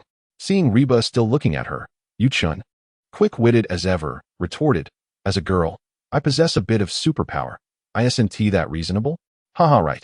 Yuchun nodded in acknowledgement, secretly aware of Reba's ability all along, while Reba remained oblivious to his knowledge. Not wishing to delve further into the matter, he collected some snacks from the shelf, exchanged a few words with Reba, and turned to leave. Once Yuchun's figure disappeared from the small shop's entrance, Reba let out a sigh of relief. That was close. I almost got discovered by the boss. As soon as she uttered this, a barrage of question marks flooded the live stream. Wait, Reba, are you sure the boss didn't notice? That was quite the teleportation. The explanation was indeed quite hardcore and utterly reasonable, prompting laughter from the viewers. The reaction of the boss upon hearing Reba's explanation was simply hilarious. The chat room erupted with joy, playfully riffing on Reba's words. Rolling her eyes at the stream's banter, Reba attempted to ignore it. However, her gaze fell upon 3 keychain-like objects beneath the cash register, and a flicker of surprise crossed her eyes. She also noted a technologically advanced wristband beside the keychains, which seemed not to belong to this era. She distinctly remembered that these items were not present when she left. Did the boss place these here? Curiously, Reba picked up the 3 keychains for inspection. Each bore the visage of Ultraman. Frowning slightly, she felt an uneasy familiarity with the designs, as if she had seen them before. After pondering for a while, it dawned on her. These were the 3 Ultramen that Tolekiah had effortlessly defeated. How did these end up here? As she grasped the wristband, it suddenly emitted a blinding light. Instinctively, Reba shielded her eyes. Once the brightness faded, she lowered her hand, only to find that the wristband had automatically fastened itself onto her wrist. The 3 keychains lay undisturbed. Stunned, Reba gazed at the wristband in disbelief. What on earth is happening? At that moment, Yu-chan, who had been leisurely strolling, seemed to sense something amiss. He turned slightly towards the small shop, his eyes widening in surprise. He then walked back to the shop, where he found Reba, dazed as she stared at the wristband on her arm. Upon seeing the wristband, Yu-chan was genuinely taken aback. He recognized it well. It was the Tiga spark. In the original story, Tolekiah had created this item, which also served as Tiga's transformation device. Yu-chan's gaze shifted, catching sight of the 3 keychains resting quietly below the computer. The representations of Tiga, Fuma, and Titus were unmistakable. Goodness, how is it that these 3 were defeated by me and have reassembled so quickly? In the original tale, it took 12 years for Tiga and his companions to regroup after their defeat by Tolekiah. Yet here, after he had also dispatched them, they had reformed in no time. Yu-chan gazed at the Tiga spark adorning Reba's wrist, incredulously noting that it had chosen her as their human form. Absurd. Hey boss, you're back. Reba greeted Yu-chan with surprise, raising the Tiga spark in her hand. Did you leave this behind in the store? Yu-chan looked at her and chuckled, imagining the fun they might have with Tiga and his companions choosing Reba as their human form. Not mine. Perhaps this item belongs to you. It seems they chose you. Really? Reba blinked in disbelief, glancing at the Tiga spark on her wrist. Do you know what this is? I'm not sure, Yu-chan replied with a smile. But it seems to be of advanced technology, likely quite valuable. At the mention of value, Reba's eyes sparkled with excitement. Really? How much could it be worth? Seeing her reaction, Yu-chan found her enthusiasm amusing. It should fetch a handsome price, but it would need to attract the interest of collectors. Would you like me to inquire if anyone is interested? Really? Thank you, boss. Reba exclaimed, her excitement palpable. Yu-chan waved his hand dismissively. No need for thanks. He then mentioned he would ask around among the collectors and left the shop. Meanwhile, in the bakery next door, Nanshizi's establishment was relatively empty, allowing Dong Guangteru, Baitic Xingzi, and Nanshizi to engage in a discussion. Dong Guangteru, brother, you. Baitic Xingzi chuckled. I'm merely unable to transform. It's not the end of the world. Upon hearing this, Dong Guangteru couldn't contain himself. But to gather Tiga's light particles, you expended the last of your energy. If a monster appears while I'm away, not to worry, Baitic Xingzi reassured him. As long as Tiga and the others are fine, that's what matters. I'm just an ordinary person now, without any means to replenish my light energy. Even if I conserve it, it will eventually run out. But Tiga and his companions are still young, and their strength is rapidly growing. Delaying this could set them back significantly. I'd rather sacrifice my remaining energy for their benefit. It's worth it. Dong Guangteru sighed heavily, feeling a sense of helplessness. Brother, I will find a way to restore your light energy. Baitic Xingzi brushed aside his brother's concerns with a smile. So, have you chosen the human forms for Tiga and the others? At this topic, a subtle smile graced Dong Guangteru's face as he glanced at Nanshizi. Yes, I have. The person was recommended by my sister-in-law. She is truly a remarkable child. Oh, Baitic Xingzi raised an eyebrow, intrigued. Who is it? Nanshizi gently nudged Baitic Xingzi, exclaiming, it's Ms. Reba from the convenience store next door. Baitic Xingzi was momentarily taken aback. What are you talking about? You want to recommend a girl to our nephew as a human vessel? Although he thought Ms. Reba was a good person, she often came to their bakery to help Nanshizi. He still found it peculiar for their nephew to choose a girl as a human vessel. Dong Guangteru chuckled. It's nothing to worry about. I've noticed that whenever a monster appears, Ms. Reba is always among the first to arrive at the scene. I believe she wants to contribute in the fight against the monsters. Entrusting Tiga to her should be just fine. Upon hearing this, Nanshizi smiled at the thought of Reba's face. Though Reba had only recently moved in, they had already become inseparable friends, or so Nanshizi believed. She thought that such a brave girl would surely stand up against those monsters if she possessed power. After Dong Guangteru's comment, Baitic Xingzi nodded in understanding. I see. It's remarkable to find such a courageous girl. It would be a good opportunity to get to know her. Beidou Xingxi, of course, had seen Reba before, as she had visited their bakery numerous times. However, he had always been busy in the kitchen and hadn't had much interaction with her. Nong Shizi gently said, "No problem. Once Ms. Reba finishes work, I'll bring her over for you to meet. She is a lively and spirited girl. I even feel like adopting her as my goddaughter." Beidou Xingxi laughed in response. "Is that so? In that case, let us invite her over to taste our bread after she finishes work. If she agrees, accepting her as a goddaughter would be a splendid choice." Meanwhile, Reba was still seated at the cash register in the convenience store, her eyes fixated on the Tiga spark on her wrist. She interacted with her fans in the live stream, encouraging them to guess what it was. Chapter 37. The chaos of the Ultraman's circle. Time flew by, and soon night fell, marking the end of Reba's workday. Just as she was about to bid farewell to her fans in the live stream, a series of knocks interrupted her. She instinctively looked up toward the door, where Nong Shizi stood with a beaming smile. Seeing Reba's gaze, Nong Shizi approached her. "Hey Reba, do you have a moment?" "Huh?" Reba was taken aback, unsure of why Nong Shizi was asking, but she nodded nonetheless. "I just finished work. Do you need something, Sister Nong Shizi?" Nong Shizi's smile broadened. "Come with me. I have some leftover bread in the shop that we can enjoy together." As she spoke, her eyes glanced at the Tiga spark on Reba's wrist, a look of satisfaction gracing her features. Reba hesitated, raising her hands in protest. "Oh no, I can't. I haven't been paid yet." "Don't say that. It's free." Nong Shizi interrupted. "If we don't eat the leftover bread today, it can't be sold tomorrow. We can't finish it all, so I thought of inviting you to join us." "Thank you so much, Sister Nong Shizi." Reba, unable to refuse, agreed, especially since she genuinely enjoyed the delicious bread. Seeing Reba nod, Nong Shizi smiled and took her hand, leading her out of the convenience store. After closing the shop, Reba and Nong Shizi entered the bakery next door. At that moment, Beidou Xingxi and Dongguang Taro were grinning as they brought 2 plates of assorted bread to the table in front of Reba and Nong Shizi. Both of them noticed the Tiga spark on Reba's wrist, and their smiles widened even more. They exchanged glances, realizing that Reba also had an affinity for the Tiga spark, which would likely facilitate their upcoming conversation. The night swiftly passed. The next morning, Reba arrived early at the convenience store, ready to open for business. The Tiga spark still adorned her wrist.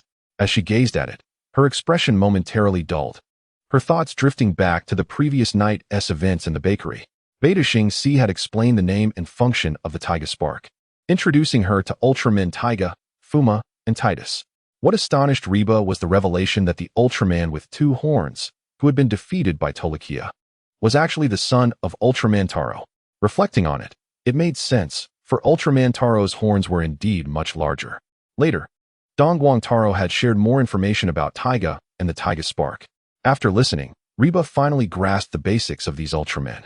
Her livestream audience had also absorbed the information, learning that Tolekiah and Taro were once close friends, one being the captain of the Cosmic Patrol and the other a scientific genius.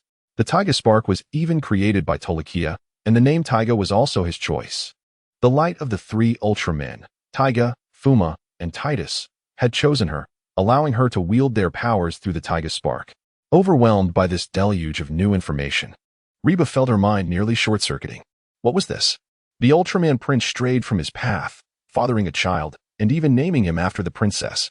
The princess, in fury, fled, while the prince pursued them across the universe, only to provoke the princess into a fit of rage, resulting in the child's tragic demise. Reba shuddered at these thoughts, feeling a chill run down her spine. The world of Ultraman was indeed chaotic. Coming back to her senses, she looked at the Tiga spark on her wrist, feeling a sense of dread. What if Tolekiah discovered she could transform into Ultraman Tiga? Would he eliminate her without hesitation? To her, the Tiga spark was not a source of life-saving power. It felt more like a death sentence. She dared not use it to transform into Ultraman Tiga. Just the night before, Beidou Xingxi and Nong Shizi had even considered adopting her as their goddaughter. Upon receiving such an overwhelming amount of information, she had been momentarily stunned and had wisely chosen to consider the offer instead of accepting it outright. Reba pondered whether she should consult Yu Chun upon his arrival. She trusted him as a knowledgeable boss who remained calm in crises and might offer her valuable advice. "Forget it. I say, just ally with Tolekiah." A voice echoed from above. What a ridiculous suggestion. Do you wish for Reba to meet her end sooner? Reba thought about removing the Tiga spark, fearing that if Tolekiah discovered it, her fate would be sealed. Exactly. I should take it off or return it to Dongguang Taro and the others. This thing is dangerous. We should proceed with caution. The fans in the live streaming room were offering suggestions to Reba. After all, continuing to wield the Tiga spark felt akin to having a Damocles sword hanging over her head regarding Tolekiah. For safety's sake, it seemed prudent to refrain from engaging with it. Observing the messages in the chat, Reba found their logic quite compelling. However, she decided to wait for Yu Chen's arrival to seek his counsel and ascertain his perspective. As time ticked away, Yu Chen did not appear at the convenience store. Meanwhile, Reba diligently attended to every customer entering the shop, processing their transactions with utmost responsibility. By the time noon arrived, Yu Chen finally made his entrance into the store. Upon seeing him, Reba's previously bored expression transformed into one of excitement. "Boss, you're here," she exclaimed. Hearing her words, Yu Chen turned towards the cashier, smiling. "What good fortune has befallen you to be so jubilant?" Reba shook her head and replied, "Boss, I was just about to find you to discuss some matters." Yu Chen raised an eyebrow slightly. "What is it?" Reba glanced outside, then decisively stepped out from behind the counter to the entrance, tiptoeing as she lowered the rolling shutter. Once settled beside Yu Chen, she said, "I wish to consult you regarding this item." "This item is called the Tiga Spark," she explained, recounting everything she had heard the previous night from Dongguang Tairang and Beidou Xingzi concerning the Tiga Spark and the relationship between Taro and Tolekiah. Naturally, while discussing the dynamics between Taro and Tolekiah, she embellished with her own interpretations to add depth to their connection. However, as Yu Chen listened, his expression darkened. Chapter 38. Yu Chen, am I an Ultraman? What does it mean? The love-hate relationship between the Ultraman prince and princess. Although he had previously made similar quips, hearing this from Reba felt particularly irksome, especially since he was, at that moment, the very Tolekiah she referenced. Moreover, the notion that Tolekiah killed the son of the mistress, and now that she possessed the Tiga spark, which could transform her into Tiga, raised concerns about whether Tolekiah might silence her. After Reba had finished her lengthy exposition, Yu Chen felt an overwhelming fatigue wash over him, almost tempted to throttle her. Yet, he restrained himself. Casting her an exasperated glance, he opened the freezer and retrieved an ice pop. As he unwrapped it, he inquired, "So, where did you learn that this was called the Tiga Spark?" "From Dongguang Tairang and Beidou Xingzi at the bakery next door," Reba replied without hesitation, selling out the two. "You won't believe it, but Beidou Xingzi is actually Ace Ultraman. However, it seems he can no longer transform and is just an ordinary person now." Yu Chen, ready to indulge in his treat, paused at her revelation. Turning to Reba, he asked, "Beidou Xingzi can't transform anymore?" "Yes." Reba nodded affirmatively, unaware of why Yu Chen was more intrigued by this fact than by the astonishing revelation of Beidou Xingzi's identity.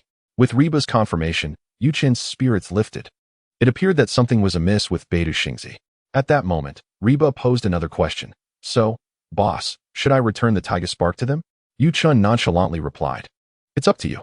As you said, Tolekiah merely has an aversion to Tiga Ultraman, and it doesn't concern you. So, if you wish to keep it, keep it. If you want to return it to Dongguang Tairang, then do that." "Really?" Reba felt uncertain despite Yu Chen's reassurances.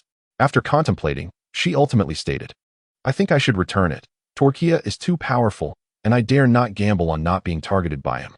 Yu Chen thought to himself that he truly had no interest in pursuing her, and in fact, her becoming Tiga Ultraman might provide him with some amusement. Just then, he heard Reba's voice, tinged with surprise, and turned to see her attempting to remove the Tiga spark from her hand, only to find it unyielding. After several futile attempts, she began to panic. "No way. Does this thing become permanent once worn?" Yu Chen, observing her distress from his seat, was slightly taken aback. Logically, such a situation with Reba should not occur. Hence, only one explanation remained. Tiga was up to something. He did not want to part with Reba, choosing her as his human vessel. Since it can't be removed, you might as well embrace it. Becoming an Ultraman is quite an extraordinary feat, he chuckled. Should any monsters appear near the convenience store, you could transform into Ultraman to protect the shop. Reba was nearly in tears. "But if I become Tiga Ultraman, it will attract Tolekiah," she lamented. "I'm doomed." Yu Chen regarded the near-crying Reba with a sense of amusement, as if his presence alone could quell her fears. "Oh well, if it means less fun, so be it." He beckoned her closer. "Come here, I'll help you take it off." Upon hearing Yuchin's words, Reba looked at him. Can you really remove it, boss? Though she questioned him, she did not hesitate to approach him, extending her left hand. Yuchin observed the Tiga spark on her wrist with a gentle smile.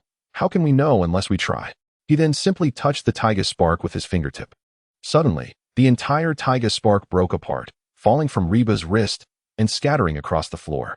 Reba stood in stunned silence, her mind filled with questions. Boss, how did you do that? Yuchin shrugged with a smile, maintaining his calm demeanor. I'm not entirely sure. Perhaps it was a fortunate coincidence that I triggered its mechanism. Is that so? Reba pondered. Absolutely, Yuchin assured her. Reba glanced between Yuchin and the scattered pieces of the Tiga spark on the ground, her head buzzing with confusion. Without allowing her time to process, Yuchin said, Since it's off now, let us take it next door. Oh right.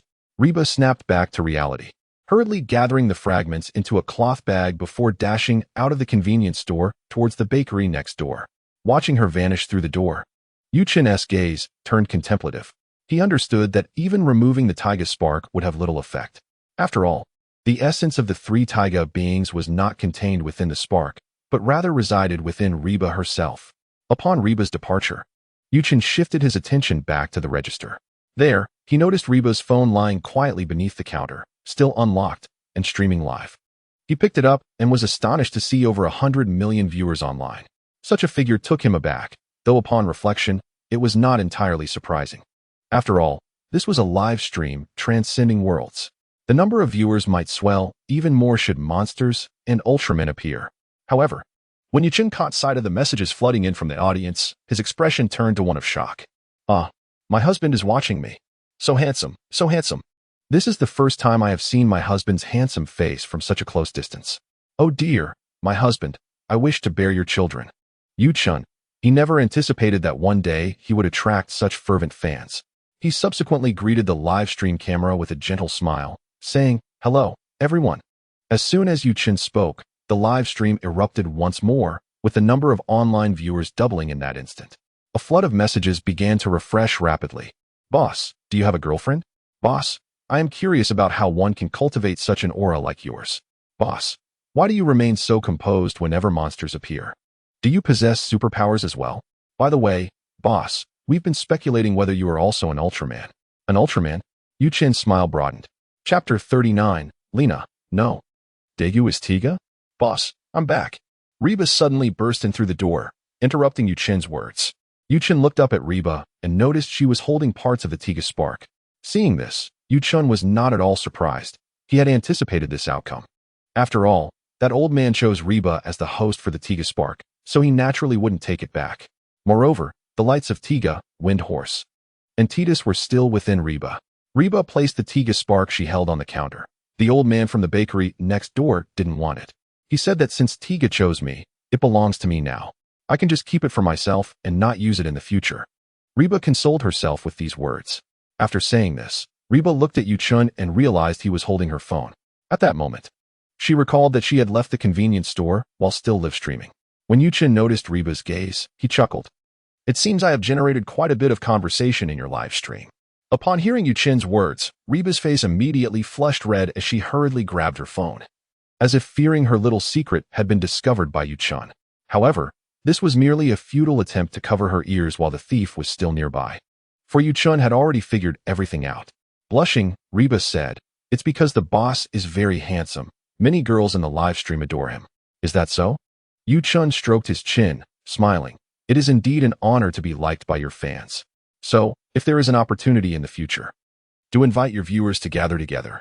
Upon hearing Yuchin's words, Reba's expression froze in place. Gather together? She would like that. But there was an entire universe separating them. Yuchin, is that not possible? If that is the case, then let it be. I was too forward. Oh, no. That is not it. Reba quickly said, regaining her composure. It's mainly that the distance is too far, and... Yuchin, and you haven't figured out what to say, right? Reba. No. Reba's face turned crimson, and Yuchin found it amusing. It was quite enjoyable to tease the employees in his spare time. Seeing Reba like this, Yuchin decided to let her off the hook. All right, you may continue managing the store. I shall take a walk. With that, Yuchin rose and left the convenience store without waiting for Reba's response. Reba glared fiercely at Yuchin's departing figure, nearly grinding her teeth in frustration. She never expected that the seemingly gentlemanly Yu-chan would possess such a mischievous side. Meanwhile, in the live stream, the interaction between Yu-chan and Reba had been captured entirely by the camera. Listening to their conversation, the fans in the live stream were in fits of laughter. Not yet figured it out. Ha ha ha. This year's humor has been claimed by Reba. I had no idea that the boss had such a playful side. It seems we've gotten closer. It's a pity that the boss was about to answer something before being interrupted by Reba. Indeed, that wicked Reba, you sly fox. Observing the comments in the live stream, Reba felt dazed. What was the boss about to answer? What question did you ask the boss? As soon as Reba uttered this, the comments in the live stream began to flood in frantically. Someone asked if the boss is an Ultraman. Yes, the boss was just about to answer, and Reba, you came back at the worst possible moment. My curiosity remains unsatisfied. Reba, you are truly infuriating. Aren't these the key points? Shouldn't the most important question be whether the boss has a girlfriend? I've always believed the boss is extraordinary. Even if he isn't an Ultraman, he at least possesses superpowers. Witnessing the lively discussion in the live stream, Reba finally understood. She then laughed heartily. What is there to be curious about? When the boss returns, I can just ask him for you. Upon hearing Reba's words, the criticisms in the live stream gradually subsided. Reba continued, however, let us be realistic. How could the boss possibly be an Ultraman? There are only a few Ultramen currently, and I am aware of their identities. Tiga is a member of the Diga team, while Taro and Ace are the elderly gentlemen from the bakery next door. The light of those 3 Ultramen defeated by Tolekiah is now within me. So I can say I am essentially those 3 Ultramen. Aside from these, there are no other Ultramen. Reba confidently analyzed to the fans in the live stream. Moreover, I have heard from the elderly gentlemen, Taro and Hoshino, that Ultramen are defenders of justice, warriors who fight to maintain peace in the universe. And they never turn a blind eye to those in need. If the boss were an Ultraman, he would have transformed already when the monsters and Tolekiah appeared. Reba's analysis was not without merit. At least a significant portion of the audience in the live stream found it reasonable. However, some still speculated that the boss might not be an Ultraman, but perhaps an alien, or even believed he was Tolekiah himself. Yet, this latter comment was immediately met with backlash from other fans. In their eyes, while the boss might have a playful side, he was overall a gentle and gentlemanly person. Certainly not someone akin to the wicked Tolekiah. The possibility of him being an alien seemed more plausible, such as an extraterrestrial traveler exploring other planets in the universe. Just as Reba finished analyzing Yu-chan's identity, a crisp voice rang out from the entrance. Are you referring to Daegu, the member of the victory team? Indeed. Reba instinctively replied, then lifted her gaze towards the entrance, her expression freezing in shock. For she saw Lena, a member of the victory team, standing there, looking at her with a slightly furrowed brow. Reba, Lena had not anticipated that while merely patrolling, she would overhear matters concerning Daegu. Recognizing this cashier from the convenience store, who had previously appeared on Geelong Island, Lena contemplated and decided to inquire further. What evidence do you have? Lena entered the convenience store, frowning as she addressed Reba at the counter. In truth, she did not genuinely believe that Daegu was Ultraman Tiga, especially since Daegu was an immensely significant person to her. Upon hearing someone assert that Daegu was Ultraman Tiga, her instinctive reaction was disbelief. Yet, even if it were merely a rumor, she felt compelled to ascertain the truth. After all, it was her duty, and she was genuinely curious as to why Ms. Reba would claim that Daegu was Tiga. Reba pointed to herself, exclaiming, I saw it. Upon hearing this, Lena was momentarily taken aback, her mind struggling to process the information. Observing Lena's reaction, Reba continued, You know I often appear wherever Tiga and the monsters manifest, solely to capture photographs of Ultraman Tiga. Lena was indeed aware of this. Previously, the victory team had even suspected Reba of being the mastermind behind the monster appearances, leading to her being apprehended and interrogated. Lena did not respond to Reba's statement, but instead fixed her gaze on her, awaiting further elaboration. Reba recounted, Once, Ultraman Tiga saved me, and I witnessed him transform into his human form, which is Daegu. However, he was injured at the time and fainted after reverting to his human shape. It was your victory team that came to carry him away. Hearing Reba's well-founded claim unsettled Lena. Really? Reba nodded affirmatively. Of course, why would I lie to you? By the way, did you all not know that Daegu is Ultraman Tiga? Lena glanced at Reba, then bowed slightly before turning and departing without looking back. Reba stared at Lena's swiftly retreating figure, bewildered by the sudden change in demeanor. Was there an urgent matter? But she dismissed it and resumed interacting with her fans in the livestream. In the absence of monstrous disturbances, Reba spent her time serving customers and engaging with her audience, watching variety shows or chatting with fans during quieter moments. Outside the small shop, after exiting, Lena contemplated her next move and retrieved her communicator to contact Diga. Moments later, Diga's sunny visage appeared on the screen. Lena, what's the matter? Have you discovered something? Gazing at Diga's cheerful smile, Lena inhaled deeply. Still grappling with disbelief regarding his identity as Tiga, she then said, Diga, could you come over? I would like to ask you some questions. Upon hearing Lena's request, Diga's expression momentarily faltered, but he quickly regained his smile and nodded. Sure, I just finished my patrol. Give me a moment. I'll be right there. Lena glanced around before deciding to wait at the nearby Nanshiko bakery. I'll be at Nanshiko bakery, she informed him. No problem. I'll arrive in half an hour. With that, they ended the call, and Lena, burdened by her thoughts, entered the bakery. Meanwhile, in the cosmos, a small spacecraft was rapidly approaching Earth. At its current velocity, it would reach the planet in approximately a day. At that moment, Yu-chun, transformed into Tolekiah, stood atop a massive rock, preparing to unleash some monsters to entertain Tiga on Earth. Just as he was about to release the creatures, he sensed a surge of energy emanating from afar. Turning to investigate the source of the energy wave, he spotted a small spacecraft speeding through space. Oh, an intriguing tool has arrived. Upon sighting the spacecraft, Yu-chun discreetly retrieved a monster energy ring. With a distant entity approaching, he saw no reason to waste his own resources. Soon, Yu-chun positioned himself in the spacecraft's path, intending to halt its progress. However, he soon realized that the pilot of the spacecraft seemed reckless, showing no intent to stop and aiming to ram directly into him. It was Yu-chun's first encounter with such a brazen alien. He casually unleashed a beam of energy. The azure light interspersed with white lightning, which instantaneously obliterated the spacecraft, reducing it to fragments. Many of the aliens aboard were annihilated in the process.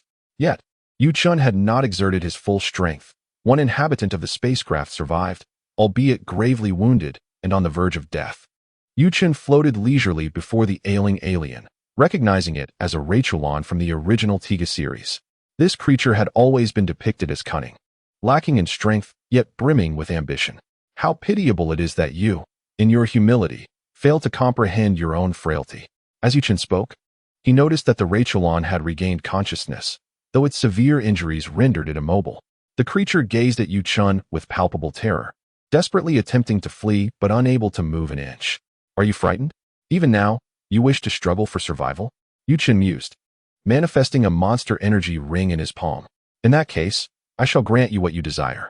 However, you must first fulfill a task for me. Time passed swiftly, and evening fell as the sun dipped below the horizon. Upon returning to the small shop, Yu-chun was greeted by a bustling crowd. Reba was busy attending to customers. Once she finished serving, she noticed Yu-chun standing nearby. Boss, Reba exclaimed, her face lighting up with joy. Yu-chun smiled and nodded. It seems you had quite a few customers today. Not really. Since we moved here, we have had this many customers daily.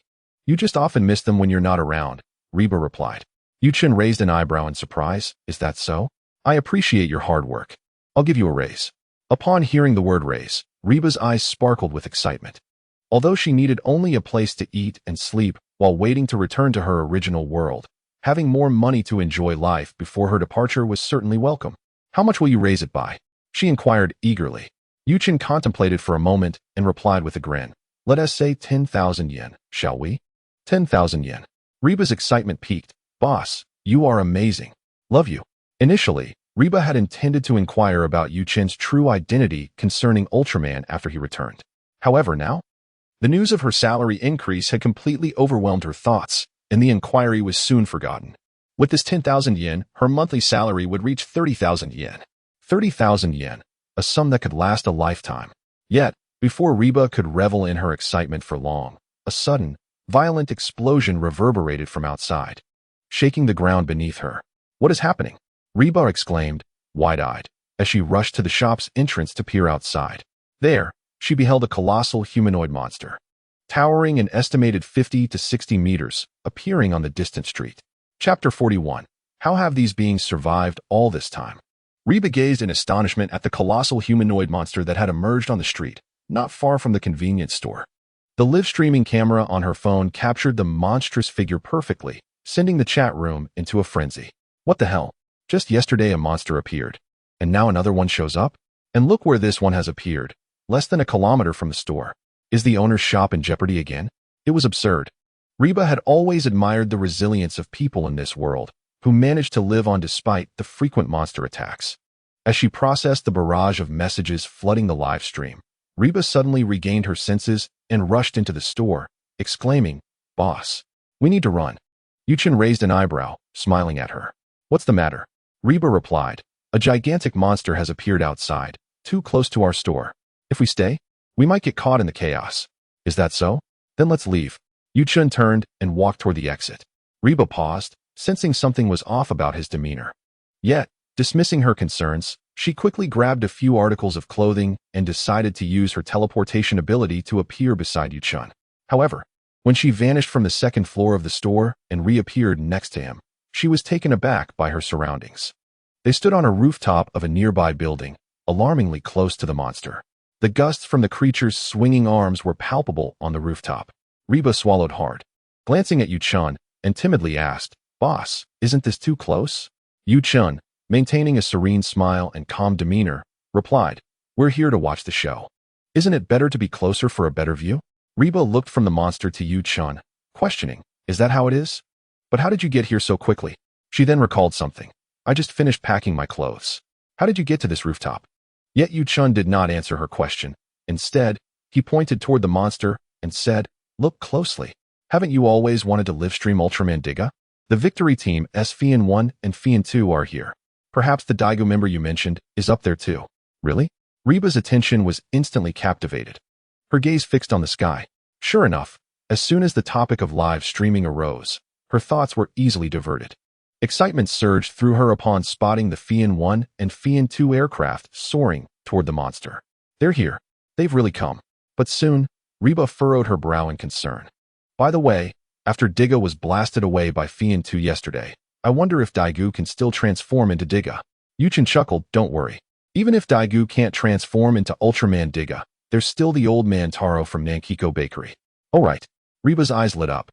She had unconsciously overlooked Taro since Taru had not appeared in quite some time. At that moment, Yuchen turned and headed toward the entrance of the rooftop. Reba instinctively asked, "Where are you going, boss?"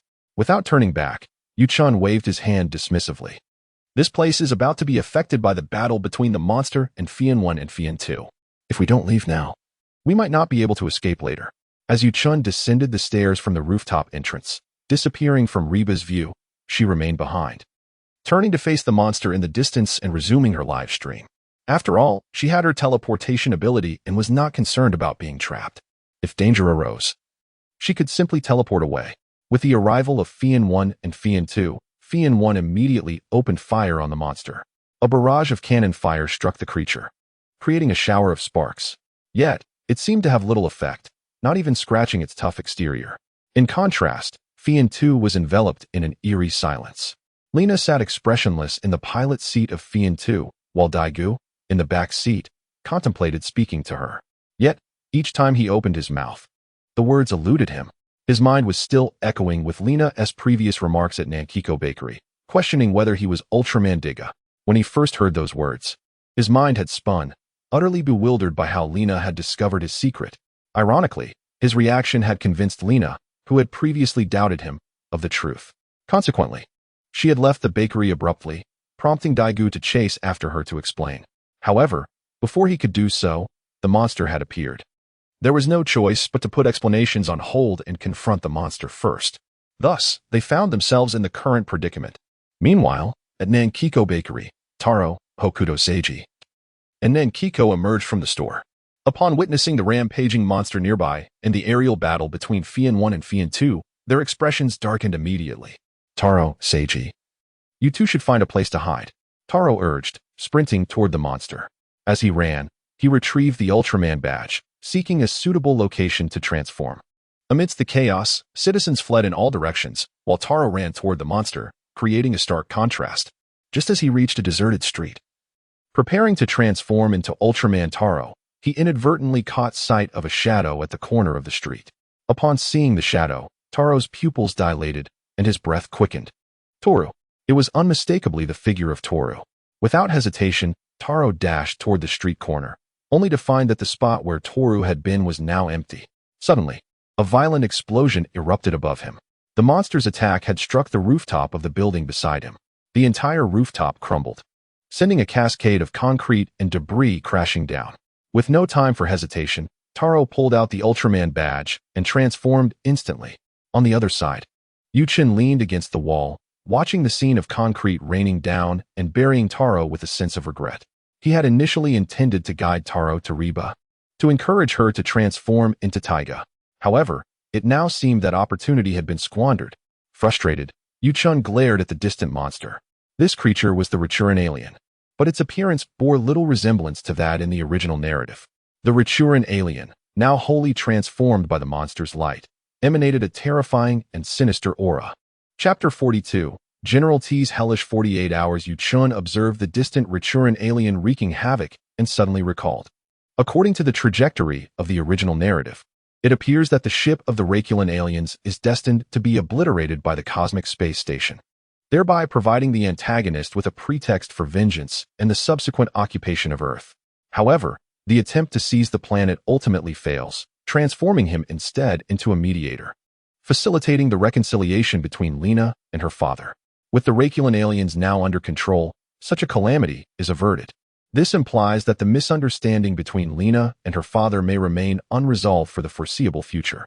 As Yuchun contemplated this, he retrieved an ice pop from his pocket, unwrapped it, and turned to depart. Suddenly, a dazzling light erupted from beneath a massive pile of concrete debris. The ground began to tremble, and the concrete blocks were catapulted into the air, revealing a crimson figure that swiftly ascended into the sky. Upon landing, the impact shattered the concrete pavement, sending tremors through the earth and scattering dirt in all directions. Enter Taro Ultraman. Without hesitation, Taro charged towards the Rakulan aliens. The aliens, sensing Taro's approach, counterattacked. Above, the Fian 1 and Fian 2 provided support for Taro, launching a barrage of fire to hinder the Rakulan aliens. Yet, after a brief exchange, Fian 1 was struck by the aliens, spiraling downwards amidst a plume of smoke. The pilot, Shinsheng, succumbed to unconsciousness from the earlier assault. Noticing that the pilot had failed to escape the aircraft, Taro immediately broke away from the Rakulan aliens and sprinted towards Fian 1, intent on rescuing the downed craft. If it continued its descent, it would surely result in catastrophe. However, before Taro could make significant progress, a Rakulan alien lunged at him, delivering a powerful kick that sent Taro sprawling. The force of the blow was formidable, causing Taro to slide across the ground for some distance before finally coming to a halt. In pain, Taro curled up on the ground, chastising himself for having been caught off guard by the alien's ambush. Meanwhile, aboard Fian 2, Lena and Dagu's expressions turned grave. Diga yearned to transform and rescue Shinsheng, but as he instinctively reached for his shining rod, he glanced at Lena, his motion freezing in place. Recognizing that silence was no longer an option, Lena spoke up. Transform and save the team member. With that, she closed her eyes. In truth, she was not upset with Dagu for concealing his identity as Diga, but rather felt uncertain about how to face him, coupled with concern for his well-being. She believed it was too burdensome for someone as gentle as Dagu to bear the weight of saving the world and protecting the earth. She wished to share this burden with him, yet felt her own insignificance rendered her ineffective. Upon hearing Lena's words, Dagu silently nodded, then withdrew his shining rod and transformed. A brilliant light emanated from the rod, enveloping the interior of Fian 2 entirely. When the radiance dissipated, Diga's form emerged, swiftly heading towards Fian 1 to gently place it on a nearby patch of ground. On the rooftop, Reba, witnessing the arrival of Diga Ultraman, immediately directed her phone's live stream towards him, excitement radiating from her. He's here. He's here. I thought Diga had been defeated. The audience in the live stream buzzed with renewed fervor. One might ponder, how could Diga, previously reduced to particles of light, still transform?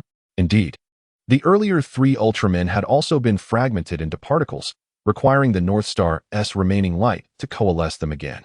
Perhaps Diga possesses greater strength than the others? This remains uncertain, Yet Diga's presence is undoubtedly a fortuitous turn of events. Indeed, this development allows Reba to continue advancing her live stream, relieving her of fears of being trapped in this world indefinitely. However, one might question whether Reba is positioned too close to the battlefield between the monster and Taro Ultraman. Reba, glancing at the comments from her fans, chuckled, "No worries, if danger arises, I can teleport." Armed with this ability, she felt emboldened, facing the live stream without trepidation. Back at the battle scene, the Raculan aliens, already outmatched by Taro Ultraman, were further overwhelmed by Diga's arrival. The aliens, whose capabilities were already mediocre, resorted to underhanded tactics and ambushes. Despite their enhancements from the monster's light ring, their strength remained lackluster. After enduring a relentless onslaught from Taro and Diga for a couple of minutes, the Raculan aliens finally succumbed, begging for mercy. While pleading, the Raculan aliens glanced around and noticed a fallen concrete pillar nearby. Seizing the opportunity to retaliate when Taro and Diga let their guard down, they plotted their counterattack. However, as they formulated their scheme, a blinding light suddenly emerged before them. The alien looked up just in time to see a beam striking its face. In an instant, the Raculan alien exploded, debris scattering in every direction. Taro retracted his hand from the now dissipating beam, and Diga, witnessing the scene, appeared momentarily stunned. Taro admonished Diga, "The enemy is cunning. Do not let their fade lull you into complacency." Upon hearing Taro's words, Diga snapped back to reality and nodded in acknowledgement. With Diga's assent, Taro transformed into particles of light and vanished. Diga observed the spot where Taro had been, then turned his gaze to the flying Fian-2. Inside, Lena glanced at Diga before piloting the aircraft away. The situation was resolved, and she needed to report on the incident. As for Daegu, Lena had already realized that he was Diga, so she felt no concern for him. Watching Lena depart in Fian-2, Diga then soared into the sky, disappearing among the clouds. Meanwhile, on the rooftop, Reba gazed at the vanishing Diga, her expression one of lingering anticipation. The progress of her live stream had only increased by 2%. Reba sighed, wishing Diga could have stayed longer to boost her progress more significantly. With the recent increase, her total now reached 15%. To attain the special reward at 20%, she would need at least 2 more live streams, given the current pace. Yet, Diga had indeed been through quite a bit lately. Just yesterday, he had vanquished a monster, engaged in a battle with Tolekiah, and today he was thrust back into combat without respite. Reba mused that it would be ideal if monsters ceased to appear. That way, she could accompany Daegu on his patrols and stream their adventures together. If Yu-chun were present to hear her thoughts, he would likely find amusement in her musings, as they would remind him of a certain general's harrowing 48 hours in hell. Tiga battles relentlessly from dawn until dusk, continuing his fight into the night and resuming again at first light. Such relentless vigor is the hallmark of a true champion, one that even Brother Zheng would find difficult to comprehend.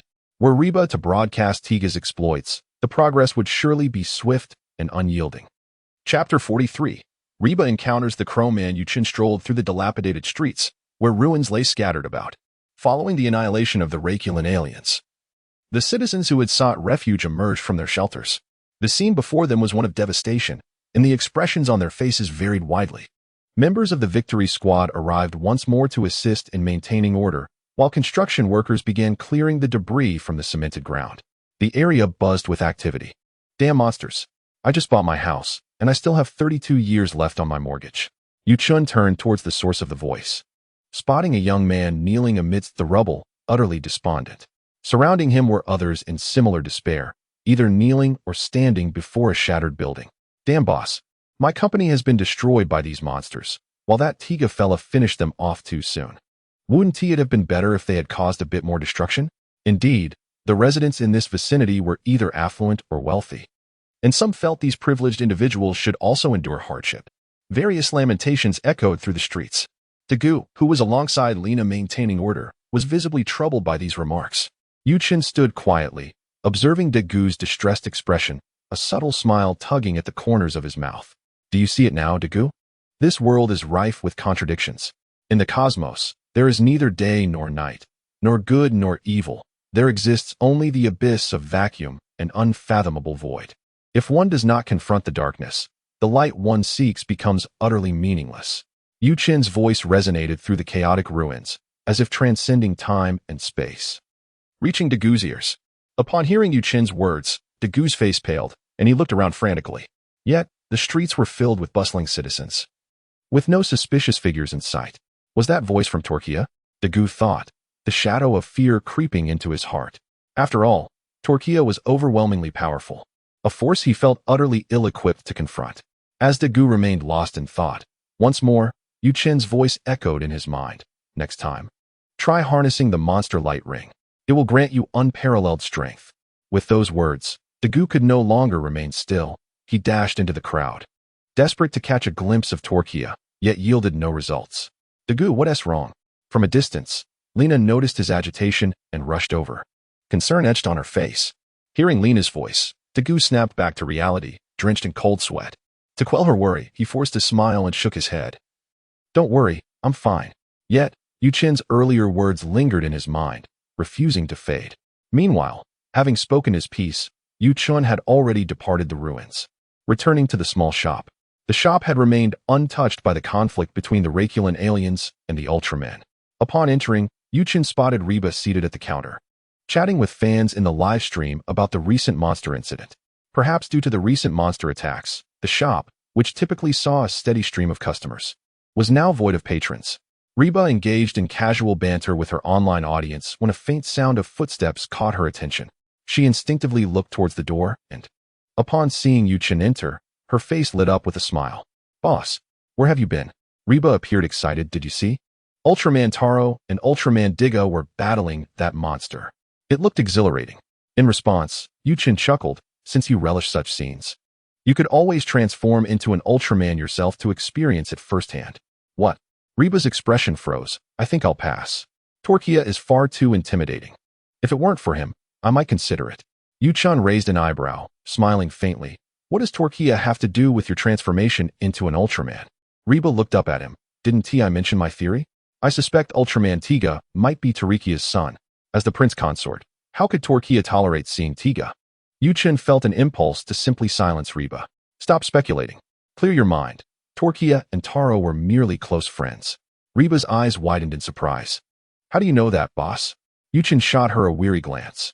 Mind the shop. With that, he turned and left the small store. As night fell, the noise from the day's construction gradually subsided. By 2 or 3 in the morning, the streets were eerily silent, devoid of any signs of life. Reba, unable to sleep, lay on her bed, fiddling with the components of the Tiga spark. They were easy to assemble, and she had grasped the concept quickly. Yet she hesitated to complete the assembly. Though transforming into Tiga or Fuma Ultraman might offer her some means of protection, the thought of Tolekiah still frightened her.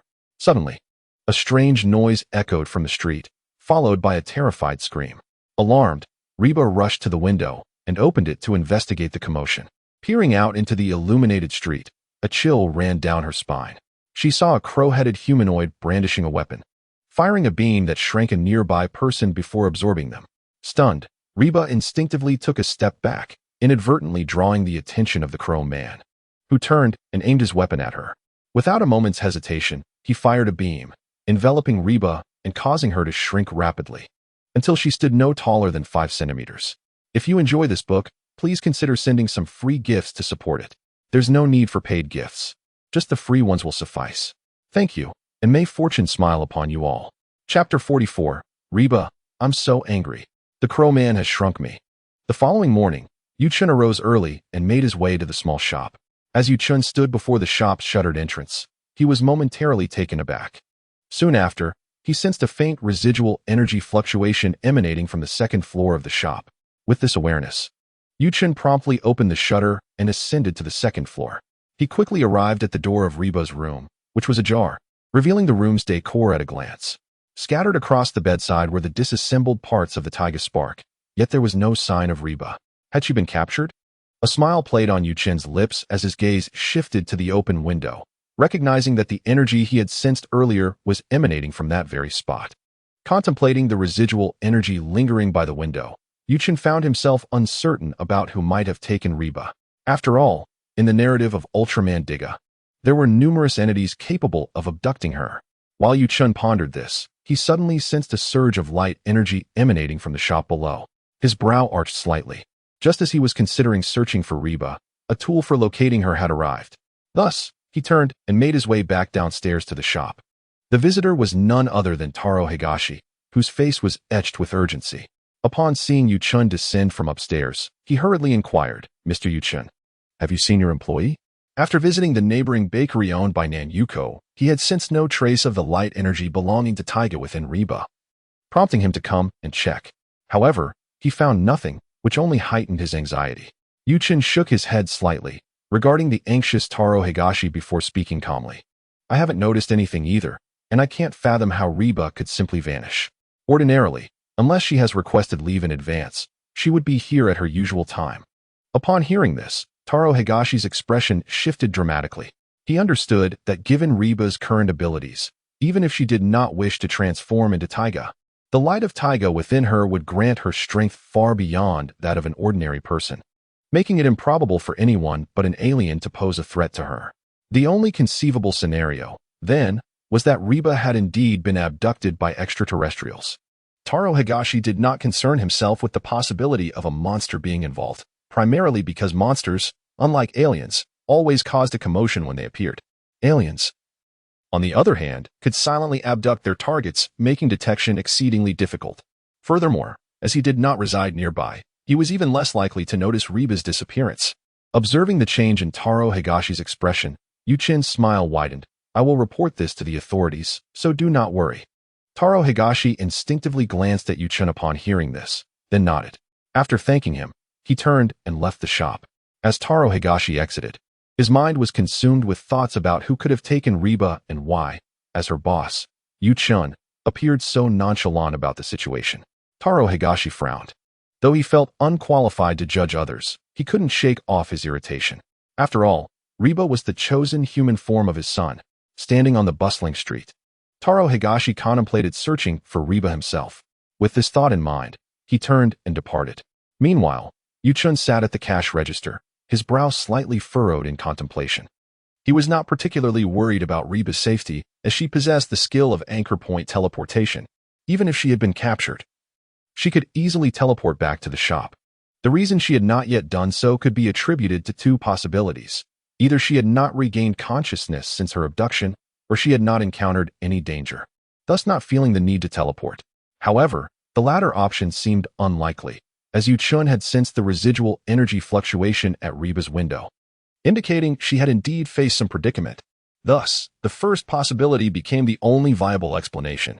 Deciding to remain indoors for the day, Yu-chun figured it would be a suitable opportunity to serve as a cashier, especially since there were no pressing matters at hand.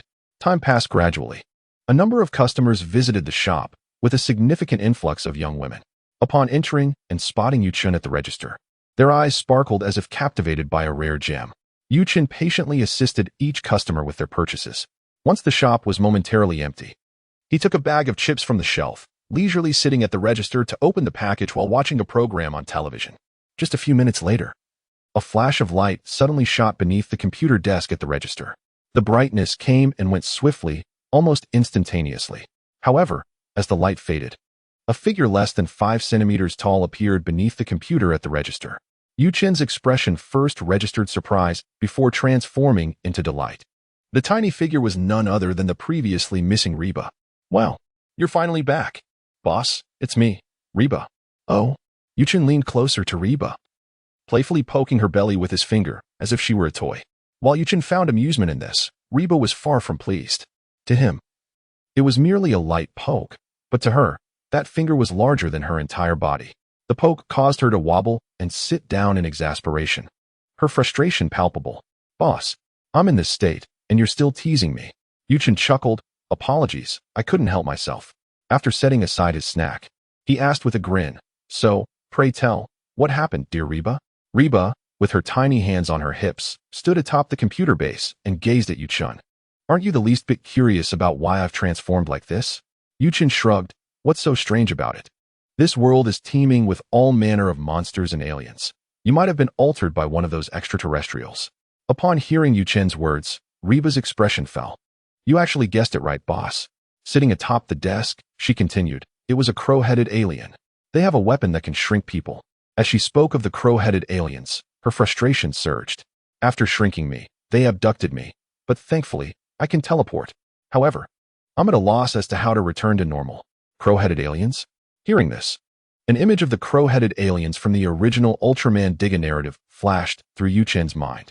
He had previously speculated whether they were involved, but had only been uncertain at the time. Little did he know that the crow-headed aliens had already begun abducting people on Earth. Yu-Chen stroked his chin, contemplating how he might leverage this incident involving the crow-headed aliens to enhance his own standing. Chapter 45. What a formidable hand. The crow-headed aliens, known as the Lebekins, were portrayed rather poorly in the original narrative, lacking the ability to grow to gigantic proportions like the Tregear rodents or the Retulants. In the original work, the Crow Man stands just over 2 meters tall, wielding only a weapon capable of shrinking humans. After Victory Team discovers their hideout, he even contemplates fleeing in a spaceship with captured humans.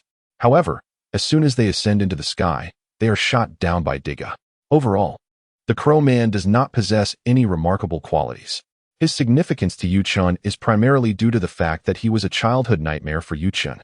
After a moment of contemplation, Yu-Chen ultimately abandoned the idea of taking any action against the Crow Man. At that moment, a small Hotba sat on the counter, wearing a sorrowful expression. "Boss, do you think I can return to my original size?" The sound of Hotba's voice pulled Yu-Chen back to reality, and he turned to look at the tiny creature. With a gentle smile, he nodded. "Since it was that Crow Man who shrank you with his gun, they must have a device to restore you to your original size. Go and seek it out." Saying this, Yu-Chen stood up, intending to head to the Crow Man's hideout. Although Yu-Chen initially had no intention of causing trouble for the Crow Man, he felt compelled to confront him as a means of settling his childhood fears. When Yu-Chen had watched the episode featuring the Crow Man as a child, he had indeed been greatly frightened. However, upon hearing Yu-Chen's words, Hotba stood up abruptly, her eyes wide with shock.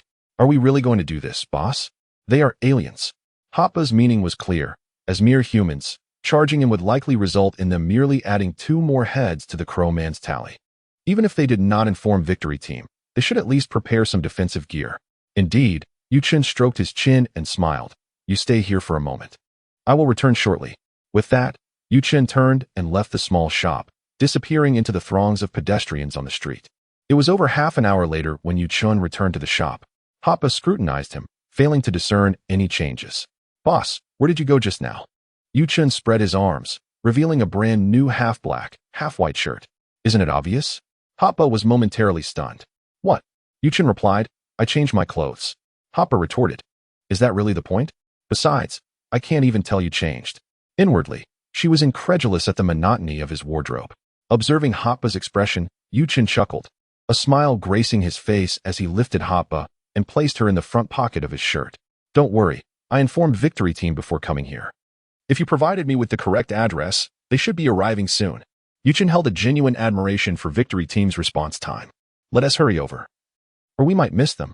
Hotba paused, instinctively asking, "What happens if we miss them?" Yu-Chen replied, "If we miss them, you will forever remain this tiny." Hearing this, Hotba's face paled. She was genuinely frightened. Satisfied by Hotba's stunned expression, Yu-Chen laughed and departed the shop with a spring in his step, heading toward Hotba's indicated location. The Crow Man's hideout was not far from the shop. Even at a brisk pace, it would only take a little over half an hour to arrive. Upon reaching the abandoned factory, Yu-Chen noticed several Sherlock vehicles belonging to Victory Team parked outside. Observing the vehicles, Yu-Chen smiled lightly.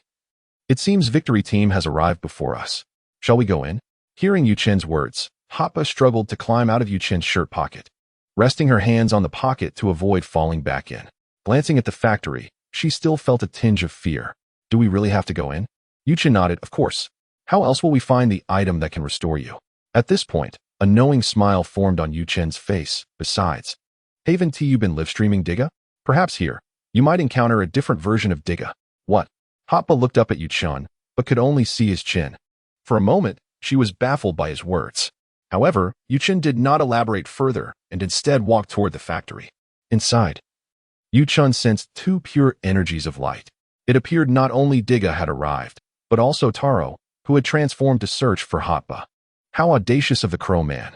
As they approached the factory, Hotba quickly took out her phone. When she was shrunk by the Crow Man the previous night, her phone had shrunk along with her. Observing Hotba as she operated her phone, opening the livestream interface, Yu-Chen found it peculiar. After all, A being less than 5 centimeters tall wielding an even tinier phone was quite the sight. Once Hoppa commenced her live stream, a wave of fans flooded into the chat. Hoppa, why are you so unenthusiastic about your live stream today? It's already late. Exactly. Hoppa, you seem to be slacking. As soon as the live stream began, the chat erupted with playful jabs at Hoppa's enthusiasm. However, it wasn't long before viewers noticed their surroundings and began to inquire, Hoppa, where are you? Why are you so high up? Be careful not to fall. Upon reading this message, Hoppa's face darkened. Where was she high up? She was clearly nestled in Yuchen's shirt pocket. Fuming, she thought, this audience is impossible to manage. Hoppa chose not to respond to the fans' questions and instead turned to Yuchen. Boss, could you please set me down? Yuchen looked down at her. Are you sure? Hoppa nodded. It wasn't that she didn't want to stay with Yuchen. It was merely that she intended to find out if she could live stream Diga. The places she needed to go would undoubtedly be perilous, and while she could teleport, Yuchen could not, making it far too dangerous for him to accompany her. Moreover, being confined to Yuchen's pocket felt quite peculiar. All right then, Yuchen gently nodded and took Hoppa out of his pocket. Although this was a perfectly ordinary occurrence. When captured by the livestream camera, the viewers erupted with excitement. What is happening? That is a huge hand. Has the boss turned into a giant? Look, look. I told you the boss was extraordinary. No way. The boss is clearly not pretending anymore, right? Wait, did you not notice? Look at the surroundings. The boss hasn't grown. Hoppa has been shrunk.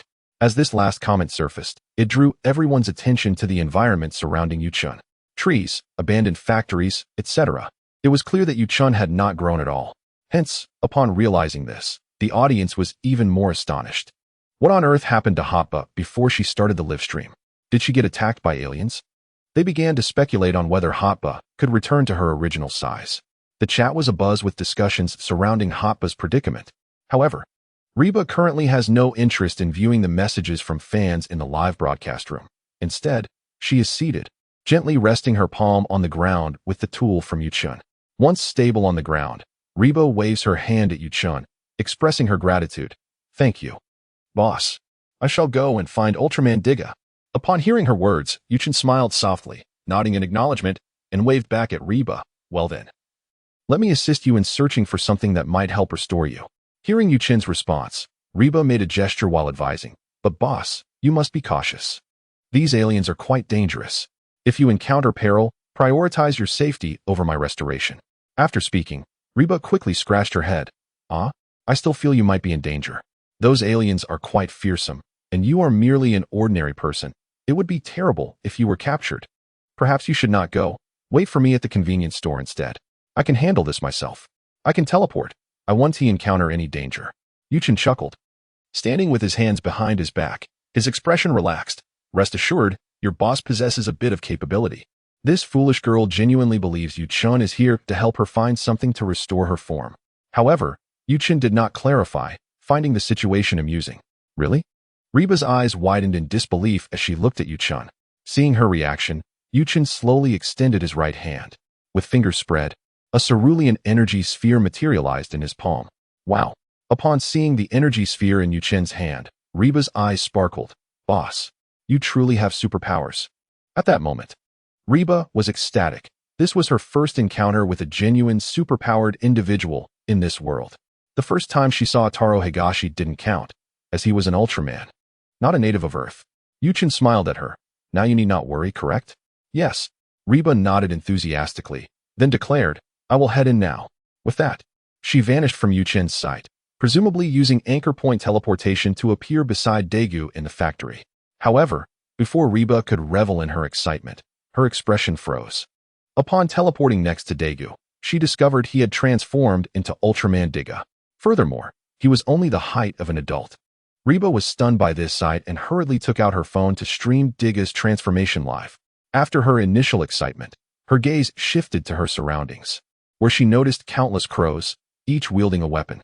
Fortunately, Reba's current form was quite small, and the crows were focused on Ultraman Diga, so they did not notice her. Meanwhile, Yuchen also strolled into the abandoned factory.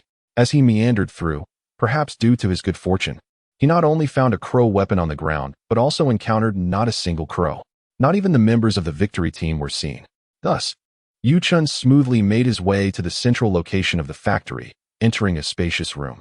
However, shortly after he entered, he heard a cacophony of footsteps and sharp cries behind him. It was evident that the crows had arrived.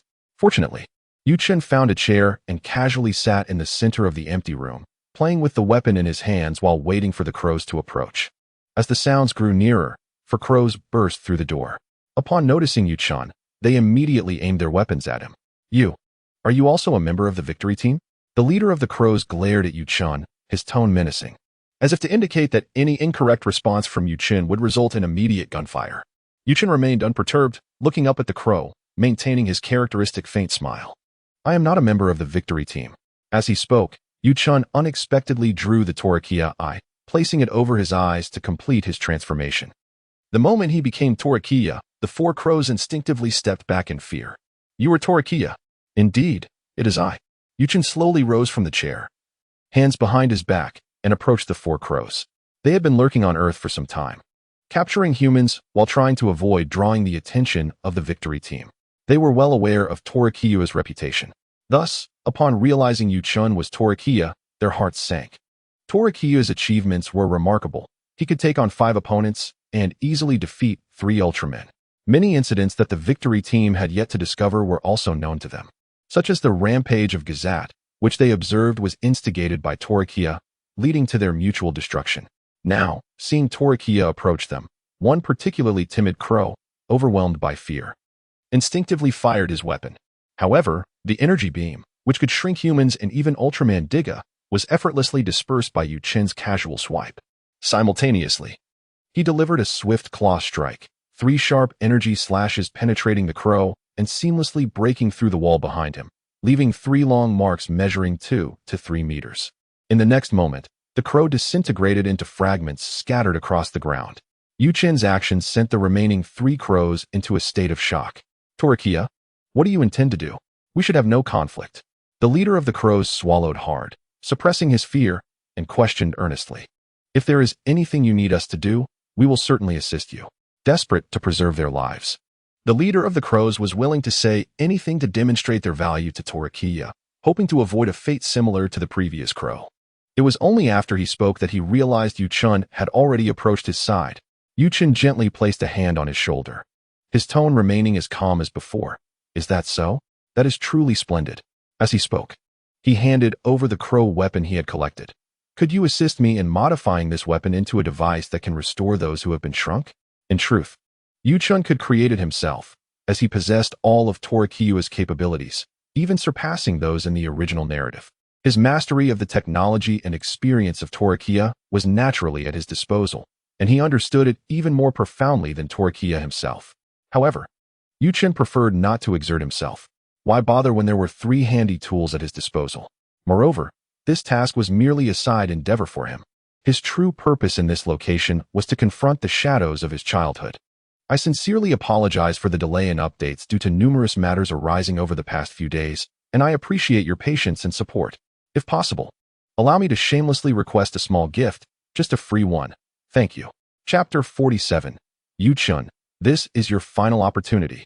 Upon hearing Yu Chen's words, the crows had no choice but to comply. They quickly indicated that the firearms possessed a restoration function, and after briefly operating the weapon handed to them by Yu Chen, they completed the task. They then respectfully presented it back to Yu Chen.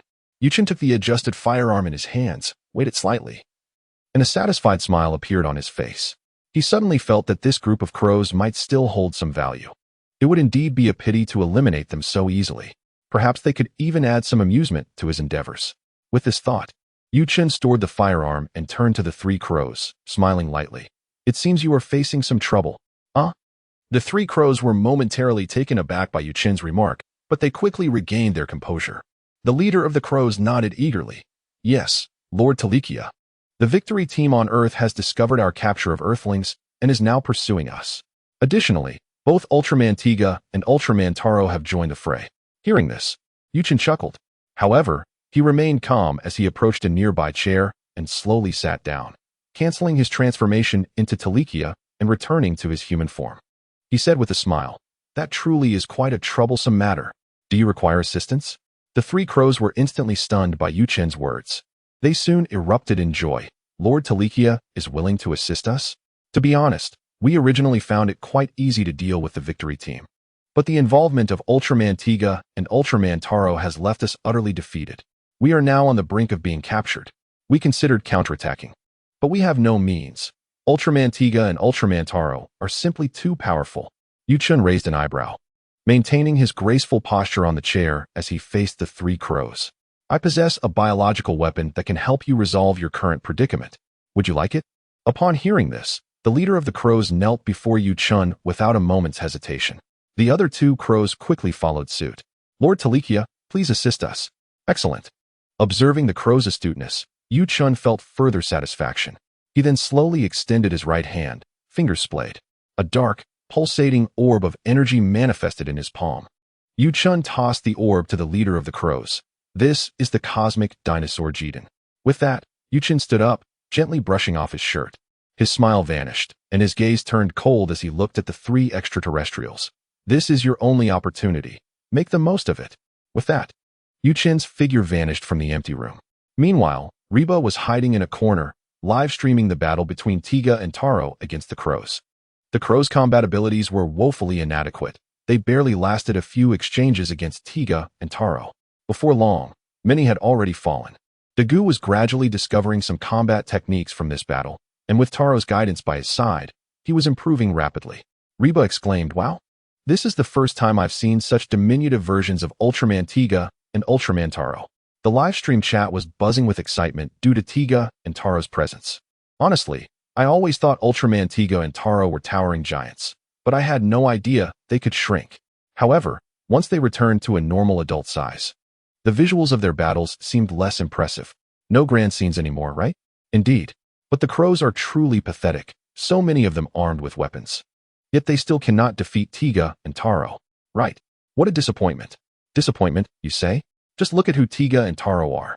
Just a moment ago, Tiga was shrunk by the crow's weapons, yet he immediately grew back. How could the crows contend with that? Moreover, Tiga's combat style is quite distinctive. It seems he has been breaking the protruding horns on the crows' heads.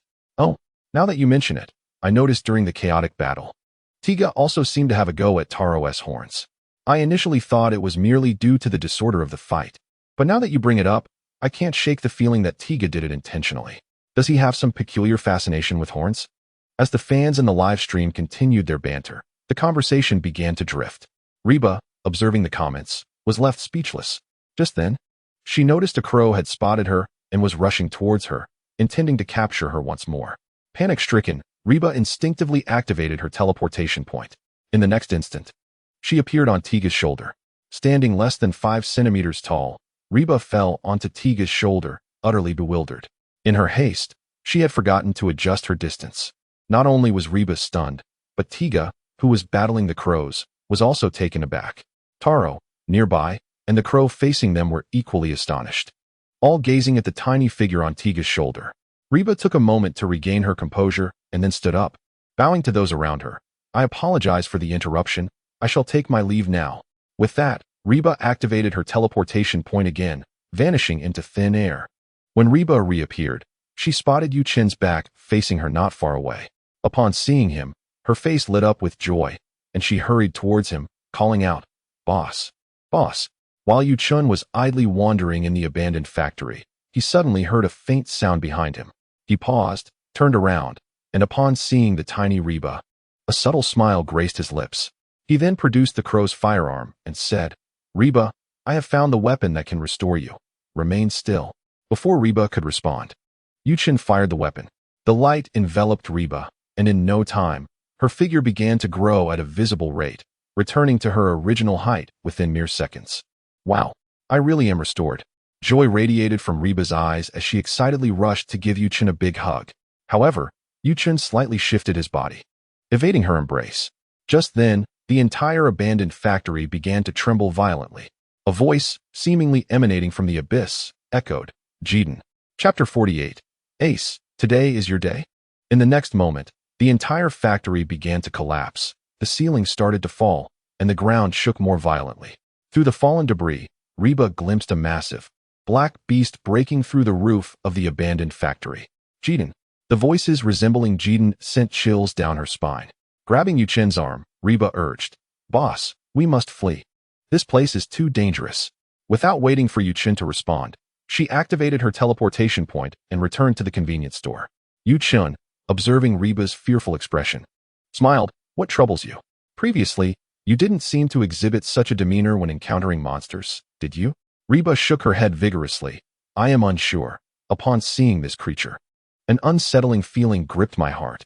This monster is undoubtedly far more terrifying than any I have faced before. Yuchen inquired, so, are you not going to stream Ultraman Diga? At his words, Reba's expression momentarily froze. After a period of contemplation, she finally nodded affirmatively. I will stream. The desire to return ultimately triumphed over my fear. Compared to the dread of facing Jedon, she feared more the prospect of never returning to her world. I see. Yuchen observed the determination in Reba's eyes and smiled, nodding in understanding. I comprehend your resolve. I wish you the best of luck. Thank you, boss. You are truly kind. Hearing this from Yuchen alleviated much of Reba's inner trepidation, eliciting a smile upon her face. Then, I shall take my leave. Farewell, boss. With that, Reba's figure vanished before Yuchen, as she resumed her streaming of Ultraman Diga. Yuchen approached the entrance of the small shop, casting his gaze toward the abandoned factory. Though the distance was not great, the towering buildings obstructed his view of the events unfolding at the factory. Suddenly, he turned to see Nenshizi's bakery, where Seiji was standing at the entrance, also gazing in the direction of the abandoned factory. His face was etched with worry and helplessness. It's the cosmic dinosaur Jedon. What brings that creature here? Can Taro and Diga handle it? Damn, if only my light had not been exhausted. Upon hearing Seiji's mutterings, a subtle smile crept onto Yuchen's lips. Without light, the director of the meat processing plant would likely be unable to defeat even Astra. He recalled the joke about Ace saying he would assist in defeating Astra, nearly stifling his laughter. At that moment, a gentle rain began to fall from the sky, yet the streets were devoid of pedestrians. With the emergence of Jedon from the abandoned factory, the entire area's citizens had sought refuge. Yuchen retrieved an umbrella from the shop, opened it, closed the rolling shutter, and strolled gracefully through the drizzle, gradually making his way toward the factory. Before long, his silhouette faded into the curtain of rain. Meanwhile, at the entrance of Nanshizi's bakery, Seiji's expression shifted repeatedly, his gaze occasionally darting toward the second floor of the small shop, where Reba's resting room was. Inside, the Tiga spark lay peacefully. Earlier, while assisting in collecting the light particles of Tiga and Wind Horse, he discovered that within the Tiga spark was a plasma spark bracelet. This was a precautionary gift from Taro to Tiga, ensuring that should Tiga venture into a realm devoid of the ability to restore light energy, he would not be left vulnerable after depleting his own light. It contained enough energy for him to transform twice. However, it belonged to Tiga, so he had never considered using it. Yet now, with Jedon posing such a formidable threat, he was uncertain whether Taro and Diga could withstand it. After much deliberation, Seiji resolved to take action. Ultimately, assisting Taro and Diga in confronting Jedon was far more critical than taking a junior's belongings or intruding into a lady's room. On another street, a few citizens who had not yet reached the shelter were hastily rushing toward it. Yuchen, holding the umbrella, listened to the distant explosions resulting from the clash between Jedon and Taro. Diga, as he danced elegantly on the rain-soaked streets, progressing toward the abandoned factory. Ding. The host has acted in accordance with the persona of Tolekiah, increasing the performance level by 5%. Current performance level is 70%. Upon hearing the sudden announcement in his mind, accompanied by a surge of energy within him, Yuchen felt his spirits lift. He pondered whether his current strength was sufficient to face the little golden man. Just as he was lost in thought, a member tasked with evacuating citizens spotted Yuchen and hurriedly approached him. Please do not proceed any further. It is dangerous ahead. Kindly seek refuge. Yuchen halted his movements and turned to the staff member. In the next moment, a flicker of azure light flashed in his gaze, momentarily rendering the staff member dazed. Though he soon recovered, continuing on to assist others as if nothing had transpired. Witnessing this, a smile graced Yuchen's face. It was merely a minor mental manipulation technique, allowing him to be overlooked subconsciously, an easy skill to master. Continuing on his path, as Yuchen drew nearer to the abandoned factory, he began to catch glimpses of Taro, Diga, and Jedon engaged in battle. Observing the scene, he surveyed his surroundings before choosing a taller building to enter. He preferred to maintain a safe distance rather than witness the events up close. However, Just as Yuchin's figure appeared on the rooftop terrace, he spotted a massive silhouette soaring overhead, heading directly toward the abandoned factory. Is that Ultraman Ace? Indeed. The figure passing above Yuchun was none other than Ultraman Ace. His unexpected arrival took Yuchun by surprise, for he had sensed the depletion of Ace's light energy within Seiji many times before. What could this mean? Suddenly, Yuchun recalled Tiga's choice of Reba as a human form. He remembered the plasma spark bracelet within the Tiga spark. A grin began to spread across his face as he thought, who would have thought that Ace would also one day intrude into a lady's room for power? At that moment, the sky echoed with a resounding roar. The Flying Swallow 1 and Flying Swallow 2 had arrived. The two fighter jets streaked across the sky, immediately opening fire on Jedon. However, their efforts proved futile. Initially catching Jedon off guard, they managed to strike him a few times, causing minor explosions. Yet, as Jedon regained his composure, he activated his barrier, effortlessly deflecting all subsequent attacks without any visible disturbance. It seemed that the appearance of the fighter jets had also incited the already agitated Crow people, who began to engage in a cat-and-mouse chase with the Flying Swallow 1 and Flying Swallow 2 in the sky. Chapter 2 is presented. It is quite late now. Wishing everyone sweet dreams. Good night. Chapter 49. The Crow People. Jedon, delivered by Lord Tolekiah, is invincible. Upon Jedon's arrival, his overwhelming presence was palpable within mere moments. He had dispatched Diga to the ground, even momentarily subduing Taro. Although Taro understood the characteristics of this biological weapon, Jedon's instantaneous teleportation was utterly perplexing. He was unable to predict whether Jedon would suddenly appear beside him or Diga, leaving him at a loss.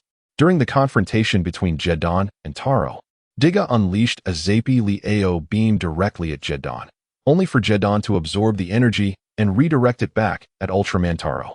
In an instant, Taro was caught off guard and struck by a beam of light, resulting in a violent explosion that sent him soaring through the air before crashing heavily to the ground.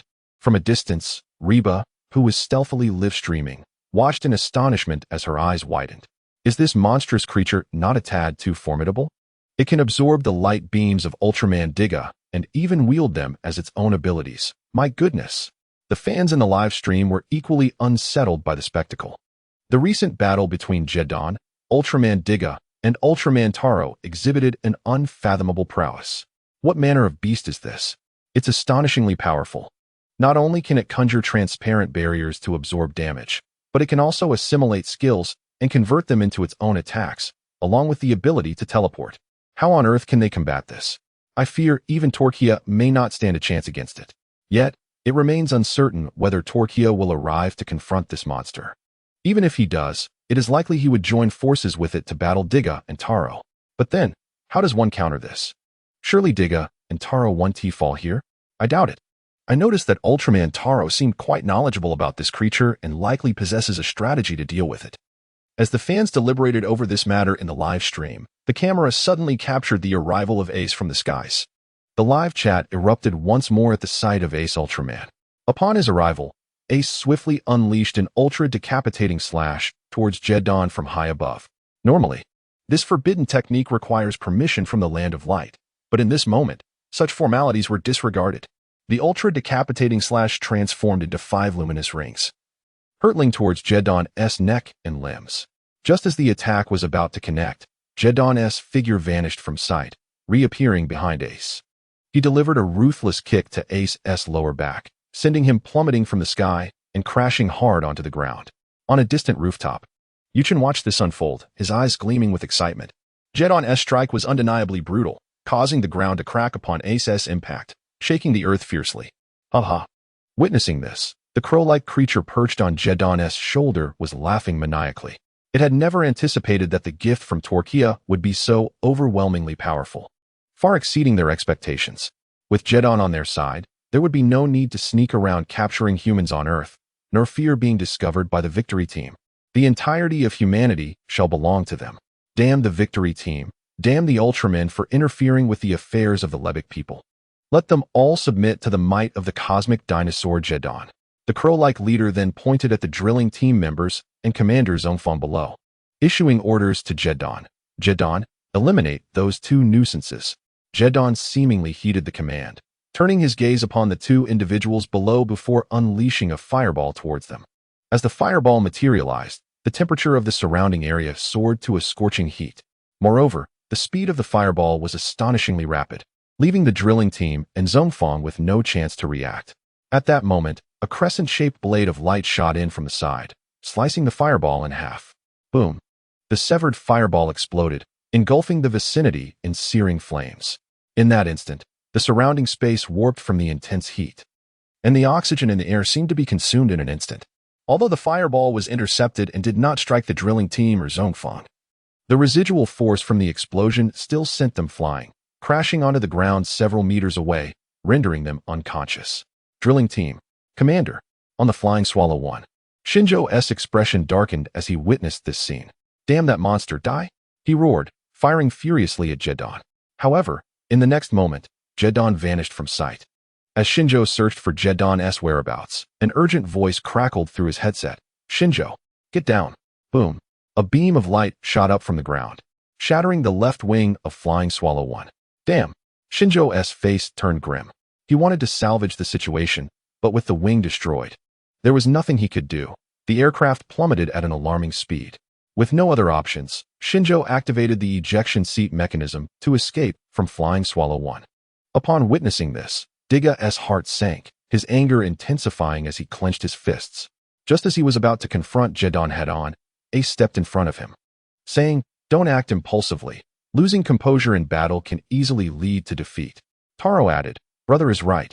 As long as we are prepared, defeating Jedon will not be difficult." Hearing their conversation, Diga managed to suppress his fury and nodded in acknowledgement. The crow-like leader also overheard their exchange, but, emboldened by Jedon's overwhelming strength, remained unfazed. "Ha ha ha, prepared? No amount of preparation will be of any use." The crow-like creature on Jedon's shoulder boasted. "The cosmic dinosaur Jedon, gifted to us by Lord Tolekiah, is invincible." Tolekiah? Upon hearing that name, Diga, Taro, and Ace immediately focused their attention. Not only them, but even Reba, who was live-streaming, took note. Reba exclaimed, "Do you realize what you're saying? Such a powerful monster. And you claim it was sent by Tolekiah? Does that mean Tolekiah is even stronger than this creature?" At that moment, the fans in the live stream went into a frenzy due to the Crow's proclamation. "Just a moment, there's more, but it might be a bit late. I apologize. I've been busy out of town, and updates have been coming in late at night. I'll be back tomorrow, and updates will stabilize." With a guarantee of at least 3 updates a day, totaling over 7,000 words. Meanwhile, I'd like to express my gratitude for everyone's support. Thank you. Chapter 50 Reba. This is dire. I must teleport to the boss immediately. Wotama. I thought this monster was formidable. But you're telling me it's merely a small one sent by Tolekiah? The one above must be mistaken. This creature radiates an aura far stronger than those previous monsters, so it can't possibly be a minor one. Nonsense. What small creature have you seen that is so utterly abnormal? Honestly, I am increasingly worried about Reba's ability to return. Truly, Tolekiah is terrifying. And with so many monsters around, if Diga were to be defeated, I wouldn't be surprised. But if Diga falls, wouldn't that mean Reba's live stream progress would come to a halt? In an instant, the live stream became a cacophony of worried fans, concerned about whether Reba would manage to return. Taking a deep breath, Reba looked at the messages flooding in and resolutely stated, "Don't worry, everyone, I will definitely return." Although she didn't possess much confidence within, she needed to harbor at least a glimmer of hope. After replying to the fans in the live stream, Reba turned her gaze toward Jedon, who was engaged in battle with Diga and the others, her expression filled with complexity. Deep down, she shared the same thoughts as the fans in the live stream, pondering which was stronger, the monster or Tolekiah. She even contemplated the possibility of harnessing this monster to confront Tolekiah, which would have been splendid.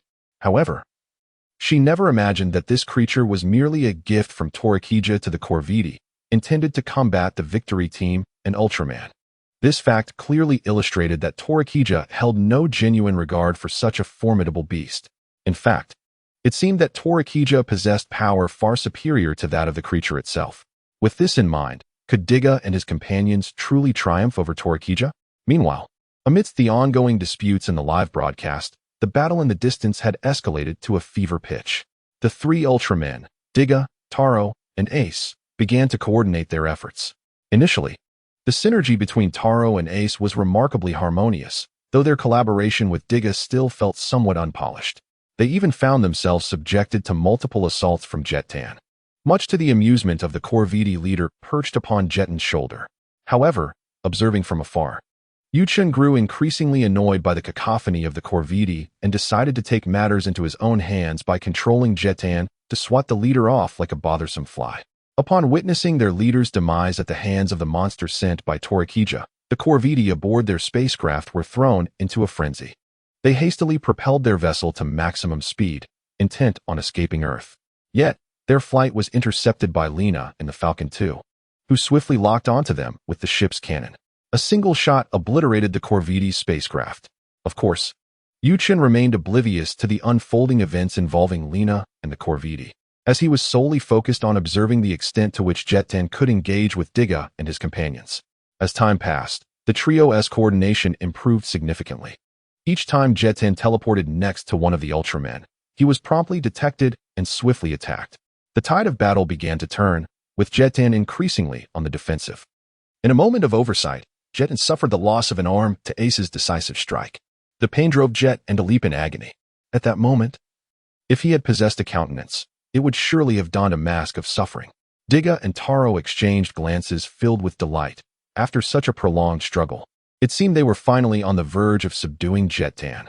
Ace, seizing the moment, brandished a sword and resumed his battle stance, asserting, "This Jettan must be an ultra beast engineered by Tolekiah. Any creature subjected to harm experiences pain, fear, or reveals weaknesses, yet ultra beasts do not possess such sensations. Therefore, when confronting an ultra beast, one must show no mercy." Diga, taken aback, turned to Ace, uncertain if he had misheard.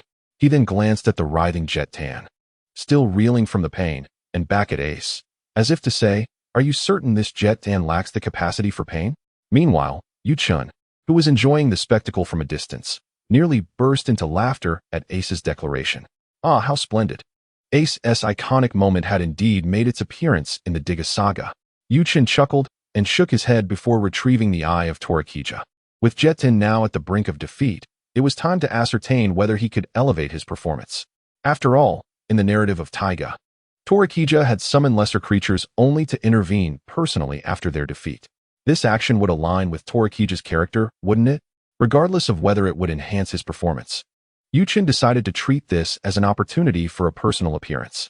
Given his current prowess, he felt confident against the combined forces of Ace, Taro, and Diga, provided Diga had not yet absorbed the hope of humanity. At the battleground, Jettan's rhythm was thoroughly disrupted following the loss of his arm to Ace's blade. He found himself under relentless assault from Taro, Diga, and Ace. In a final attempt, Taro spread his arms wide, engulfed in flames, ready to unleash an ultra bomb to decisively end Jettan. However, just then, Yuchen, transformed into Tolekiah, descended from above with a flying kick that sent Taro crashing to the ground, skidding for over 1,000 meters. Taro felt an intense pain surging through his body. Attempting to rise, he found himself hindered by the agony inflicted upon him. This sudden turn of events left Diga and Ace utterly astounded. Without a moment's thought for Taro's condition, they charged at Yuchen. Yet, Yuchen merely waved a hand, effortlessly deflecting their attacks while casually keeping one hand behind his back. "Calm your tempers," he began, but before he could finish, Ace lunged forward with his sword. Yuchen deftly evaded Ace's strike and, almost instinctively, delivered a light kick that sent Ace flying far away, crashing into a building and causing it to collapse. Coincidentally, Hoppa was currently within that very building. Dead, dead, dead. As the structure began to crumble, Hoppa panicked and hastily utilized her anchor point teleportation.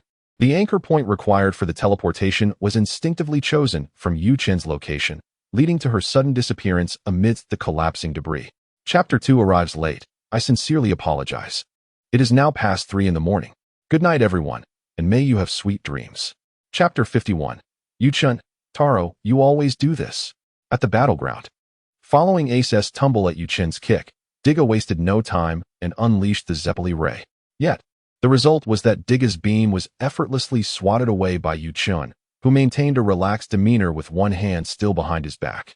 "Diga," Yuchen began, but was interrupted as Diga transformed into his red happy form and charged at him with a punch. Yuchen caught Diga's fist with ease. rendering Diga unable to escape despite his struggles. Just as Yu-chun prepared to retaliate with a kick to ensure all three of them experienced the same blow, Hoppa's figure suddenly materialized between Yu-chun and Diga's heads. Hoppa. As Hoppa traversed through space, the realization of her precarious position sent her head spinning. Not only was Hoppa stunned, but Diga and Yu-chun also paused, astonished by Hoppa's unexpected arrival. In the distance, Taro and Ace, finally regaining their composure, rose from the ground. Upon witnessing this scene, their hearts sank. Damn it! How did Tiga's human form end up here? Taro's heart plummeted. If Tolekiah were to eliminate her, they would once again have to gather light particles for Tiga and his companions. However, they were too far away. It was evidently too late. Diga reacted quickly, extending his hand to catch Hoppa as she fell from the sky. Unfortunately, Yu-chun was quicker, seizing Hoppa in his grasp and delivering a swift blow that sent Diga staggering backward. Hoppa, who had begun to plummet, felt her heart leap into her throat, only to realize she was unharmed moments later. Before he could revel in his joy, he realized that he had been captured by Tolekiah. Oh no! Hoppa has been caught by Tolekiah. This is disastrous. Hoppa, what were you thinking? How did you teleport here? If Tolekiah were to throw Hoppa to the ground, I shudder to think of the consequences. But wait, didn't Hoppa once mention that her teleportation requires anchor points? Why did she suddenly appear right in front of Tolekiah? How would I know? All I know now is that Hoppa is in dire straits, and this live stream is about to be dissolved. I might as well start packing to return to Gao Laozhuang. Let us not forget, Tolekiah is accompanied by Diga, the true hero of the victory team. Hoppa has also set an anchor point on him. But surely, that can't be possible? Hoppa is aware that Diga is battling Tolekiah and still dares to teleport right in front of him? I think so too. She should have teleported directly to her boss or to a convenience store. What good is it to discuss this now? We might as well pray together that Hoppa can escape this calamity. At this moment, the live stream was in complete chaos, and the speed at which messages were refreshing was unprecedented. Hoppa, in her confusion, stared at the enormous face of Tolekiah, weakly extending her hand. Hi. Hello there. At that moment, Yu-chun had already reacted, and upon seeing Hoppa, he couldn't help but burst into uncontrollable laughter. Hoppa's antics nearly left him in stitches. Judging by the distance from which Hoppa had just appeared, it was clear that she had teleported right to him. Did you expect it, little sister? I am your boss. However, Yu-chun had no intention of revealing his identity so soon. Even if Hoppa were to discover who he was, it wouldn't change much. Yet it could inadvertently alert Dong Guangtai or the victory team members. If they were to learn of his identity, it would spoil the fun significantly. So, Yu-chun decided to maintain his disguise for now, waiting for the right opportunity to let Hoppa inadvertently uncover his true self. It was astonishing to find such an interesting individual among humans, someone who possessed the ability to manipulate space. Yu-chun reached out and gently scratched Hoppa's abdomen, causing her to feel a shiver run down her spine, goosebumps rising all over her skin. Tolekiah was truly terrifying. Seeing Hoppa's reaction, Yu-chun couldn't help but chuckle. Yet he still said, "Little one, it seems you just utilized your spatial movement ability. If I hadn't noticed it early, you might have escaped. Where were you planning to go?" Shocked, Hoppa widened her eyes in disbelief at Yu-chun.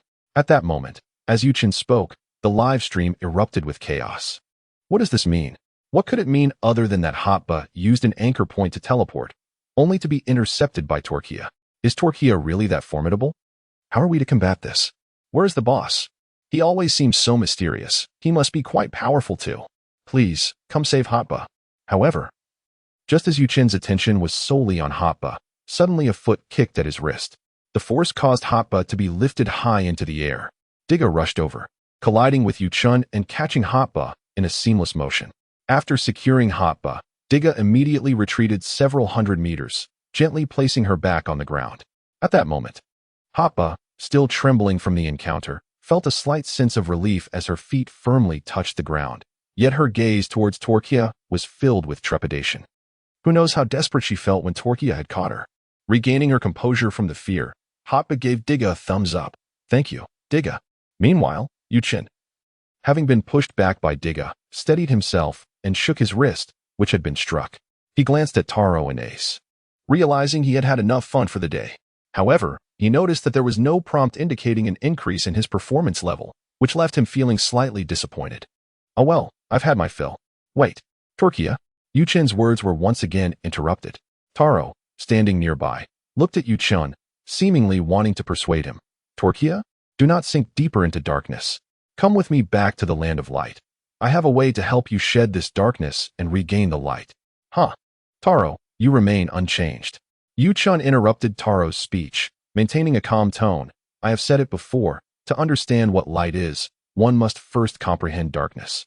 Only then can one transcend both light and dark. But you never seem to grasp this. Yu-chan cast a glance at Taro and then, with a gentlemanly bow, said, let us meet in hell. With that, Yu-chan's figure transformed into countless particles of dark light, dissipating into the air, simultaneously dragging the concealed Jedon away. As Yu-chan departed, Diga and Taro, due to the time limit of their existence on Earth, also transformed into light particles and vanished. After driving for over 7 hours, I arrived home at 8 in the evening, ate a bit, and immediately began typing. Apologies for the wait. There are still 2 chapters to go, but they might take a little longer. Chapter 52. Boss, you don't understand Tolekiah. He's incredibly powerful. Ding. The host has performed actions consistent with Tolekiah's character. Increasing performance level by 5%. Current performance level is 75%. Having reverted to his human form, Yu-chan walked down the street. Hearing the voice of the system echo in his mind, he raised an eyebrow slightly, a smile beginning to form at the corners of his mouth. He had originally thought that with this appearance, his performance level would be a lost cause. Unexpectedly, it surged at the very end. As he felt the energy within him swell again, the smile on his face became harder to contain. Humming a tune, he strolled leisurely toward the convenience store. However, just as Yu-chan had not walked far down the street, Hotba suddenly appeared beside him with a whoosh. Oh, boss. Upon seeing Yu-chan, Hotba's face lit up with excitement, and she glanced around. So this is where you were. Noticing Hotba, Yu-chan smiled at her. It seems the live stream with Diga has concluded? Hotba nodded eagerly. Yes, it's over. As they conversed, they walked towards the convenience store. Hotba exclaimed, Boss, I must tell you, it was incredibly dangerous just now. When Tolekiah was battling Diga, Taro, and Ace, I was hiding in a building live streaming. Suddenly, Tolekiah kicked Ace away, and the building I was hiding in collapsed. Upon hearing this, Yu-chan instinctively halted and turned to look at Hotba. Now he understood why Hotba had teleported right in front of him. It was all clear now. Hotba, noticing Yu-chan had suddenly stopped, asked, Boss, what is wrong? Yu-chan smiled gently, shook his head, and continued walking. It's nothing. Go on. I'm listening. Seeing that Yu-chan was willing to listen, Hotba quickly leaned in closer. Since Ace destroyed the building I was hiding in, I was terrified and thought I needed to teleport away quickly. At that moment, I wanted to teleport to your side. As she spoke, Reba's face was etched with apprehension. In the end, Tolekiah discovered me, and he was able to sever my teleportation, causing me to reappear right in front of him. Captured by Tolekiah. At that moment, I thought I was done for. Reba gestured animatedly. Tolekiah's hands are enormous. I felt that with just a slight squeeze, he could crush me. Yu-chan suddenly found himself less inclined to listen to Reba's tale. However, Reba was engrossed in her narrative and failed to notice the change in his expression. She continued, Fortunately, Diga saved me. From now on, if I see Tolekiah, I won't dare to use anchor point teleportation. Upon hearing this, Yu-chan inquired, Why not?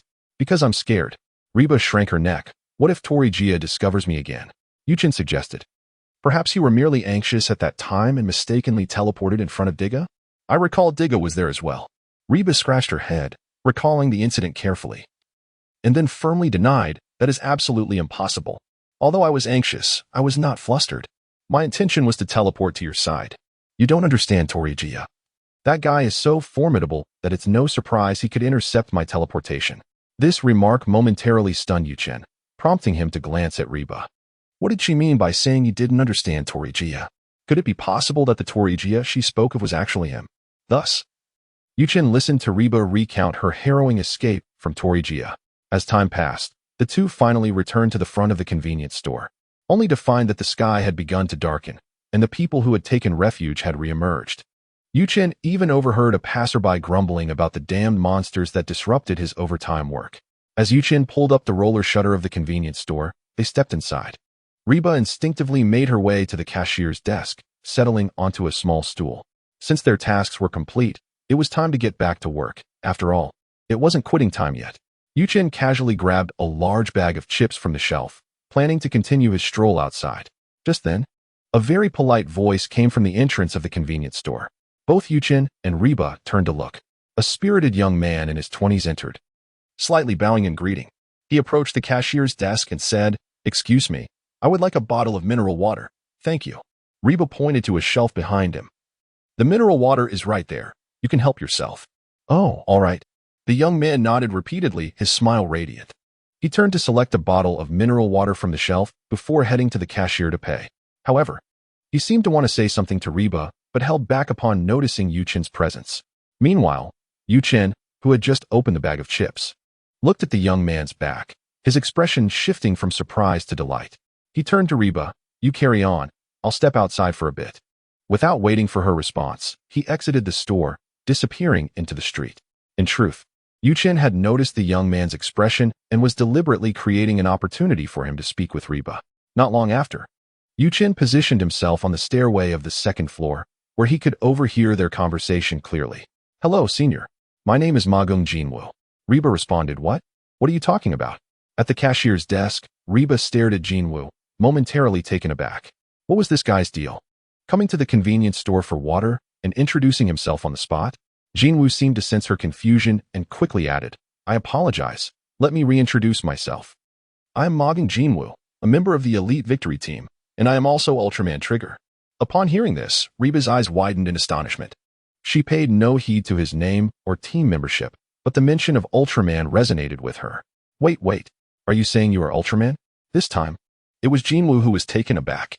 "That's right. I am Ultraman Trigger." He then asked, "Aren't you one as well, senior?" Reba pointed to herself. "Me? Ultraman? What do I have to do with that?" Before she could finish, Reba suddenly remembered Tiga's spark, swallowing her words. Jinwoo beamed. "Exactly. I can clearly sense a strong energy of light emanating from you. I never expected to meet an Ultraman in this world." Reba was left baffled. This young man must be quite eccentric. At that moment, on the stairway, Yuchen struggled to suppress his laughter as he listened to their exchange.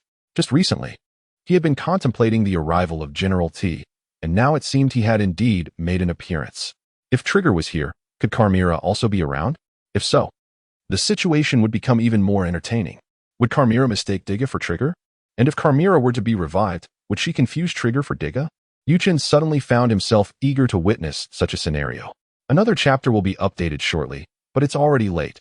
Everyone should rest early and check back in the morning. Wishing everyone sweet dreams. Good night. Chapter 53. Reba, huh? Boss, why does your smile seem frozen?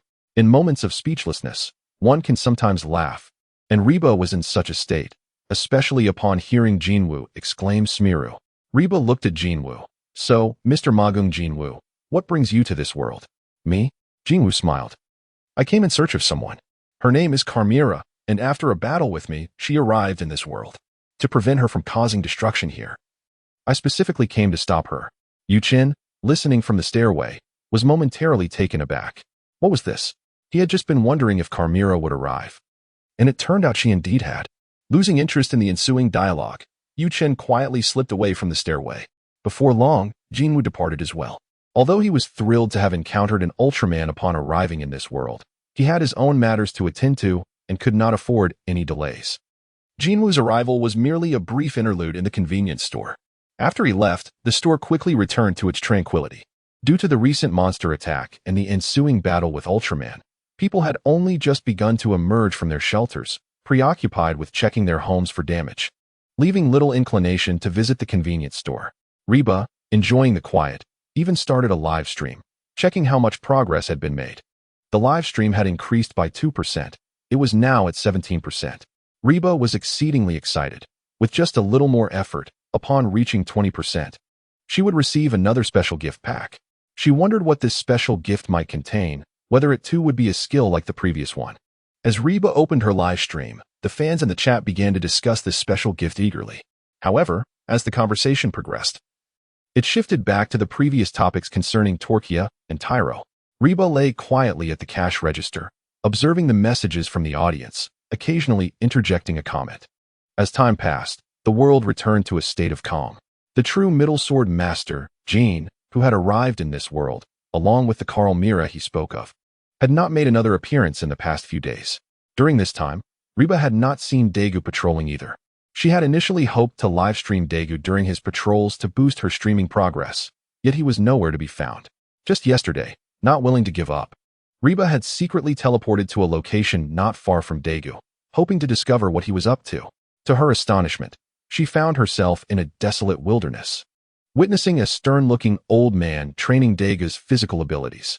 The old man had Diga running while being pulled by a rope from a pickup truck, and even attempted to ram Diga with the vehicle, forcing him to dodge.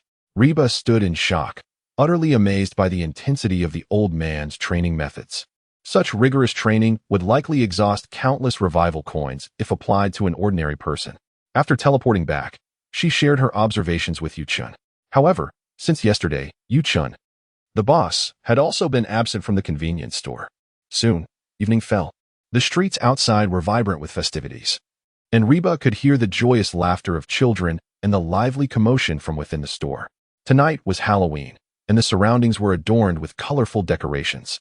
After finishing her shift, Reba planned to venture out. Just as she pulled down the roller shutter of the store, she encountered Yu-chun returning. Upon seeing him, Reba was momentarily taken aback, her face lighting up with surprise. "Boss, where have you been these past few days?" Yu-chun replied with a smile. "Oh, nothing much. I just met someone quite interesting and spent some time with him." Understanding dawned on Reba. He had encountered a friend. She felt a twinge of envy, as aside from Yu-chun, her only acquaintance was Nashi from the neighboring bakery. The absence of friends in her life made her yearn even more to return to her own world.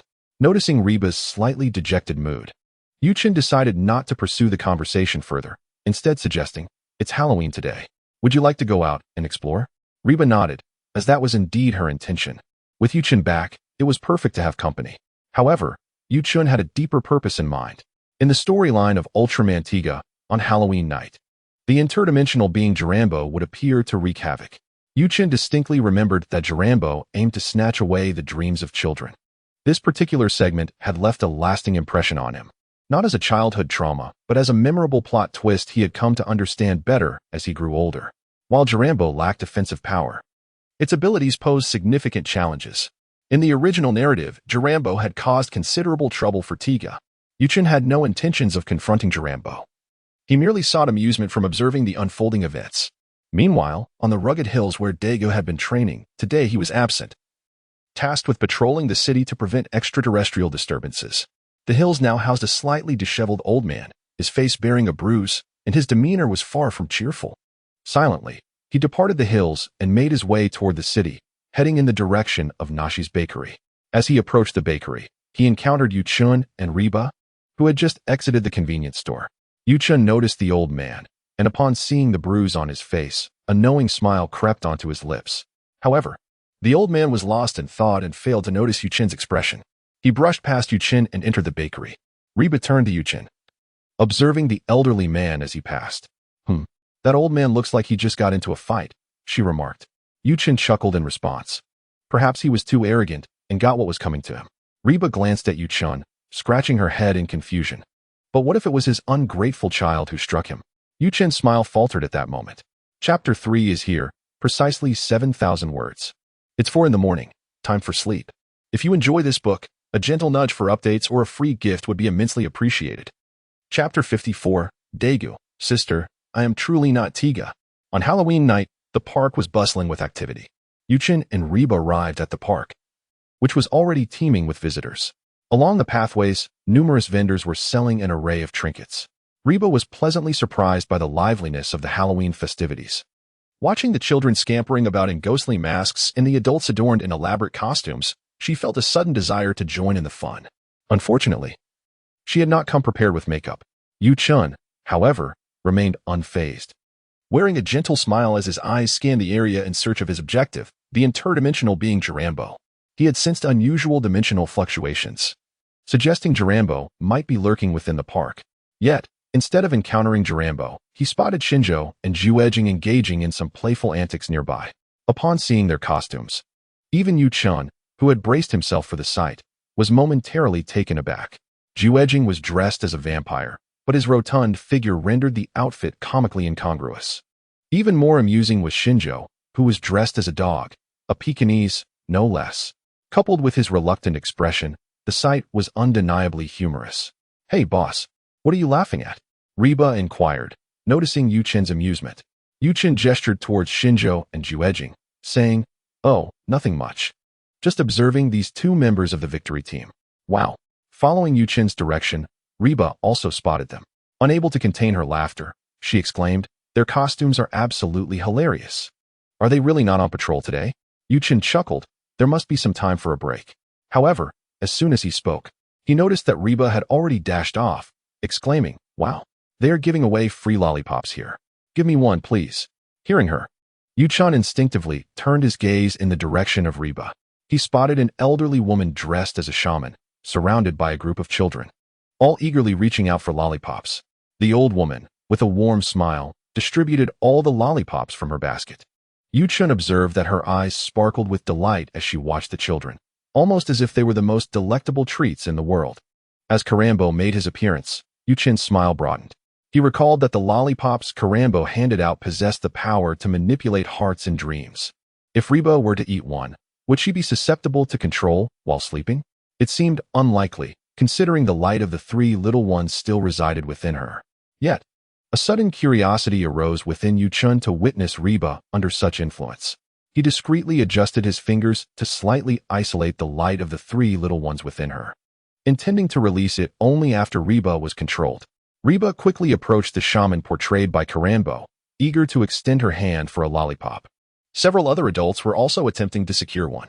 "If you have dreams, I will reward you with these candies," Karambo declared. Reba eagerly raised her hand, exclaiming, "I have a dream too. Can I have a lollipop?" Karambo glanced at her and impatiently replied, "I only reward children, not adults." "Oh," Reba responded, her face falling in disappointment. Nearby, Diga, dressed in a pumpkin demon costume, prepared to rush over to help Lena obtain a lollipop. However, he too overheard Karambo's proclamation and wore a similar expression of dismay. Observing Digu's intent to leave, Yuchen subtly moved his fingers, causing a mirror beside Diga to shift direction unexpectedly. The movement of the mirror quickly caught Digu's attention, directing his gaze towards it. The mirror revealed Karambo distributing lollipops to the children, but it only reflected the children and the lollipops, with Karambo himself absent. Upon witnessing this, Digu's expression changed dramatically, and he hastily removed his pumpkin headpiece. Lena, noticing Digu's unusual demeanor, approached him swiftly. "What's wrong, Diga?" Diga gestured towards the mirror, and when Lena glanced into it, her expression shifted as well, her instincts prompting her to reach for her gun. But Diga stopped her. "There are too many people here, and there are children nearby. Be cautious to avoid collateral damage." Lena nodded in agreement, but her attention suddenly fell upon Reba in the crowd of children. "What is she doing here?" she exclaimed in surprise. Hearing Lena's words, Diga also noticed Reba, who was now turning away from the crowd, her expression one of disappointment as she walked towards Yuchen. Diga and Lena quickly spotted Yuchen, who greeted them with a warm smile and a wave. Before long, Reba reached Yuchen, dejectedly stating, "Only children get lollipops, not adults." Yuchen was not surprised by this, but just as he was about to respond, a little girl wearing a small rabbit mask approached Reba, holding a lollipop up to her. "Sister, thank you for protecting me in the crowd earlier. This lollipop is for you." The little girl had nearly been knocked over in the rush for lollipops, and it was Reba who had steadied her. Reba was taken aback by this unexpected kindness. "Is this really for me?" she asked. The girl nodded enthusiastically. Yes, for you, sister." "Thank you," Reba said, touched, as she accepted the lollipop. Once the little girl departed, Reba eagerly unwrapped it and took a lick, the sweet flavor bursting delightfully on her taste buds, prompting her to squint in bliss. Witnessing this, Yuchen raised an eyebrow, initially thinking he might miss the opportunity to see Reba controlled, yet now he was met with an unforeseen delight. Once Reba was under control, he would cease to suppress the light of the three little ones within her. What if Karambo discovered this and controlled Reba to transform into Tiga to confront Diga? Yuchen pondered the plausibility of this scenario. It would be even more thrilling if Taro and Seiji were also present. The thought of a son confronting his father was tantalizing, yet the next moment, Yuchen's expression shifted dramatically. He suddenly sensed four distinct energies entering the park. Three of these energies were familiar: Seiji, Toru, and the elderly man he had previously confronted in the wilderness, known as the legendary Cane Star being, Zhuxing Tuan. The fourth energy, however, was unfamiliar. It was not light, but rather an ominous, dark force. Just as Yuchen was contemplating the identity of this presence, He caught sight of a woman clad in a black cloak, her expression icy, as she coldly observed Diga with Lena. Suddenly, a light whip appeared in her hand, and with a grim countenance, she advanced toward Diga. All right, this trip to the park has proven fortuitous, Yuchen thought, his mind now set on adding a twist to the unfolding drama. Chapter 55, Seiji, the innately malevolent dark giant. I shall deal with you, Tiga. Just as Diga and Lena were engaged in their conversation, they were interrupted by a sharp command ringing in their ears. Diga instinctively turned to see a light whip hurtling towards him. He narrowly dodged the attack, the whip striking the ground nearby, fracturing the concrete surface upon impact. This sudden commotion captured the attention of all nearby visitors, who turned their gazes toward the unfolding chaos. However, upon witnessing the woman preparing to strike again, the crowd hastily retreated, fearing they might become collateral damage after observing the whip's destructive power. Seeing this, Karambo's eyes gleamed with mischief, and seizing the moment of confusion, he stealthily slipped away. Diga and Lena, realizing Karambo had fled, exchanged worried glances. Damn, that guy got away. Just as they contemplated pursuing him, the woman lashed out with her whip once more, forcing Diga to evade once again. Lena, call Shinjo and instruct them to pursue that guy. Lena nodded, promptly turning to run. She was now acutely aware of Digu's identity and understood that he could handle a woman without issue. Tiga, you shall perish. The woman intensified her assault, landing a whip strike on Diga, sending him crashing to the ground. However, just as she prepared to unleash a second blow, a beam of light shot from a distance, striking her whip and knocking it from her grasp. Seiji, Toru, and Zhu Xingtuan rushed in from afar, assisting Diga to his feet. Mr. Diga, are you all right? No worries. Diga took a deep breath, slightly alleviating the pain from the whip strike, though his expression remained somewhat grim. After expressing his gratitude to Bestowed and the others, he raised his gaze to the woman before him. The hatred in her eyes was palpable. He could not fathom why she harbored such animosity towards him. After all, he had never laid eyes on her before. Nor did he go by the name Tiga. Who, then, was Tiga? He spoke up. You have mistaken me for someone else. I am not Tiga. Huh. The woman sneered. Do you think you can deceive me? Even if you change your appearance, the light within you cannot lie. As she spoke, her form began to morph, eventually revealing the image of a female Ultraman. Upon witnessing this transformation, Bestowed, Zhu Xingtu, and Dong Guangtao exchanged astonished glances. Had they encountered an Ultraman they had never seen before? Bestowed demanded, Who are you? She is Chimera, a dark giant. Just then, a voice echoed from behind Diga and Bestowed.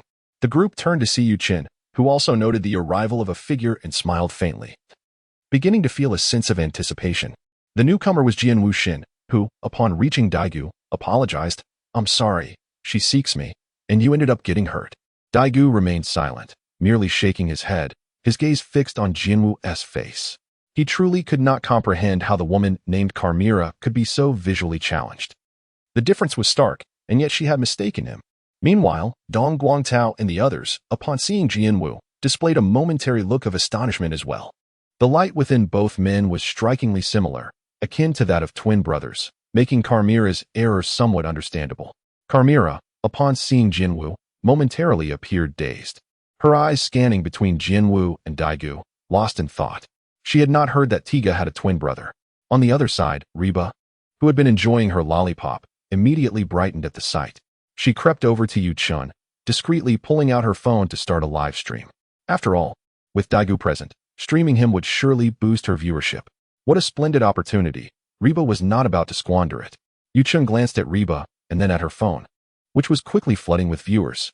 Once Reba opened her stream, she turned to Yuchen and inquired, Boss, what is going on right now? Why did that Ultraman named Chimera mistake Diga for Tiga? Reba looked at Yuchen, awaiting his response. She genuinely did not understand how, despite the obvious differences in appearance, the two could be confused. Moreover, she had been cautious upon witnessing Chimera transform into Ultraman, suspecting she was akin to Tolekiah, a malevolent Ultraman to be wary of. Yuchen stroked his chin, pretending to ponder, and then responded with a playful tone, perhaps they are twin brothers. Huh. Reba was taken aback, glancing between Diga and Jianwu, even rubbing her eyes to ensure she wasn't seeing things. The two looked entirely different.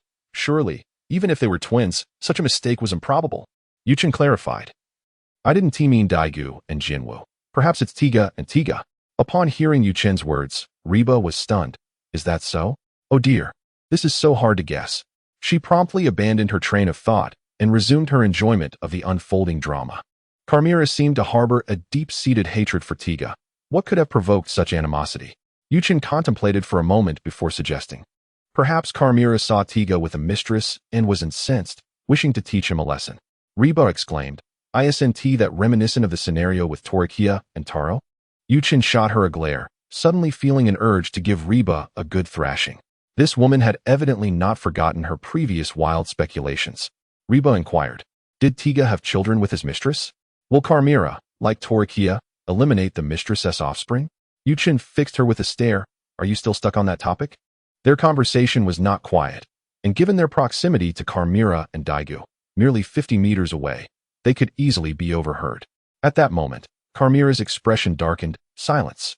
She bellowed, lashing out toward Reba and Yuchen, only for Zhu Xingtu to catch the whip in midair. Silence.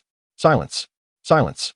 Carmira's demeanor grew increasingly stormy, resembling that of a volatile tempest. Beidouxing declared, "How dare you strike in our presence? A naturally malevolent dark giant. I shall deal with you." "Wait," Jinwu interjected. "Allow me to handle this, please." After taking a deep breath, he steeled his resolve. From a distance, Reba watched the scene unfold, quickly retreating while secretly streaming. However, none in attendance had noticed that Yuchen had vanished. Suddenly, the ground trembled. Not far from the park, on a nearby mountain, boulders began to tumble down from the peak. Moments later, a colossal monster emerged, trampling the ground with fervor. This was the interdimensional being, Jirambo, currently attacking the members of the victory team below. With Jirambo's arrival, it was as if the curtain had risen on this battle. Jinwu transformed into Tiga, and soon Diga and Zhu Xingtu followed suit, preparing for the confrontation.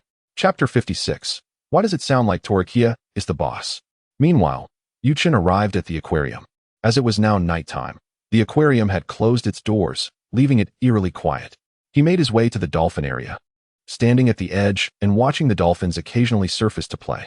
Observing the dolphin Xiaomu, into which he had implanted a monster light ring, Yuchen's smile widened. "It's time for your appearance," he declared, his hands glowing with an ethereal blue light. With a swift gesture, the blue radiance transformed into a beam, shooting from his palm into the water, merging with Xiaomu.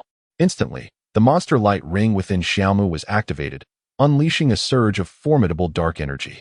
Simultaneously, the surface of the water began to roil. The terrifying energy emanating from Xiaomu caused it to emit cries of anguish as it underwent dramatic transformations, rapidly enlarging. In a mere half-minute, it morphed into a colossal creature, 57 meters long, its body adorned with thick, deep green scales, the deep-sea monster Lelos. Yuchen stood with hands clasped behind his back, watching with amusement as the creature struggled and roared. After a brief struggle, Lelos finally calmed down, slowly sinking beneath the waves. Once Lelos had submerged, Yuchen vanished contentedly, returning to the park. Meanwhile, within the victory team's office. Originally, the attention of Chubby and Yasu was focused on the large screen displaying two scenes. One depicted the confrontation between Diga and Tregear against Chimera in the park, while the other showcased the mountainous area outside the park, where Seven and Taro were relentlessly pummeling Karambo. The visuals suggested a significant advantage in their favor. Even Chubby felt a sense of relief, believing that the tide had turned and this monster would not pose a threat. However, at that moment, the alarm on Yasu's desk suddenly began to flash. Upon noticing this, Yasu's expression changed dramatically as he hastily operated his computer to investigate the source of the alarm. Yet, upon seeing the coordinates and the images displayed on the screen, his face grew even graver. Observing Yasu's demeanor, Chubby's heart sank once more. "What has happened now?" he asked. Yasu glanced at him and replied, "Captain, a monster has emerged from the sea near the park's coastline." "What?" Hearing this, Chubby's expression darkened immediately.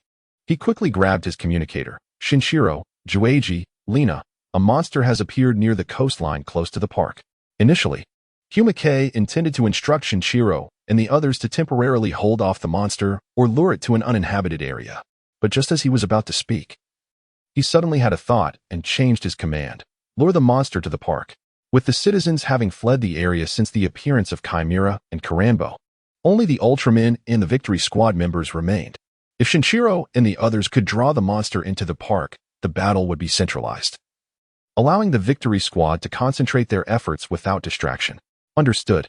Following Kumike's orders, Shinshiro and the others immediately agreed and descended from the mountain, driving the Sherlock vehicle towards the coastline. Meanwhile, upon returning to the park, Jun Yuqin discovered that Tiga and Chimera were already engaged in battle. Their colossal forms wreaked havoc throughout the park. In the distance, on the mountains outside the park, Taro, 7, and Diga were relentlessly attacking Karambo. Karambo's teleportation seemed trivial in comparison to the 3 Ultramen, and as soon as he attempted to teleport, he would be met with a barrage of strikes. Ultimately, unable to withstand the onslaught, he attempted to escape through teleportation, only to be yanked back by 7 and subsequently pummeled by the trio. The anguished cries of Karambo echoed, causing sorrow to those who heard him. However, a twist of fate soon presented itself. Tiga, engaged in combat with Chimera, suddenly realized the situation and quickly distanced himself from Chimera. He noticed a multitude of dazed children wandering into the park, their eyes closed, moving in unison towards the nearby mountain. Even the previously lively Huoba suddenly fell into a deep slumber, rising slowly in a trance, making his way toward Karambo. Tiga's expression darkened at this sight. What is happening?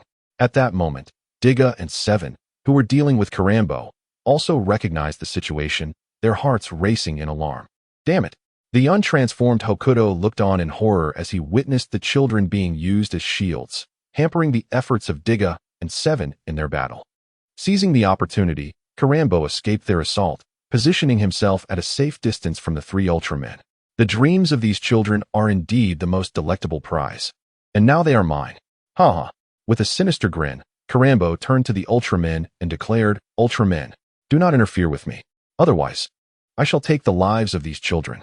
Diga's spirit, Daiku, darkened at this threat. Do not dare to taint the dreams of these children. Return their dreams to them. Dream on. Ha ha ha. Karambo reveled in his power over the children, believing they needed no dreams, only to obey the adults' whims like machines. Just as he finished speaking, Karambo's gaze fell upon Huoba, a look of intrigue crossing his face. How delightful. Let me witness your strength. He unleashed a surge of energy from his palm, sending it towards Huoba, swiftly merging with his being.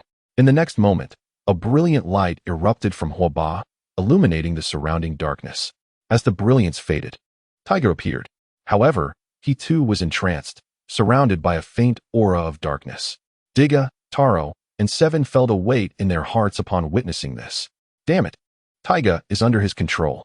As Taro's words echoed, Tiga, manipulated by Karambo, charged toward Taro with his fist raised. Taro instinctively prepared to retaliate. But upon realizing it was his son, he held back. Yet Tiga showed no restraint and, while Taro was momentarily distracted, unleashed a furious assault upon his father. Diga and 7 rushed to restrain Tiga, attempting to awaken him from his stupor. This scene was broadcasted live on Huoba's phone. Upon witnessing this, the fans in the live stream erupted in panic. Tiga has been controlled and transformed into an Ultraman to fight against his own kind. The viewers felt as if the sky was collapsing upon them. Just as they were at a loss, a familiar, gentle voice echoed through the live stream. Really now? This is not the scene I wish to witness. If that is the case, I shall join in the fun. The fans in the live stream heard those words. And before they could react, a colossal figure descended from the sky, kicking 7 away. Is that Tolekiah? He has returned. Wait. So the voice we heard earlier was Tolekiah's? Not exactly, but it's undoubtedly related to him. Indeed, just as we suspected. Tolekiah must have spoken those words through his human form. By the way, doesn't that voice sound somewhat familiar? Now that you mention it, it does. But I can't quite place where I've heard it before.